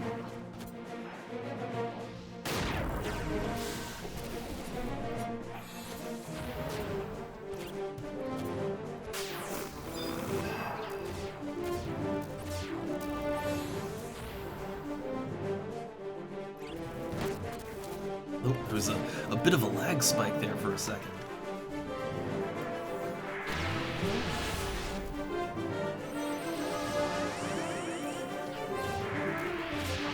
Also, yeah, I haven't been paying attention to like what level am I? What? Oh man, I am almost level 40. Like I started this party, I was level 37. I've already gained 2 levels and I'm 1k into this level. So yeah, man, white mage.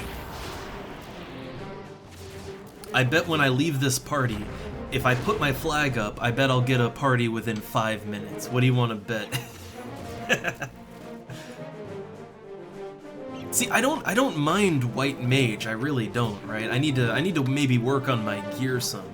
Like I'm basically wearing my black mage equipment, right? Like I'm wearing black mage and summoner gear here, but I mean, hey, my debuffs are landing, right? Like my debuffs are mostly landing.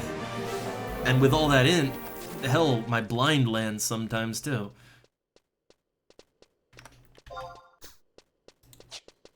But it's not, yeah, like I don't mind white mage, it's just not really what I want to do primarily. I wanna blow shit up, right? I wanna Firaga things. Alright, I need to be a master of the dark elements. That's my true calling. But you know, white mage is fun. White mage is fun on its own. It's just not it's not my preferred thing. But I think I will, since apparently one guy is since one guy needs a second, I guess yeah, yeah, one sec after this one. That can be my bathroom break. That can be my bathroom break time.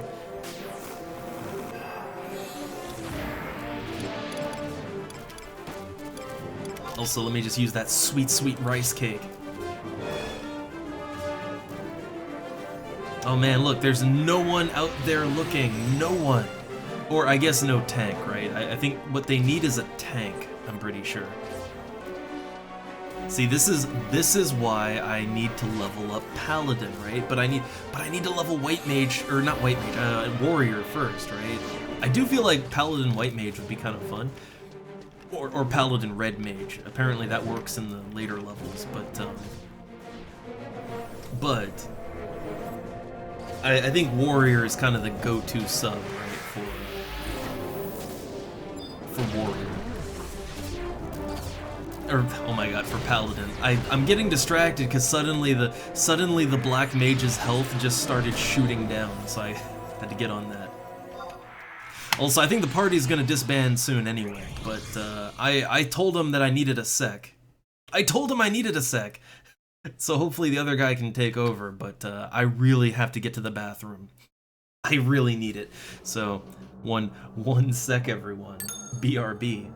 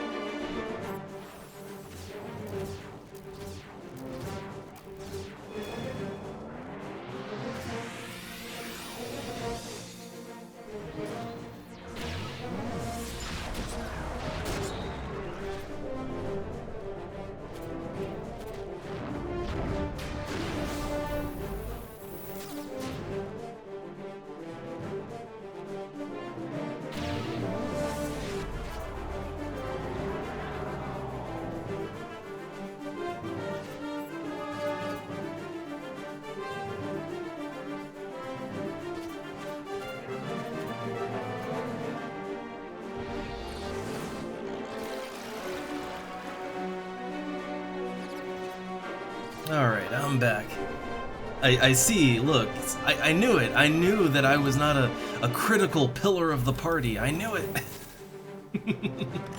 I knew it all along.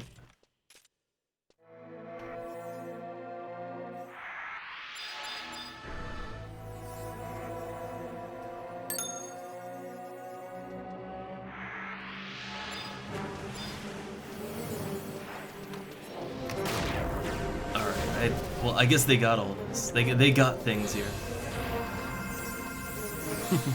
And hey there, VGFX. Ahoy. Just a white maging it up. Cause I was tired of never getting invited to a party ever. White mage fixes all of that.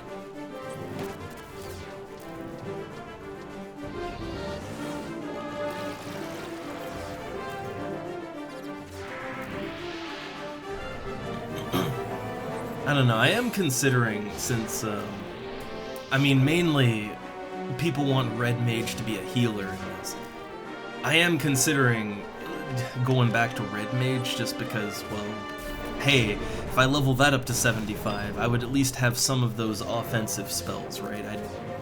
I'd at least have that, but I'd also be able to fight stuff too, right?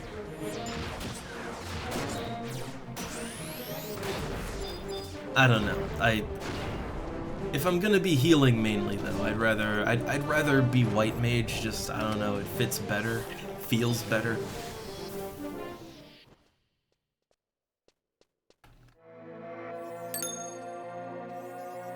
Yeah, they're still going hard though. Yeah, I'm almost up to 2,000 into the level. But I think they're gonna be disbanding soon. I think.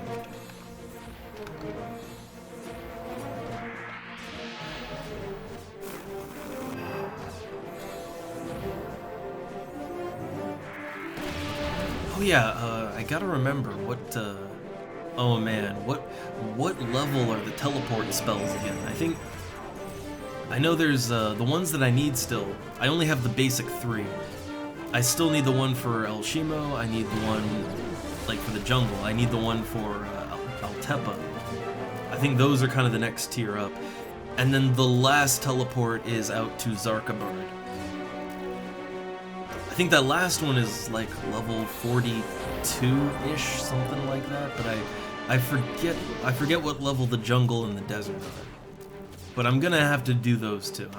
I'm gonna have to do the quest for that. Not looking forward to it. Mainly, I'm not looking forward to the marble. I know all about that marble and how hard it is to get. So not looking forward to grinding that out again. Also, is another party just moving on in here? Like, is there... Do we have party just kind of settling in already? Like, not even waiting till the spot's cold.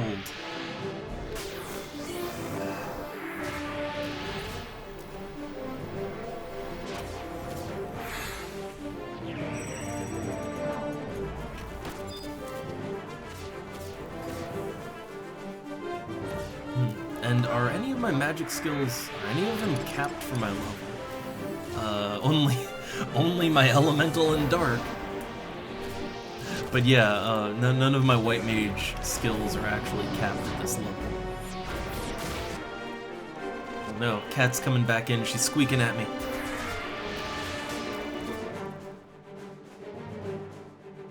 Oh, God, she has the most pitiful squeak.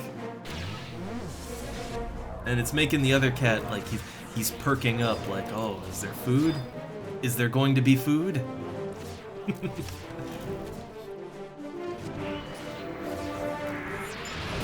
Oh, now she's just sitting in front of the bowl, looking at it, and then looking at me and squeaking.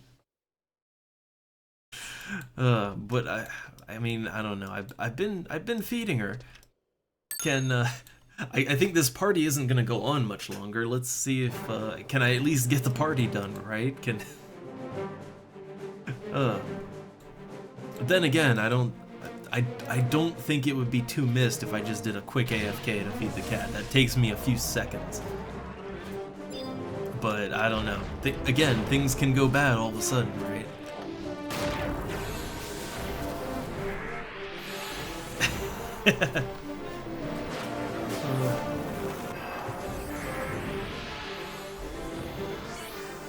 I pet her. That'll have to do for right now.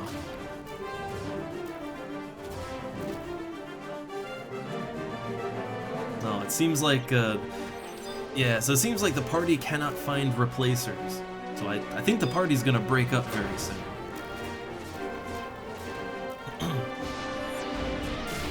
So he's gonna go as soon as his EXP band wears off. Good, yeah, as you do.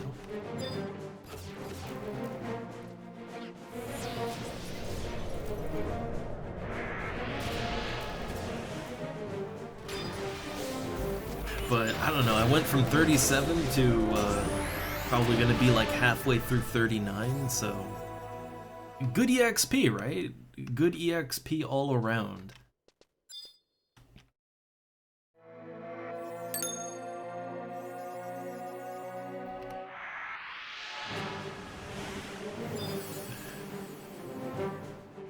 Oh, the squeaking is getting to me.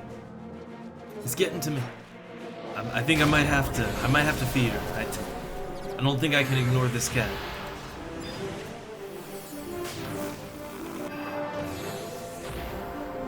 So let me slap the regens on, slap the debuffs on, do all that good stuff, and then I'll tell him I need 1 sec, like right now. Try to do a blind if I can. That's probably not gonna work. But, try. Okay, so they got their regens, they got all that. Oh hey, blind did work. So okay, yeah, cat emergency. 1 sec. The old cat emergency. All right, so yeah, be right back again. Be right back again.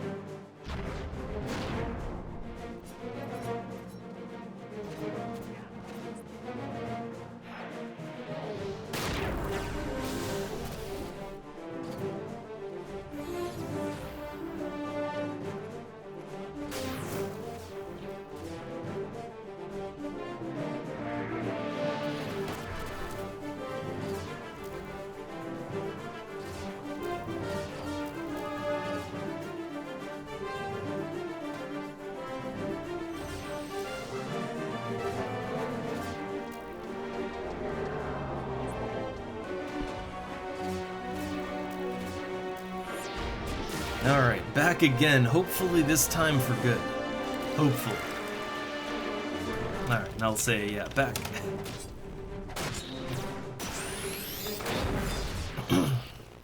Yeah, when the cats demand, you just can't ignore them. Like, they won't let me ignore them, that's the thing. Oh, it looks like, hey, it looks like I'm just in time for the party to disband. Great. Great.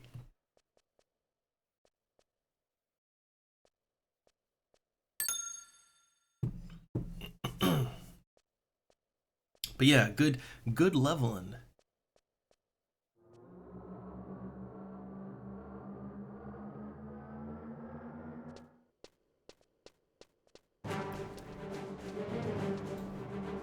Oh look, didn't plan on staying past noon. Oh man, a fellow same time zoner perhaps.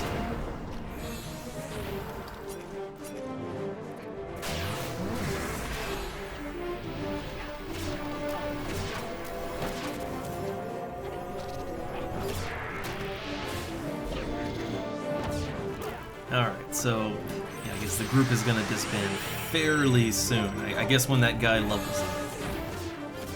which for me, that, yeah, that'll put me like about halfway through my level, so very nice, very nice.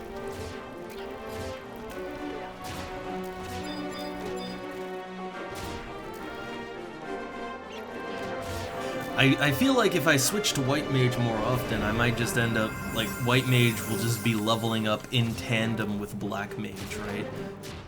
I mean, let's not kid ourselves. If I play White Mage more, no, like, White Mage is gonna hit 75 well before Black Mage is even level 50, right? But, I still, like, I'd much rather play Black Mage, but I guess it's just not happening that way.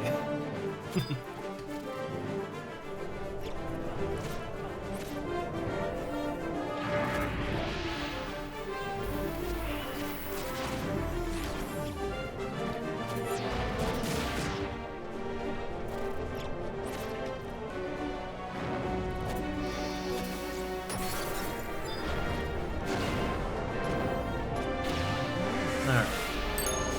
So, I don't know, yeah, party's going down soon, so I guess, well, I'm thinking about what I want to do after the party, right? Like, what, I don't have a huge amount of time after, so I don't think I could really get in another party, though I probably could as a White Mage, but I don't want to commit to that.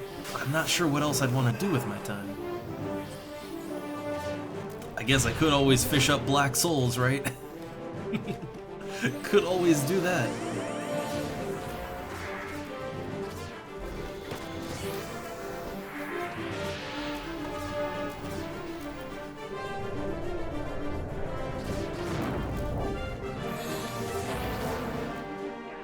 Alright, I'm going a little more nuts with my spell casting now, just because, well, I guess, yeah, party's ending soon, right?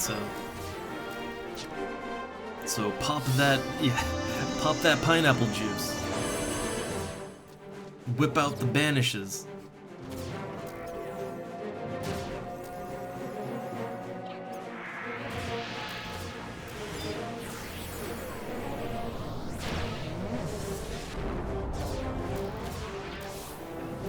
Also, as just a side thing, when I went to feed the cats, I knew that the other cat that's sitting back on the chair was gonna wake up the moment that food was on, you know, the offer of food was on the table.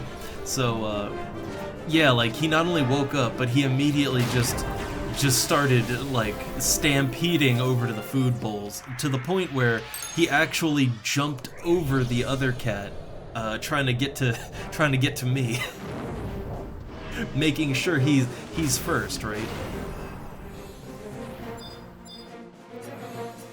I love my silver cat, but sometimes he can act like a puppy almost. He's just very, very excitable.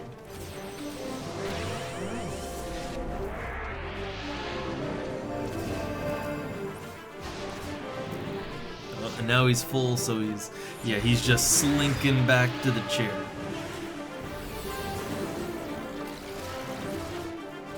Gotta continue his busy schedule of sleeping half the day.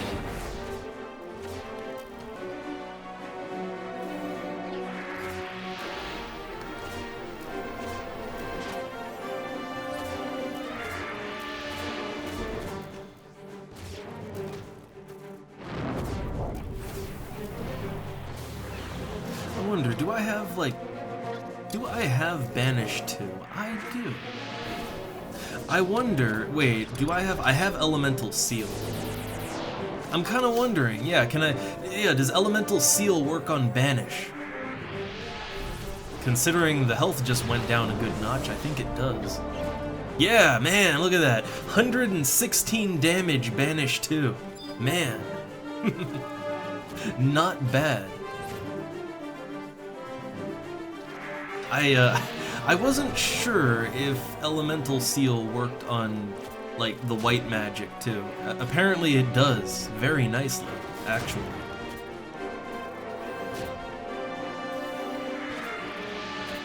I still think the better use of it would probably be, like, if an ad came along, being able to cast Sleep on it, that'd probably be the more useful thing I could do.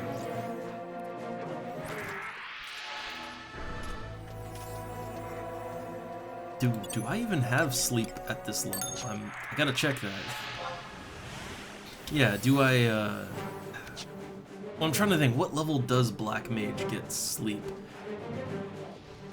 It's before 20, right? I think? Or is it at 20? I'm not sure.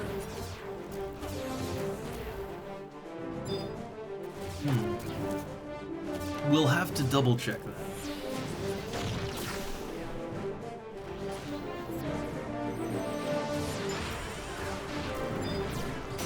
Also, just trying to get, yeah, there we go. One more tick of MP.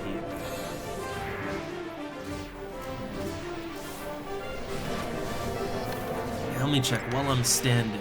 Sleep. Where is it on my list? Okay, I don't have sleep yet. I think that's level 20, I think. Cuz right now, what level are we playing at? We're playing at level 37. Yeah, so I'm 18 Black Mage. Yeah, I think it's 20, I think. But once I get Sleep 1, right? Once I get that, then yeah, I think Elemental Seal plus Sleep 1 is probably the thing that would be the most useful to use it on. Not that it isn't fun to use Elemental Seal on a Banish. Not that that isn't fun, but it's probably not the best, most effective thing I could do.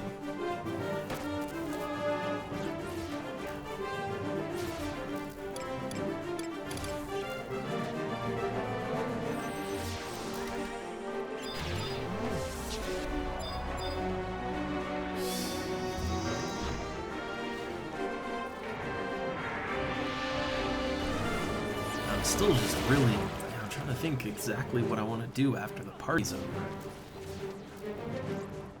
I wasn't really expecting to just party so long and, or so quickly. I wasn't expecting on that. Oh god, I'm gonna have to buy more White Mage spells, I just realized that. Oh crap. Oh no, leveling up was the worst thing I could do. Now I need to buy a bunch of spells. Oh no. Like I'm already wasting so much money with Black Mage spells, right? Those things are expensive. Now I got the White Mage ones too. Man.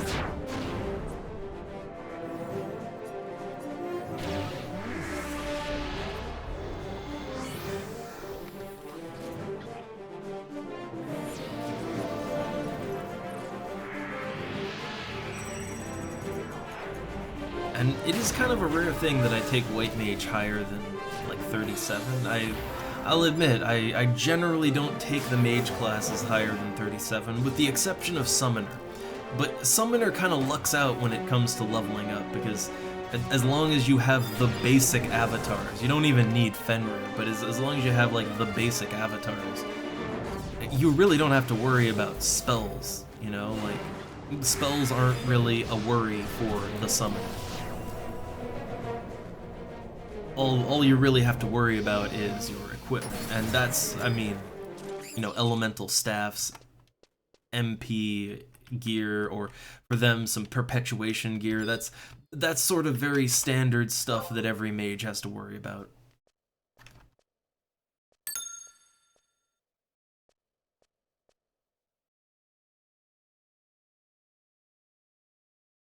So I guess if I really wanted to level up on the cheap, yeah, go Summoner, but it's kind of the same thing as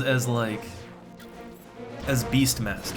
You know, Beastmaster, though I would say Beastmaster's a little more equipment dependent because, you know, you actually have to deal some physical damage too.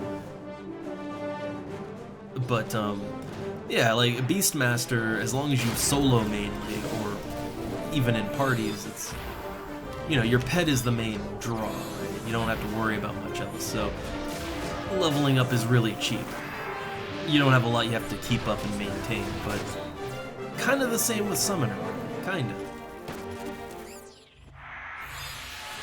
Maybe more so, even. I'm not sure. I'm not sure which one is cheaper, honestly. Probably Summoner, just because you don't even have to buy jug pets for that. You know, your summons don't cost anything. Oh look, Paladin 33, Warrior 30. Oh no, so the party might never end. Oh no. The party's never over. But I'm hungry.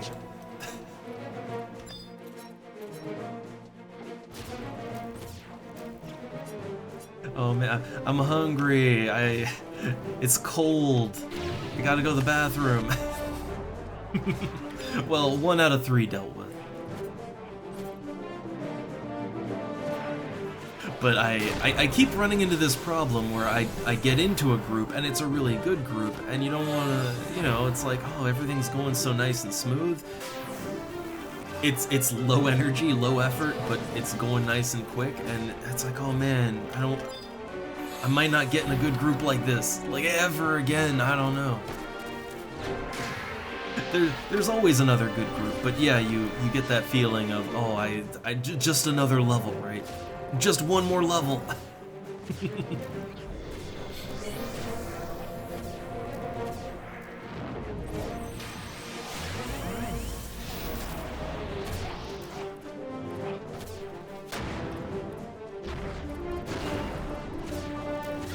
But I don't know, it seems like half the party's gonna leave, and I mean, I have a little longer, but I don't want to, you know, I'd rather not go more than maybe an hour more, so it's not, you know, not worth not worth taking on a party lead and keeping going.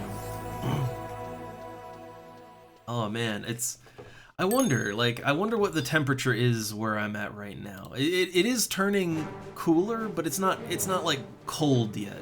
It's not cold. Let me just check something real quick. Like, I haven't really been paying attention to the weather lately. I just know that when I go outside, it's like, oh, it's not really shorts weather anymore. But only barely, right? It's only barely not shorts weather to me. But then again, I'll wear shorts in a lot of weather, alright? But hold up, let me get these buffs on, and then when I have a second, or get the debuffs on. I am finding that changing the, like, enemy gets affected by thing, changing that to, like, a bright pink, honestly, that was a good move. It makes it very clear when your debuffs land, and you don't have to reapply them.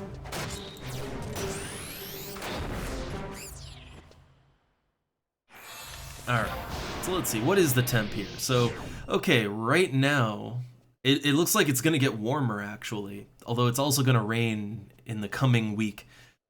But, yeah, so currently, it's a nice 9 degrees Celsius, or, 49 degrees freedom units. But apparently the weather's gonna heat up. Like apparently it's gonna go like over 60 Fahrenheit in the next couple days. Which is, you know, like it's not summer weather. It's not warm, but it's not cold either. It's really not cold. But like that's like the midday temperature, right? So this is kind of like, you know, midday weather, midday temps. So this morning, like, yeah, this morning it was a lot cooler, but the midday temps they're still pretty nice, at least to me.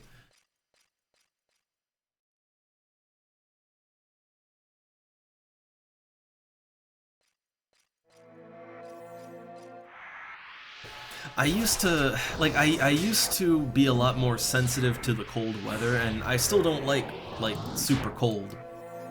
But, yeah, like, I've gotten more used to cooler temperatures now. Gotten much more used to it. Also, yeah, the party is finally breaking up. Alright. Well, I'll, warp back to town. I feel good. I'm like halfway to level 40 now, so I'm doing great. I'm a little scared to look at the auction house to see what spells I'm missing though, and how much that's gonna cost me. A little scared about that.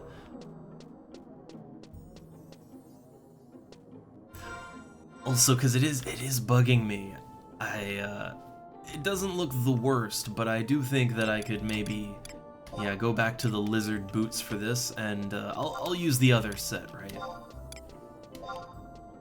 Yeah, I'll use this one for right now. I feel like this is just a more overall matching look. It looks like it matches a little better. But I think the lizard boots really go better with this one. That's the one to use. I'll maybe make like another lock style thing, but this is good for now. Oh, this is the port. I want to go over to the. I mean, look, I know there's an auction house here too, but I like the auction house in Lower Juneau better. What can I say?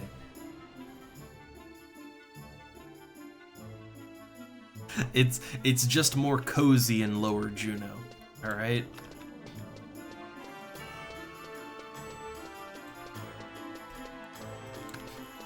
Also, just to be in the spirit of things while I'm just chilling in town. There we go. Get that nice bat staff out.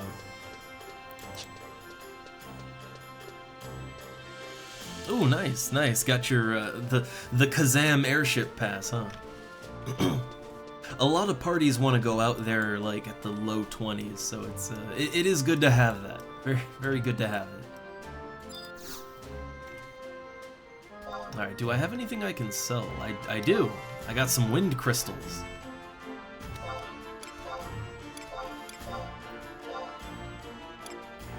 Got a couple of wind crystals. Very nice. Well, hey, hopefully that is not gonna take the edge off of spells nearly level 40. That ain't gonna take the edge off, but it's a nice attempt. Oh, I got 12 bat fangs. Honestly, I'd rather just vendor trash them. But hey, I got 9 beetle jaws in that party. Very nice. I will keep those for my own purposes.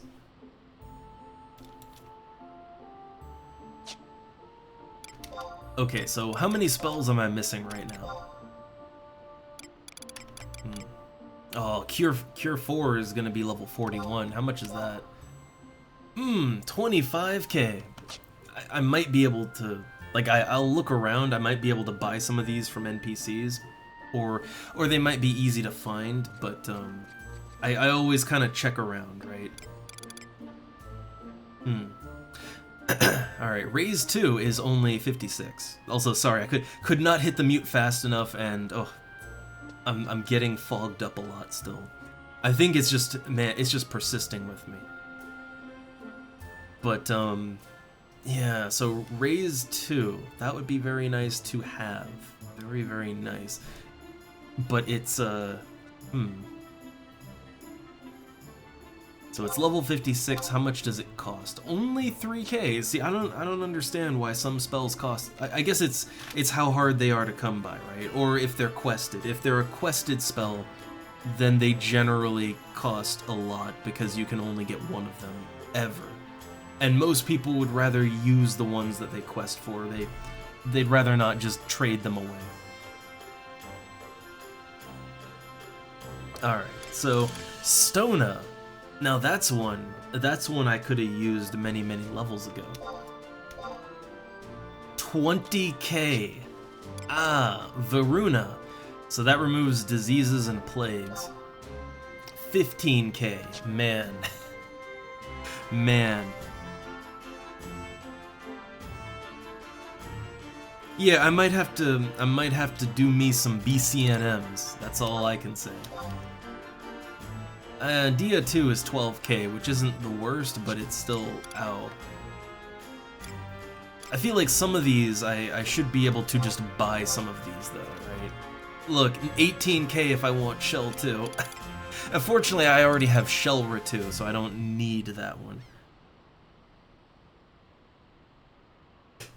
I mean, I'm just taking a look, right? I always like to look and compare prices, but I'm pretty sure it's not going to be that much cheaper from the magic shop either, if they're ones I can buy like that.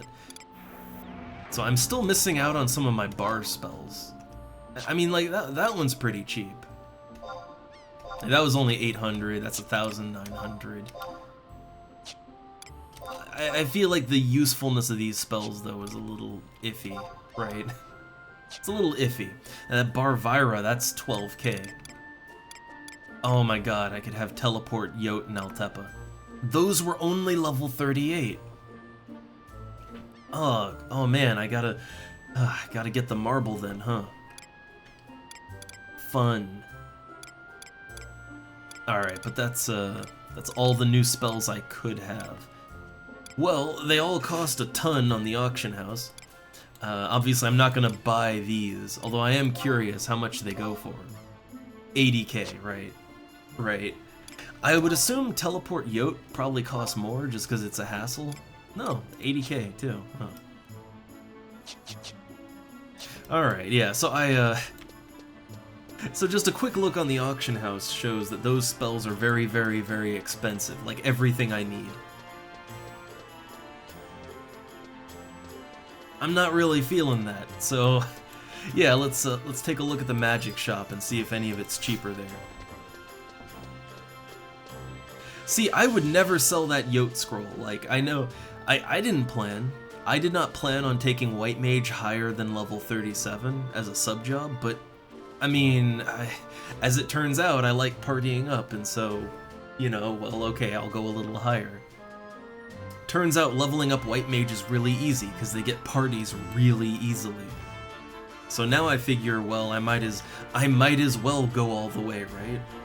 Let me get those teleports.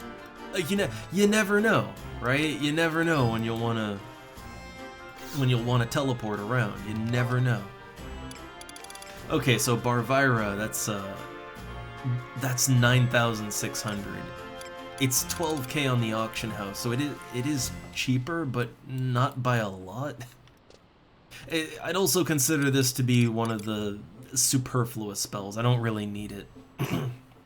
It would be better to get the actual, you know, Cure Virus spell. That would be better. For now, anyway. Okay, they don't have anything. They do have Cure 4 here, but I don't need that yet.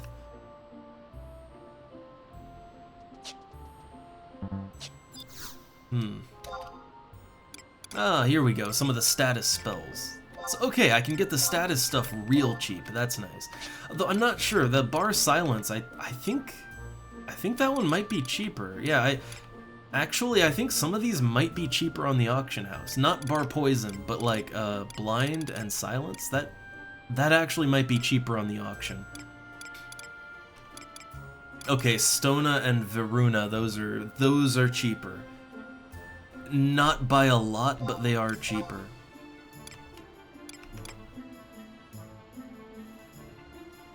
I mean, this one, like the Petrify, I know I'm gonna need that, right? Like, I know there are enemies that are gonna turn party members to stone, and you're gonna want to have that.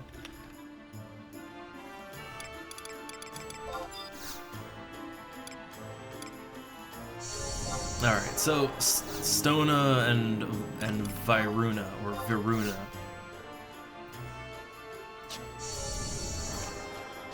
And then I got one more, right? Yeah, Bar Poison. I'll get the rest of the spells later, but right now man, that was expensive. Being a mage is expensive.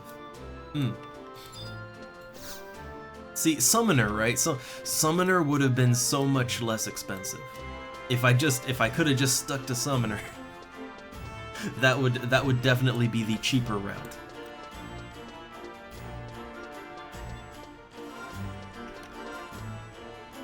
Well, I guess I should set up my macros, right?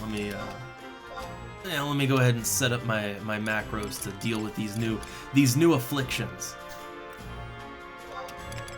And I don't know, just move this one over here. Move that there, and I guess, yeah, so we have anti-poison, blind, paralyze.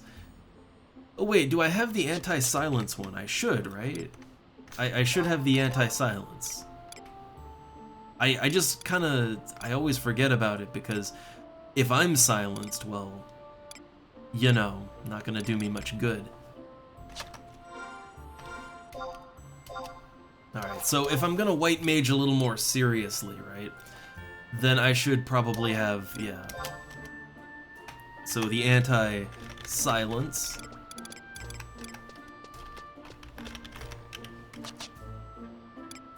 Alright, then,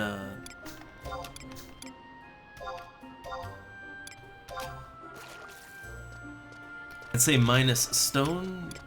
Like, minus stone probably gonna come up the most, so Stona. I need to push these, yeah, that's my Protectra and Shelra. I'm gonna push those down some more. I feel like Erase actually might be, Erase would probably get used more than a lot of these, but it doesn't matter too much. I will have plenty time to move my hands and select the spell I want to select. Alright, so then, okay, you got the anti-stone, and then minus virus. Oh, do I have one set up for curses, too? I do not. So, okay, let's keep pushing that back. So erase is just magical afflictions, but, like, there are so many afflictions in this game. So, minus curse. So, curse, nah. There we go. And I did, like, they're all correct, right? Yeah. You know what, it's a lot to keep track of, but I do kind of love it. I have to admit.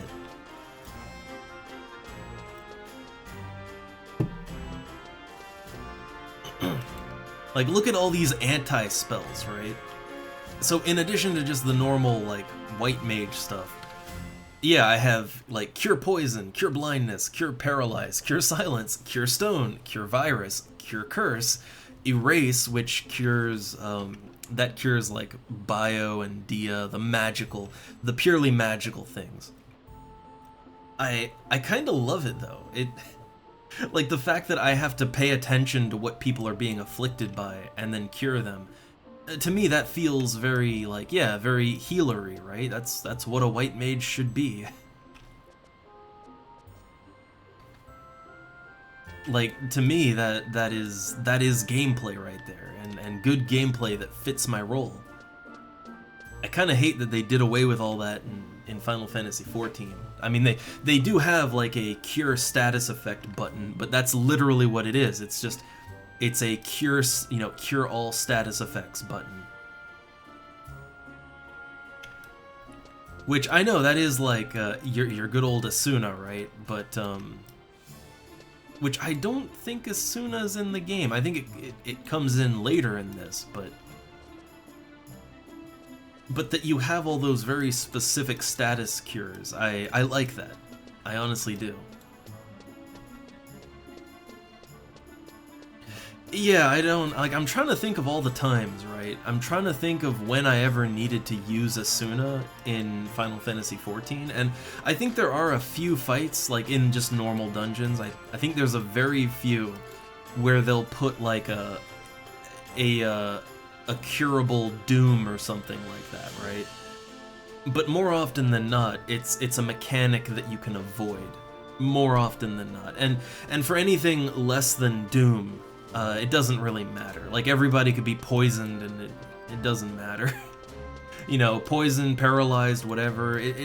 Yeah, you could cure it, but it doesn't really matter, is the thing in FF14. But yeah, the Doom is the main one that you'd have to cure. And even then, like, a lot of the times it was a mechanical thing where you couldn't cure it. So, yeah.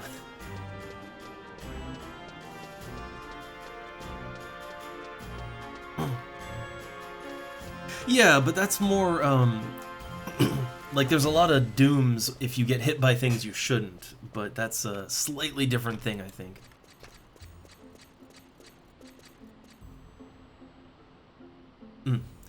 Like, what I remember in FF14 is that in a lot of the hard fights, like the Savage fights and stuff, the way that they would do it is that if you got hit by something you shouldn't, so you're failing the mechanics, it would either slap like a damage down or a, you know, damage resistance down debuff, or, you know, something like that, right? So if you got hit again, you'd just die. But I didn't really notice too much doom going around, although I do think that happens too.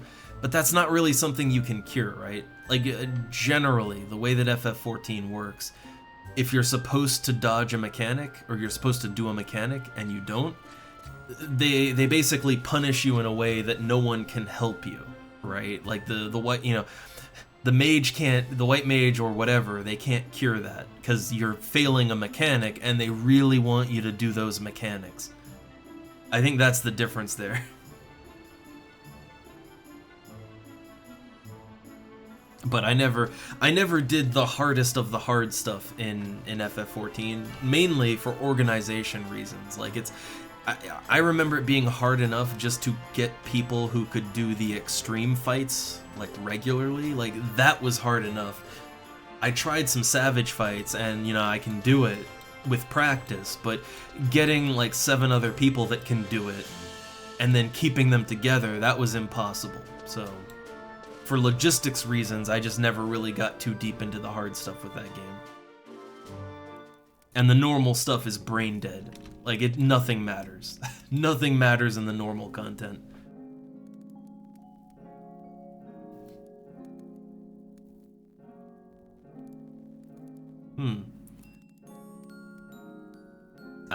But yeah, my general experience was that if you got hit by something you shouldn't, you're pretty much doomed. Like, you failed and the game wants to punish you for failing, and no one can save you. That's the general rule of the game, as far as I remember.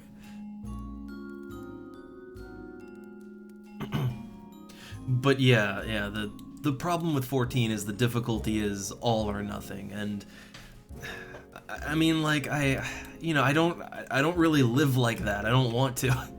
You know, I don't want to either be super hyper focused or just completely brainless, right? I like to be somewhere in between.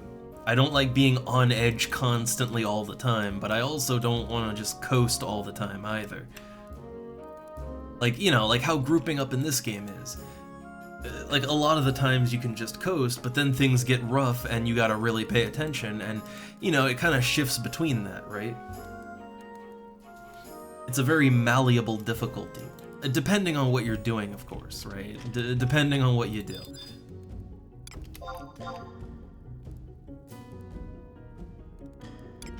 I mean, the middle content for FF14, I mean, that would be, I mean, technically that would be the extreme fights, right? Like technically I think the extremes were supposed to be that middle ground, but not really.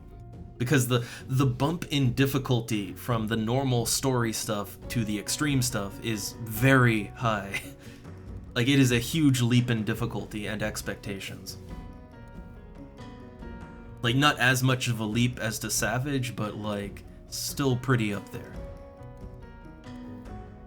And I think I try to remember, like, before I really 100% gave up, I think they, like, I did pop in to try out the, they added, like, some kind of dungeon, Criterion or whatever. They added some dungeons that were dungeons, but with higher difficulty that was closer to, like, an extreme.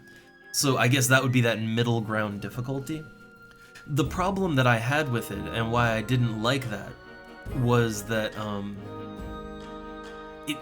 the rewards were terrible. Like, you don't get anything out of it. Like, I did it a few times, and I think I got, like, an umbrella and maybe something else, but nothing, like, it was nothing I was interested in, right? So so it was an increase in difficulty, but you don't even get gills. So, like, it's an increase of difficulty, but without the reward to match it. That's kind of the problem.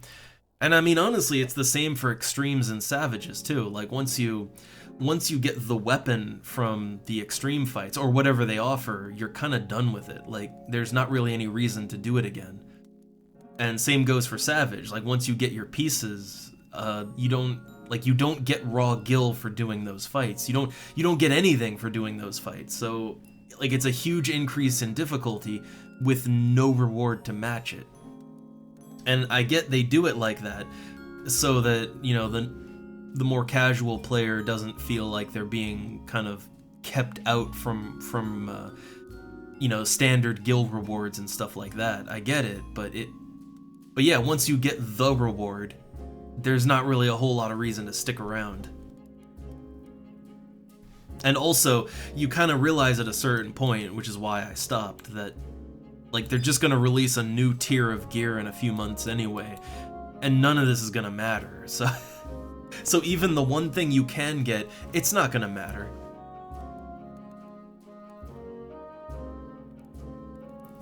Well, there is a reason. It's the same reason why in this game, for instance, right? It's the same reason why in this game, even though technically I don't need it, like, hey, I'd still love to get, like, the really good strength and dex gear and, you know, damage and accuracy boosting gear for Beastmaster, or, you know, the really good stuff for Black Mage, even if I'm never gonna do, like, the really high-end stuff, or I'm rarely gonna do it. I want it because then I can go back to the normal content and I can just steamroll it, right? Like, and that feels good, right? It's why it feels good once you level up and you're out of Dunes level. It's why it feels really good and cathartic to go to the Dunes, like, you know, go to the Dunes as a high-level Black Mage and just explode every goblin you see, right? Take all their loot, and it feels good, right? It's the same reason. The thing is, you don't even get that in Final Fantasy XIV, because in FF14, anything meaningful is level synced. So you can't even take your super awesome gear and then go back and meaningfully steamroll low-end content. Like, you can't even do that. Like, that's half the fun of gearing up, right? It's like, you know, in a single-player game, it's like, you know, it's like, yeah, you don't need all the super awesome, super enchanted gear in, like, Skyrim or something, but getting it, man, does it feel good to just go back and steamroll everything, right? Like, it feels good being a walking god, because you earned it. That's the thing, right? Like, and you don't even get that in 14. They don't allow it.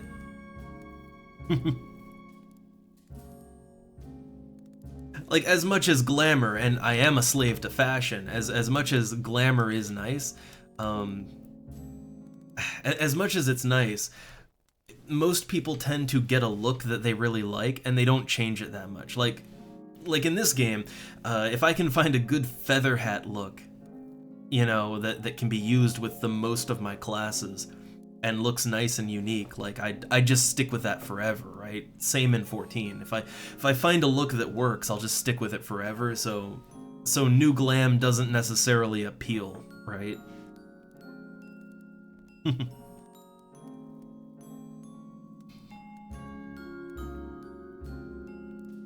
But yeah, also, like, steamrolling low-end mobs, like, or just mobs that you've outgeared, but meaningfully steamrolling them is half the fun of most video games when you get to a certain point, right? Like, that's literally what Elder Scrolls games are all about, right? But yeah, but it's meaningful steamrolling. Like, like, a lot of games, they kind of set it up so that you're either always level synced or you just don't get anything for content that you've out-leveled. But you take, like, this game, right? And yeah, if I go back and kill low-level goblins, I still get loot. I don't get EXP, obviously, but I get loot, and that's the important thing. And, you know, that makes it feel meaningful, right? Like, it's meaningful to go back and kill those goblins, because yeah, it feels good to get revenge, right? But also, you get their good loot, and their money, and that feels good. That's what FF14 is lacking. You can't really do that in FF14. Not in any meaningful way. Everything is always level synced if you're gonna get proper rewards for it.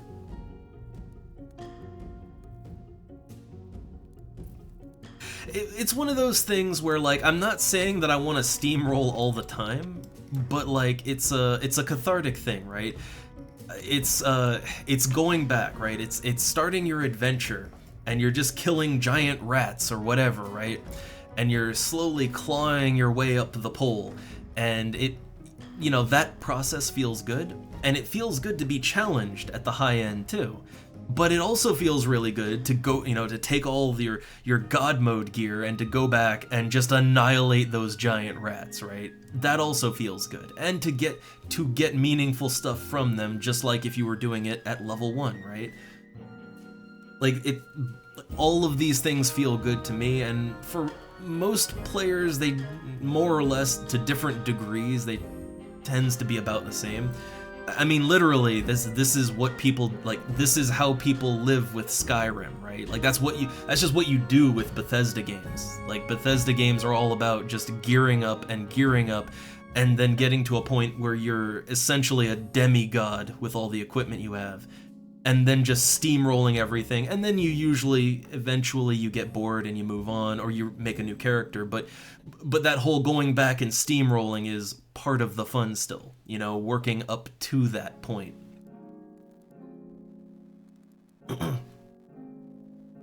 Well, see, that's the thing, right? Like, I think Bethesda games aren't perfect, but at least the older ones, like, I love Daggerfall, Morrowind is great.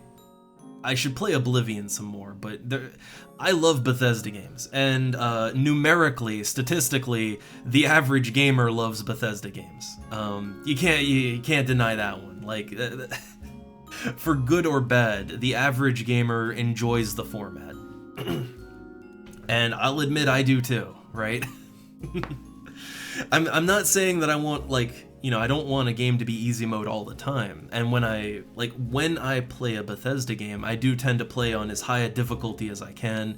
I play non-min-max. Like, I want the game to be hard on me. I want to struggle and fight for as long as I can, but I want to hit a point eventually where I overcome all that, become the demigod, and then lord over this world doing as I please, right? And then once I get bored of that, I either play other game or I start a new character, and the cycle repeats, right?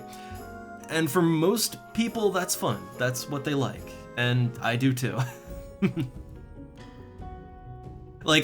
So it's not that I just like easy. I love the struggling part of those games. Like the being a demigod at the end part, that would not be as fun and as rewarding if you didn't have the struggle part to get there, right? You gotta have both. For me, anyway.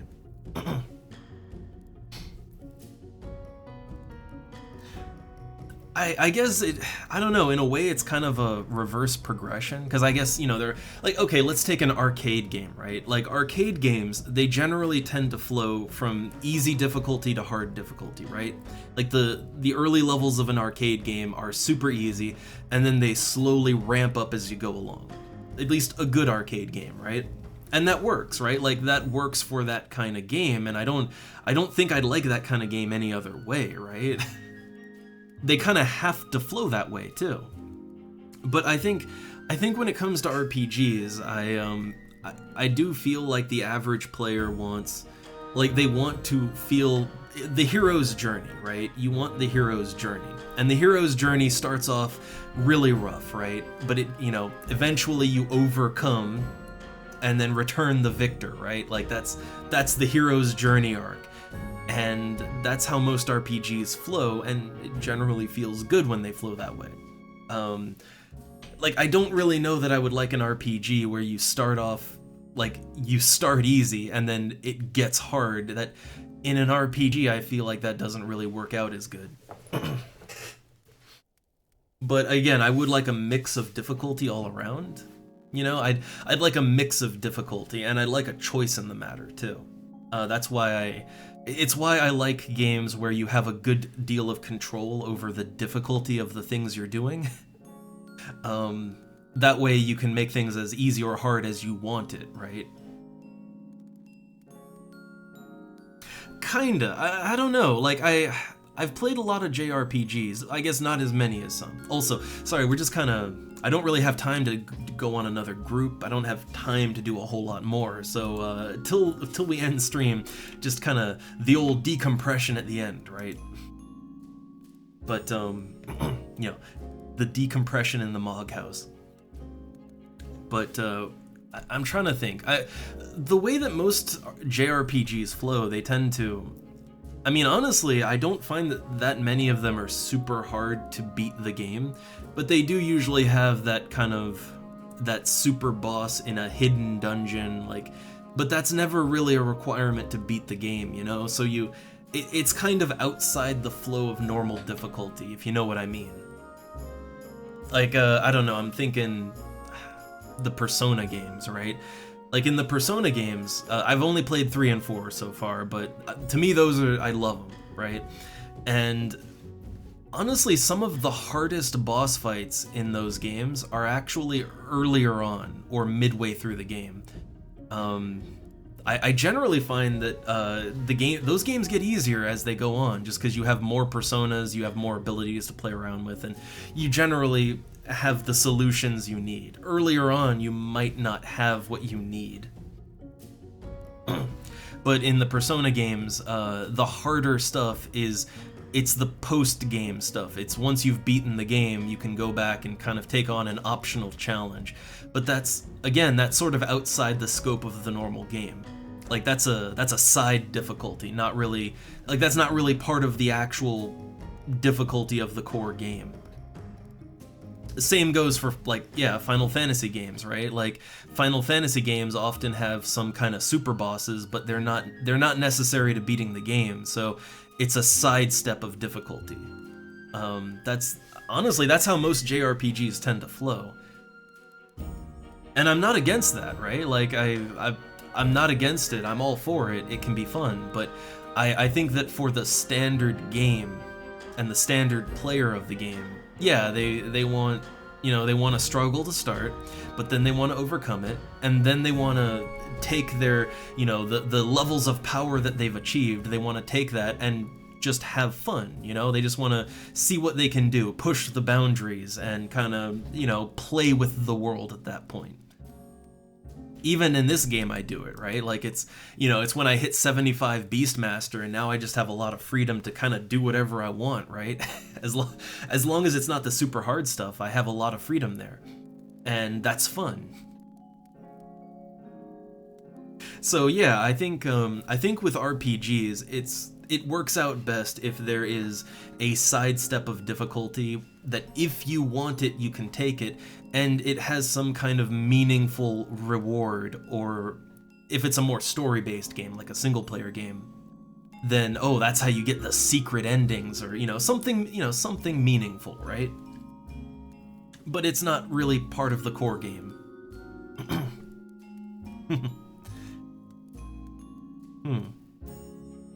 I mean, I will admit, when I used to play RPGs, I used to grind excessively to the point where I would just be totally over-leveled for everything, and the thing is, I don't really consciously do it now, but I do find myself doing that in games still. Not really because I'm trying to, like, outpace the challenge, but more because as an adult, I tend to really like to see all the content in the game, so I'm doing everything. And by the time you do that, you generally have out-leveled everything. That's just kind of how most modern games flow, too. Even older ones, if you actually do, like, all the optional side stuff, you tend to kind of outpace the actual main plot. But there is a feeling of reward and accomplishment in itself, of level grinding and, just getting stronger in the game to the point where you can overcome the odds, or, overcome things in a way that isn't strictly the way it's intended.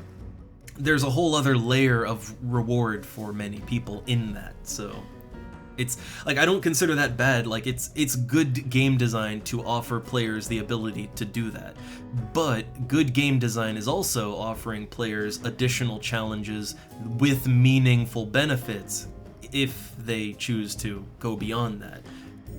And I think that part of meaningful benefit is things that you can use not just in that content, right? Like, that's the problem with Savage and all that in FF14. Is the better gear, it's only useful in that content, right? Like it's getting gear to do the content you're already doing to make it easier, but like you can't even take that gear into older content. Like if you try to do anything lower than that, you're gonna get level synced and your gear doesn't matter anymore.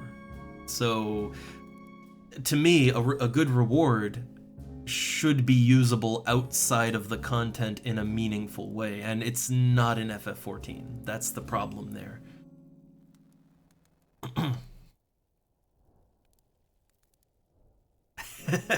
Oh man, the old sacrificial player. I don't know. Like again, I think it's like allowing players to neglect or ignore elements.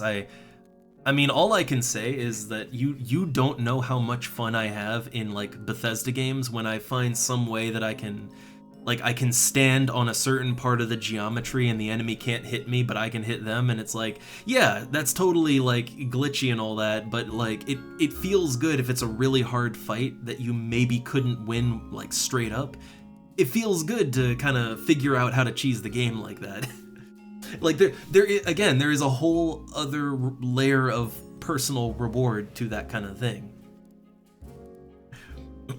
But I think that yeah, a good game should not just let people, like, that shouldn't be the only way to play, right?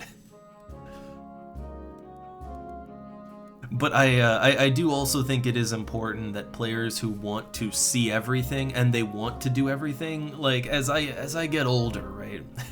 As I get older and my eyesight gets worse, my reflexes get worse, I am realizing that there are certain arcade games that I could totally beat straight through, no problem, when I was younger. Like, I can't do it now, right? I think that giving players sort of a route to cheese things, I think it is necessary. Just for accessibility reasons. It's just that shouldn't be the only way to do it, and there should be additional challenges if people want it, with meaningful rewards. So like I don't know. I don't have as much of an issue with it as long as it's not impacting the overall game, right? And with a single player game, literally what you do doesn't impact anyone else, so it doesn't matter. In a multiplayer game, as long as the game offers challenges, it's fine. And not just offers challenges, but meaningful challenges with meaningful rewards, it's fine.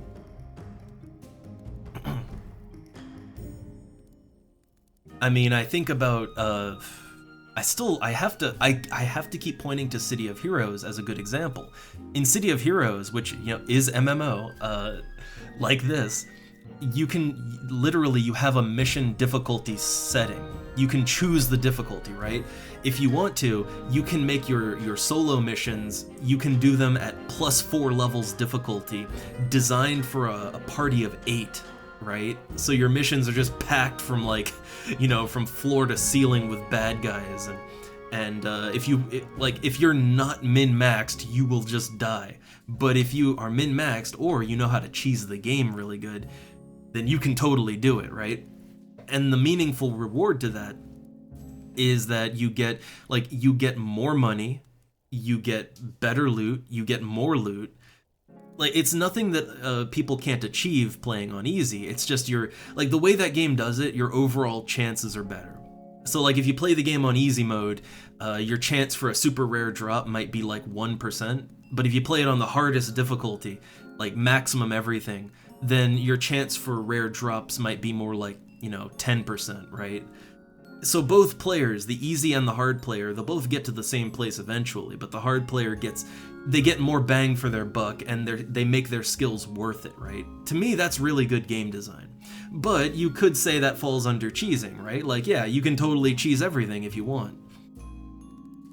But, if you don't, there's rewards for not cheesing, so like that, to me, that's perfect, right? And when I play City of Heroes, man, my war shade is kind of busted at times.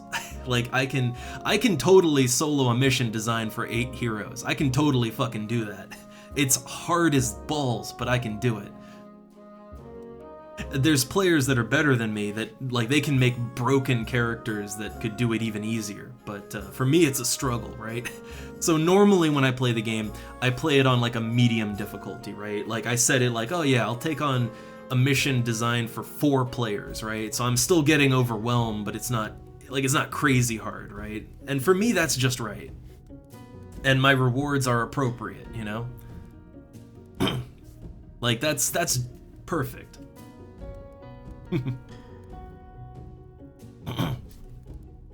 And hey, yeah, Cyber, you finally found that, the YouTube.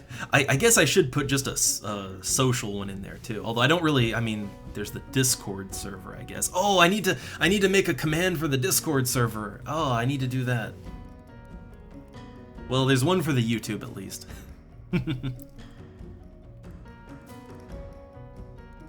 Well, we're still doing it, Cyber. Every Saturday, we're still doing Starflight 2. It actually turns out that now that I'm finding the plot of the game, it's actually more Mass Effect than Eve.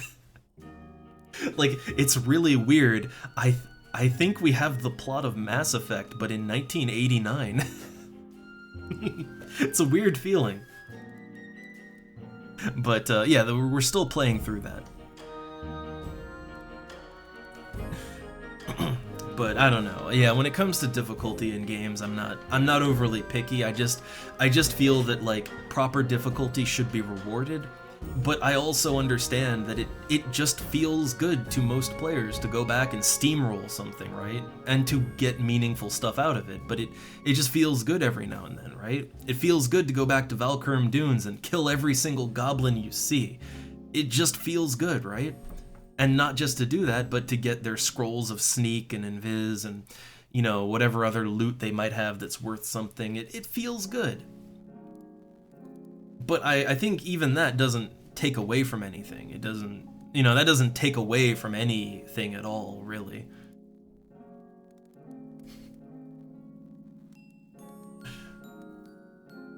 Also, Cyber, yeah, I do use the EVE Online soundtrack for Starflight 2 when we play it.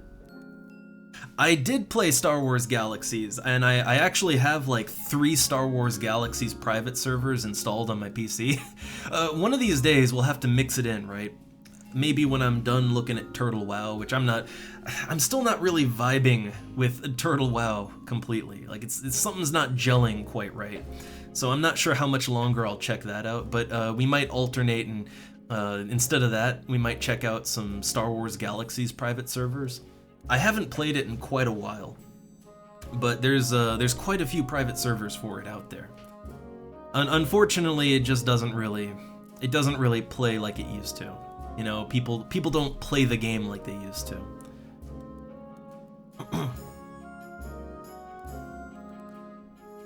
Well, I never played World of Warcraft, you know, I never played that. I have no experience with WoW, I only know it by Turtle WoW, and Turtle WoW is its own thing. Like it is very much its own game. Like literally, they just had a big patch and they've released a ton of new content. Like they're making their own expansion packs to the game.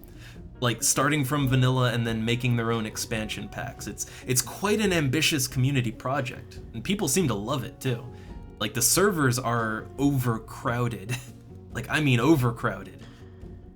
I think they've hit like 10,000 players logged into their private server at any given time sometimes. Like there's a login queue.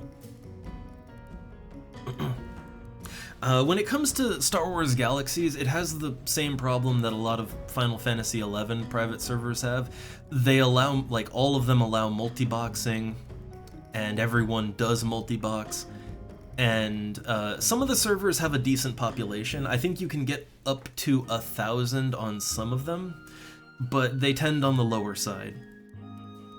And the main problem is everyone multi-boxes, and the fun parts of Star Wars Galaxies are pretty much gone.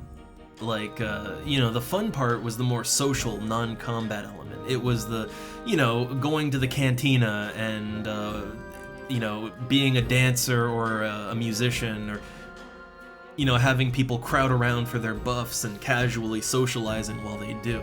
It was crafting and all that, and pretty much every, like, all the doctor professions, the entertainer professions, everybody just makes an alt and kind of sets up a bot for that.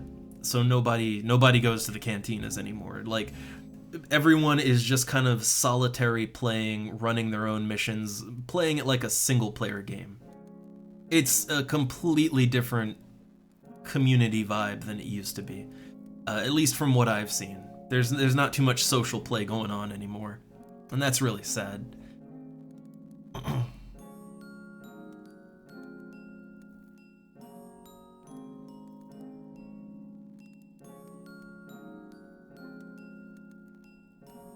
And I guess here's the funny thing, right? Like, I always love to hear, you know, I got tired of losing my progress on private servers, so retail only. I have played so many retail games that have gone under, right? Like Earth and Beyond, dead, server shut down. The original City of Heroes, shut down. All your progress gone. EverQuest, was it called Next? It was the third one. They tried to launch one and they couldn't.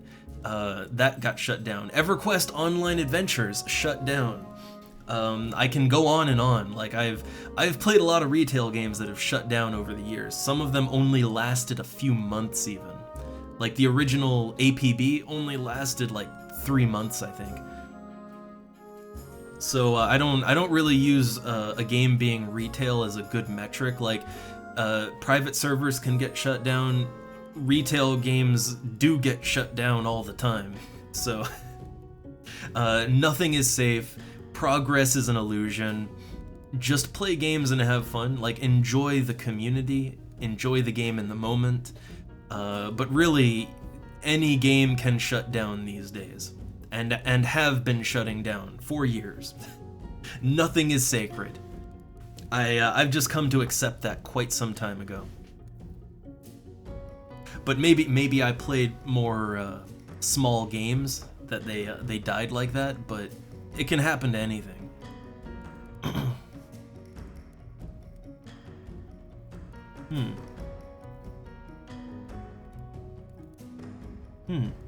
Also, yeah, in Star Wars Galaxies, the way that I used to go was smuggler, always smuggler, right? But I'd mix a little smuggler with something else, so like smuggler and musician, or smuggler and entertainer, like dancer, or smuggler and crafter, right? But smuggler was just fun, all right? You get to make drugs and hack terminals for money. It's pretty awesome.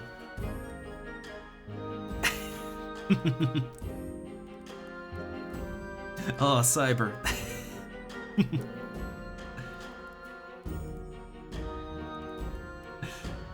But yeah, like I think when it comes to any game, just play it in the moment and enjoy it. If it's any kind of game that relies on a central server, like, hell, there are single player games that have gotten shut down so that your game disc is a brick now. All right. Unless you fully own the game and the game is running 100% on your PC, it could get shut down. So I treat all of these things more about the community and the game in the moment. I don't worry about some illusion of holding on to my progress, right? I don't really hold on to that. Not anymore. I've been on too many sinking ships on retail games. I know better by now. But I guess between FF11 and WoW, I mean, you know, those are kind of big games that I don't see going down anytime soon. But if you play anything else, and I've played so many games, yeah, no, you're always worried that the game's gonna go down. I think games like World of Warcraft and stuff like that, they're the exception, not the rule, when it comes to games staying live, right?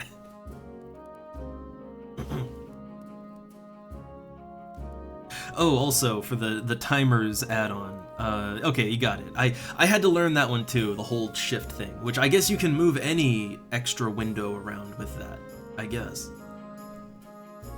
Was a good find for me. But, to go back up, trying to keep track of everything. I would suggest to David, like, I mean, hey, yeah, as someone who never played World of Warcraft, like, I have no nostalgia. I actively hated World of Warcraft for the longest time, but playing on Turtle WoW a little bit, it doesn't quite 100% click with me as someone who tends to like other types of games more. And, you know, I have no WoW nostalgia, but it's still really fun. Like, I really enjoy it. I want to like it more than I do. Because it's really good quality server, super active moderation.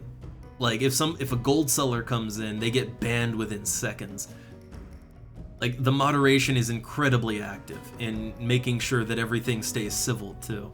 And the server's overcrowded, like, again, up to like 10,000 players online at any given time. It's crazy. But, I would suggest giving it a shot, or hey, I did check it out on a few streams. I think I'm like, what, two or so streams, 2 or 3 streams deep into Turtle WoW. I have been archiving those, but it is fun. It's just my issue is more that I'm not really used to World of Warcraft, right? That's my issue.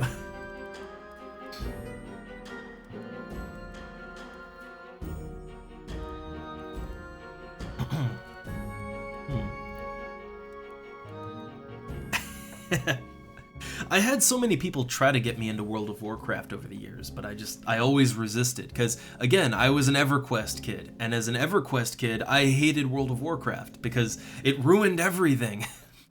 And then, you know, I played other MMOs, and they got shut down in a roundabout way because World of Warcraft. So, I was a little bitter about WoW for a long time. But I'm willing to play it on a private server. Like, I'm more willing to play it on a private server than to give Blizzard my money.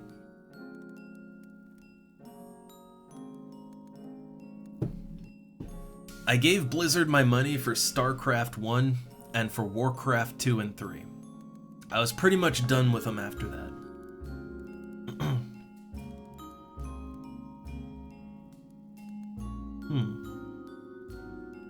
Yeah, that's, oof. I mean, if you're talking EVE there, I mean, like, as someone who played a little EVE in the past, I mean, I noticed that the player count for the size of the game universe, the player count's really low. Like, there aren't enough players to fill out the universe. But, like, the problem with EVE Online is that there's a lot to like there for many different kinds of players. The problem is the full PvP it's an issue. Not just that, but it's also the community of the game. The community's not great. But it's not great in a different way than something like World of Warcraft or whatever. It's hard to get into. And really, they just kind of chase people away, too. Like, the community has a bad habit of chasing new players away. So it's really, like, I'm not surprised that, you know, the game's population is shrinking. Like, it's only shrinking, it's not growing. And any game that's only shrinking, you're like, the life support machine, you can hear the beeps, right? It's only a matter of time. And I know because I've played a lot of games that I considered good and fun, but because for whatever reason the population was only shrinking, yeah, it was a matter of time, and then that time, one day it came, right? The Grim Reaper stood over the hospital bed. It happened.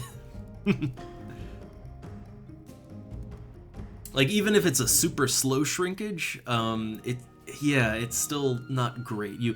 You really do need you need new players, and you need new players sticking around, and you need the population to, it doesn't always have to be growing, but it needs to not just be like maintaining one number or shrinking. Fluctuations are okay, like it's okay if the population has its ebbs and flows, but really with something like EVE, I've only noticed it going down. I've only noticed the population getting smaller. Slowly, like super slowly, right? But, yeah. Well, it's an old game, but there's, again, like, World of Warcraft is an old game, but well, yeah, that's also kind of shrinking. But well, they're kind of starting from a pretty big number, right? And funny enough, I think a lot of their players are going to private servers now too, just because it's more that they're tired with Blizzard, right? So they're not really leaving World of Warcraft. They're just shifting around.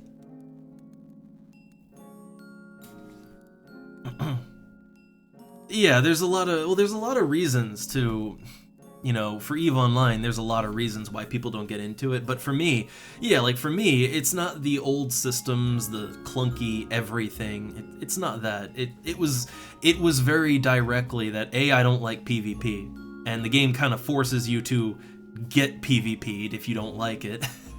And but it was that, and the community is just not great. That, and you can't trust anybody. That's another problem, is just because of the nature of the game, you can't really form bonds with people, because chances are they probably just want to take your shit. So like, it was all just a clever ruse.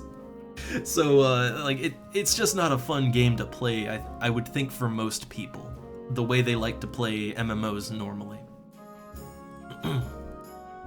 But the old engine and clunky everything certainly don't help, but I can think of games that are even older and even clunkier that have they have an easier time getting new players in.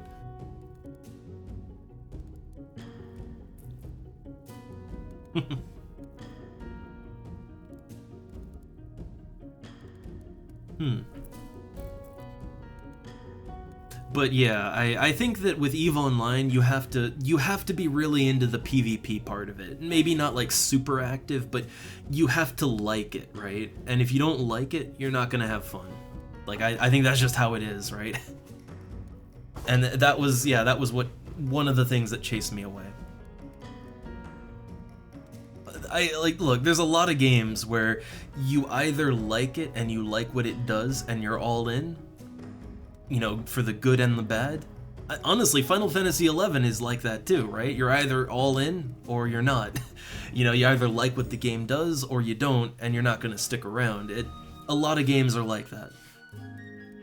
Not every game is super accessible, but yeah, EVE Online, didn't click, wasn't for me. Didn't like what it was putting down.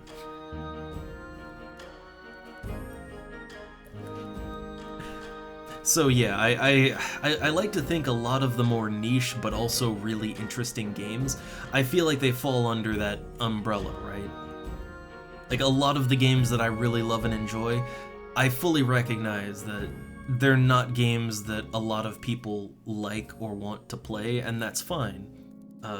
Different games for different people, but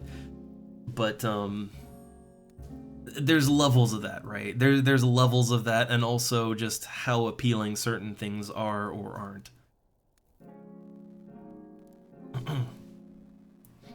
Mainly, though, one of the things that pushed me away was with EVE Online.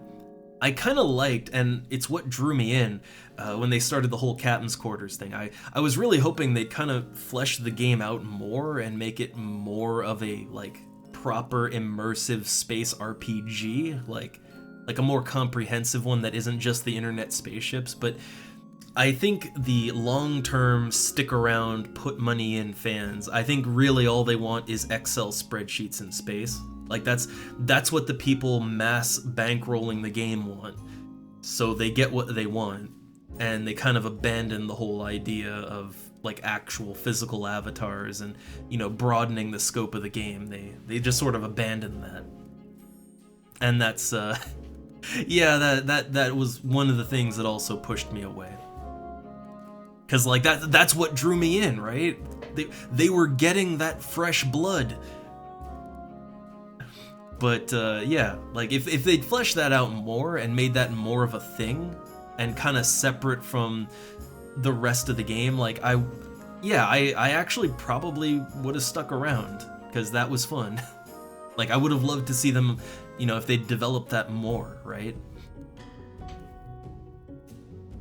Like, make the game more of a more of a sim, right? More immersive, but yeah, that was not the way, was not to be.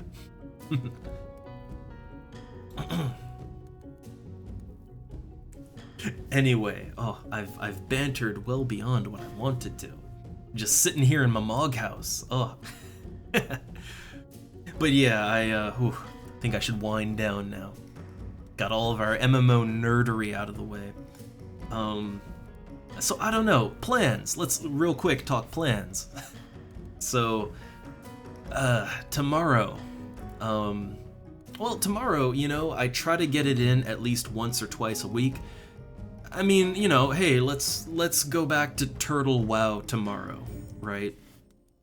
Again, I like to get it in at least once or twice a week. I like to not just do Final Fantasy all the time. I don't like to give people the idea that it's just Final Fantasy all the time here. A lot of the time, yeah, but not all the time. So we might mix it up, right? Let's Turtle WoW some tomorrow. I literally have not touched it since the last time I played. So it's been like a week since I played. But I'd like to give it another shot, because I really would like to make the game click with me. I'd like to get more into it. Like, I really would. I want to like it, but something isn't... I don't know, something's not quite there, but I think once I get a little higher level and I actually experience the party play of the game more, I might get more into it. Oh, burn. Yeah, the few people that come in, it's just cockroach games all the time.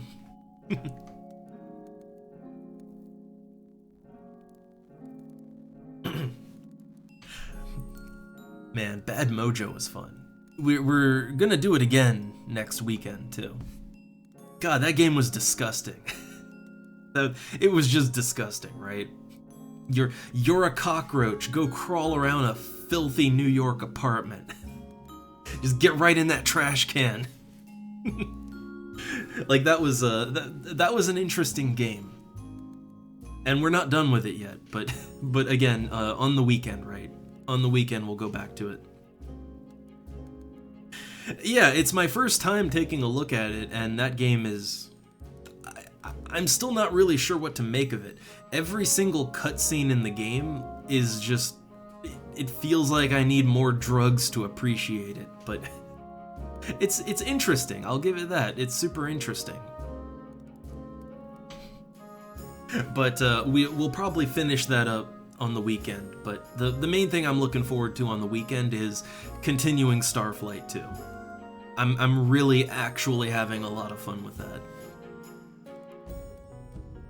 I still love that we kind of stumbled into, yeah, a weirdly Mass Effect plot in such an old game. Like, there's too many elements that line up there. But it's fun all the same. I think, I actually need to mix in the Mass Effect, the Mass Effect 1 title screen theme. I need to mix that into the game when we, because I want to look over those logs we found next time, and I'll mix that in while we're looking over them. I think that would be appropriate.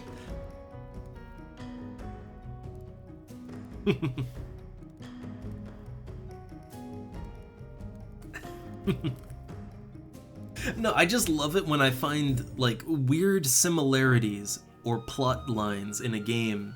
Either plot lines that are really similar to more modern games, like that came way later, and oh man, they blew us away then, or we were really taken by surprise, right? It's fun to see that, but in an older game, like a super older game, and you're like, man, this was done before, just nobody noticed, right? Anachronox is another game that has a weirdly Mass Effect plot, like, I mean really similar, right? Anachronox is super similar. That is so similar, I kinda wonder if maybe someone just took the ideas. But, with Starflight, it's not quite that bad. I still feel like Anachronox got done dirty. Like, that game should be a treasure. There should be an Anachronox trilogy, but there isn't. And they very literally did the Mass Effect plot first. Like, that, which is crazy, but nobody noticed, right? No one noticed.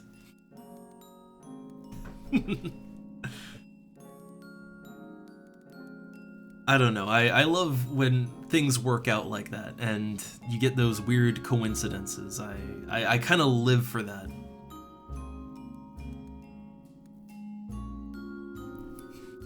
I also like it when gameplay mechanics, right? When a game has gameplay mechanics that wouldn't really be normalized until many years later.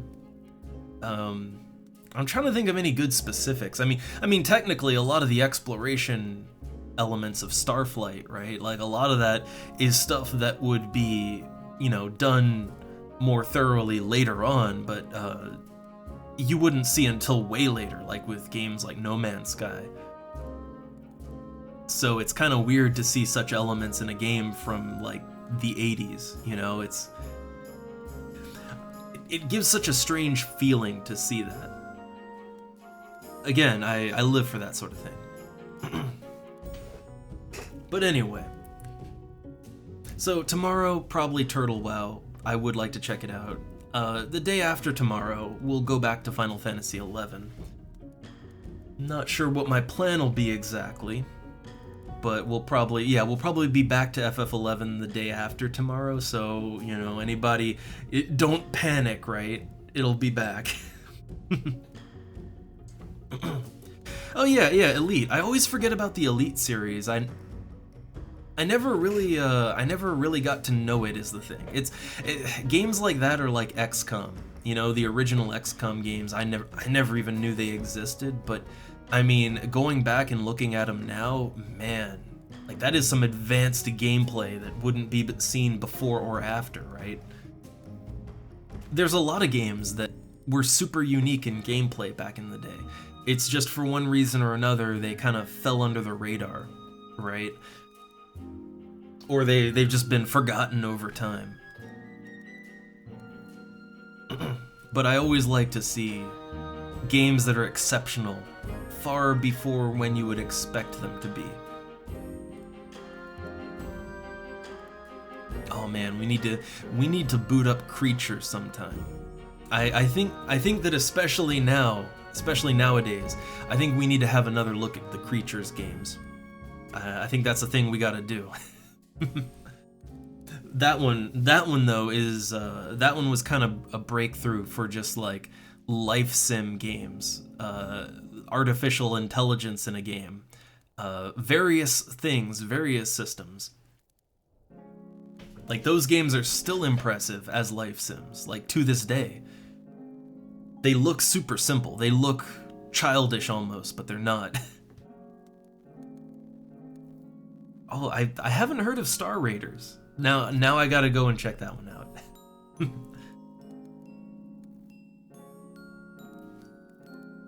I mean, for really old, I still think that Beyond Forbidden Forest, I still think that game, in a weird way, is a bit of a proto Dark Souls, or maybe a proto Monster Hunter, somewhere in between.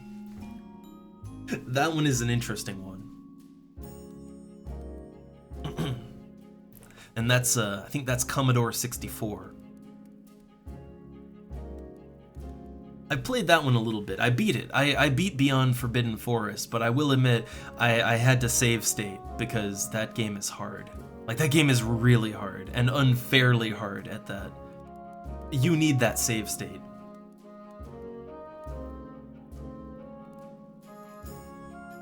But anyway, I guess you all know the plans, right? You know the plans, you know what's coming. You know what to expect pretty much through the week, right? Like, yeah, Turtle WoW, then back to Final Fantasy, probably stick with that until the weekend. We do our weekend mix of games, and then the cycle repeats, right? But you know what to expect. I would like to get a working version of Freelancer going. I would. I'd like to get that going. But anyway, yeah. So you know the plans, you know the schedule. Which the schedule, it's not specific. I think a lot of people don't even notice it. But the schedule on the Twitch channel, it is like when you go to the actual schedule tab thing, it does not say specifically what we're gonna do. But it says vaguely what we're gonna do, right? Like for the weekdays, it's ancient MMO stuff. For the weekend, it's more classic / variety. It gives a general idea of what to expect, and the times are accurate. The times are, sometimes I'll have to delay by an hour or so. There might be delays or something, I let people know, but the schedule is accurate. Alright, so you can follow that to know when to come and what you can kind of expect, right? Anything more specific, I send out messages on Discord before we start. But otherwise, the schedule is proper. I wasn't updating it for a long time, but I've been more diligent about that. And I'll try to update the bot with some more commands too. I should probably give that thing at least a Discord command so that it can link to that, right? I should probably do that.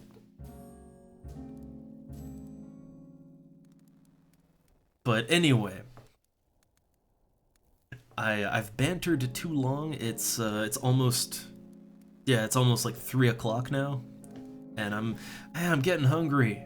I'm so hungry. I'm cold and hungry. Yeah, I need a Discord one. I'll have it in next time, all right?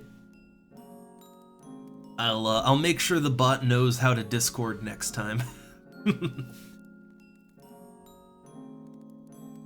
But all right. So all that said, let's get out of here. I'll still any FF11 players, I'll probably be back on later today. Like I'll probably be playing some more later, but otherwise I guess I'll see you around. Yeah, I guess I could just do true, I could just do like a socials command and just, one that says everything. I don't know. I'll figure it out.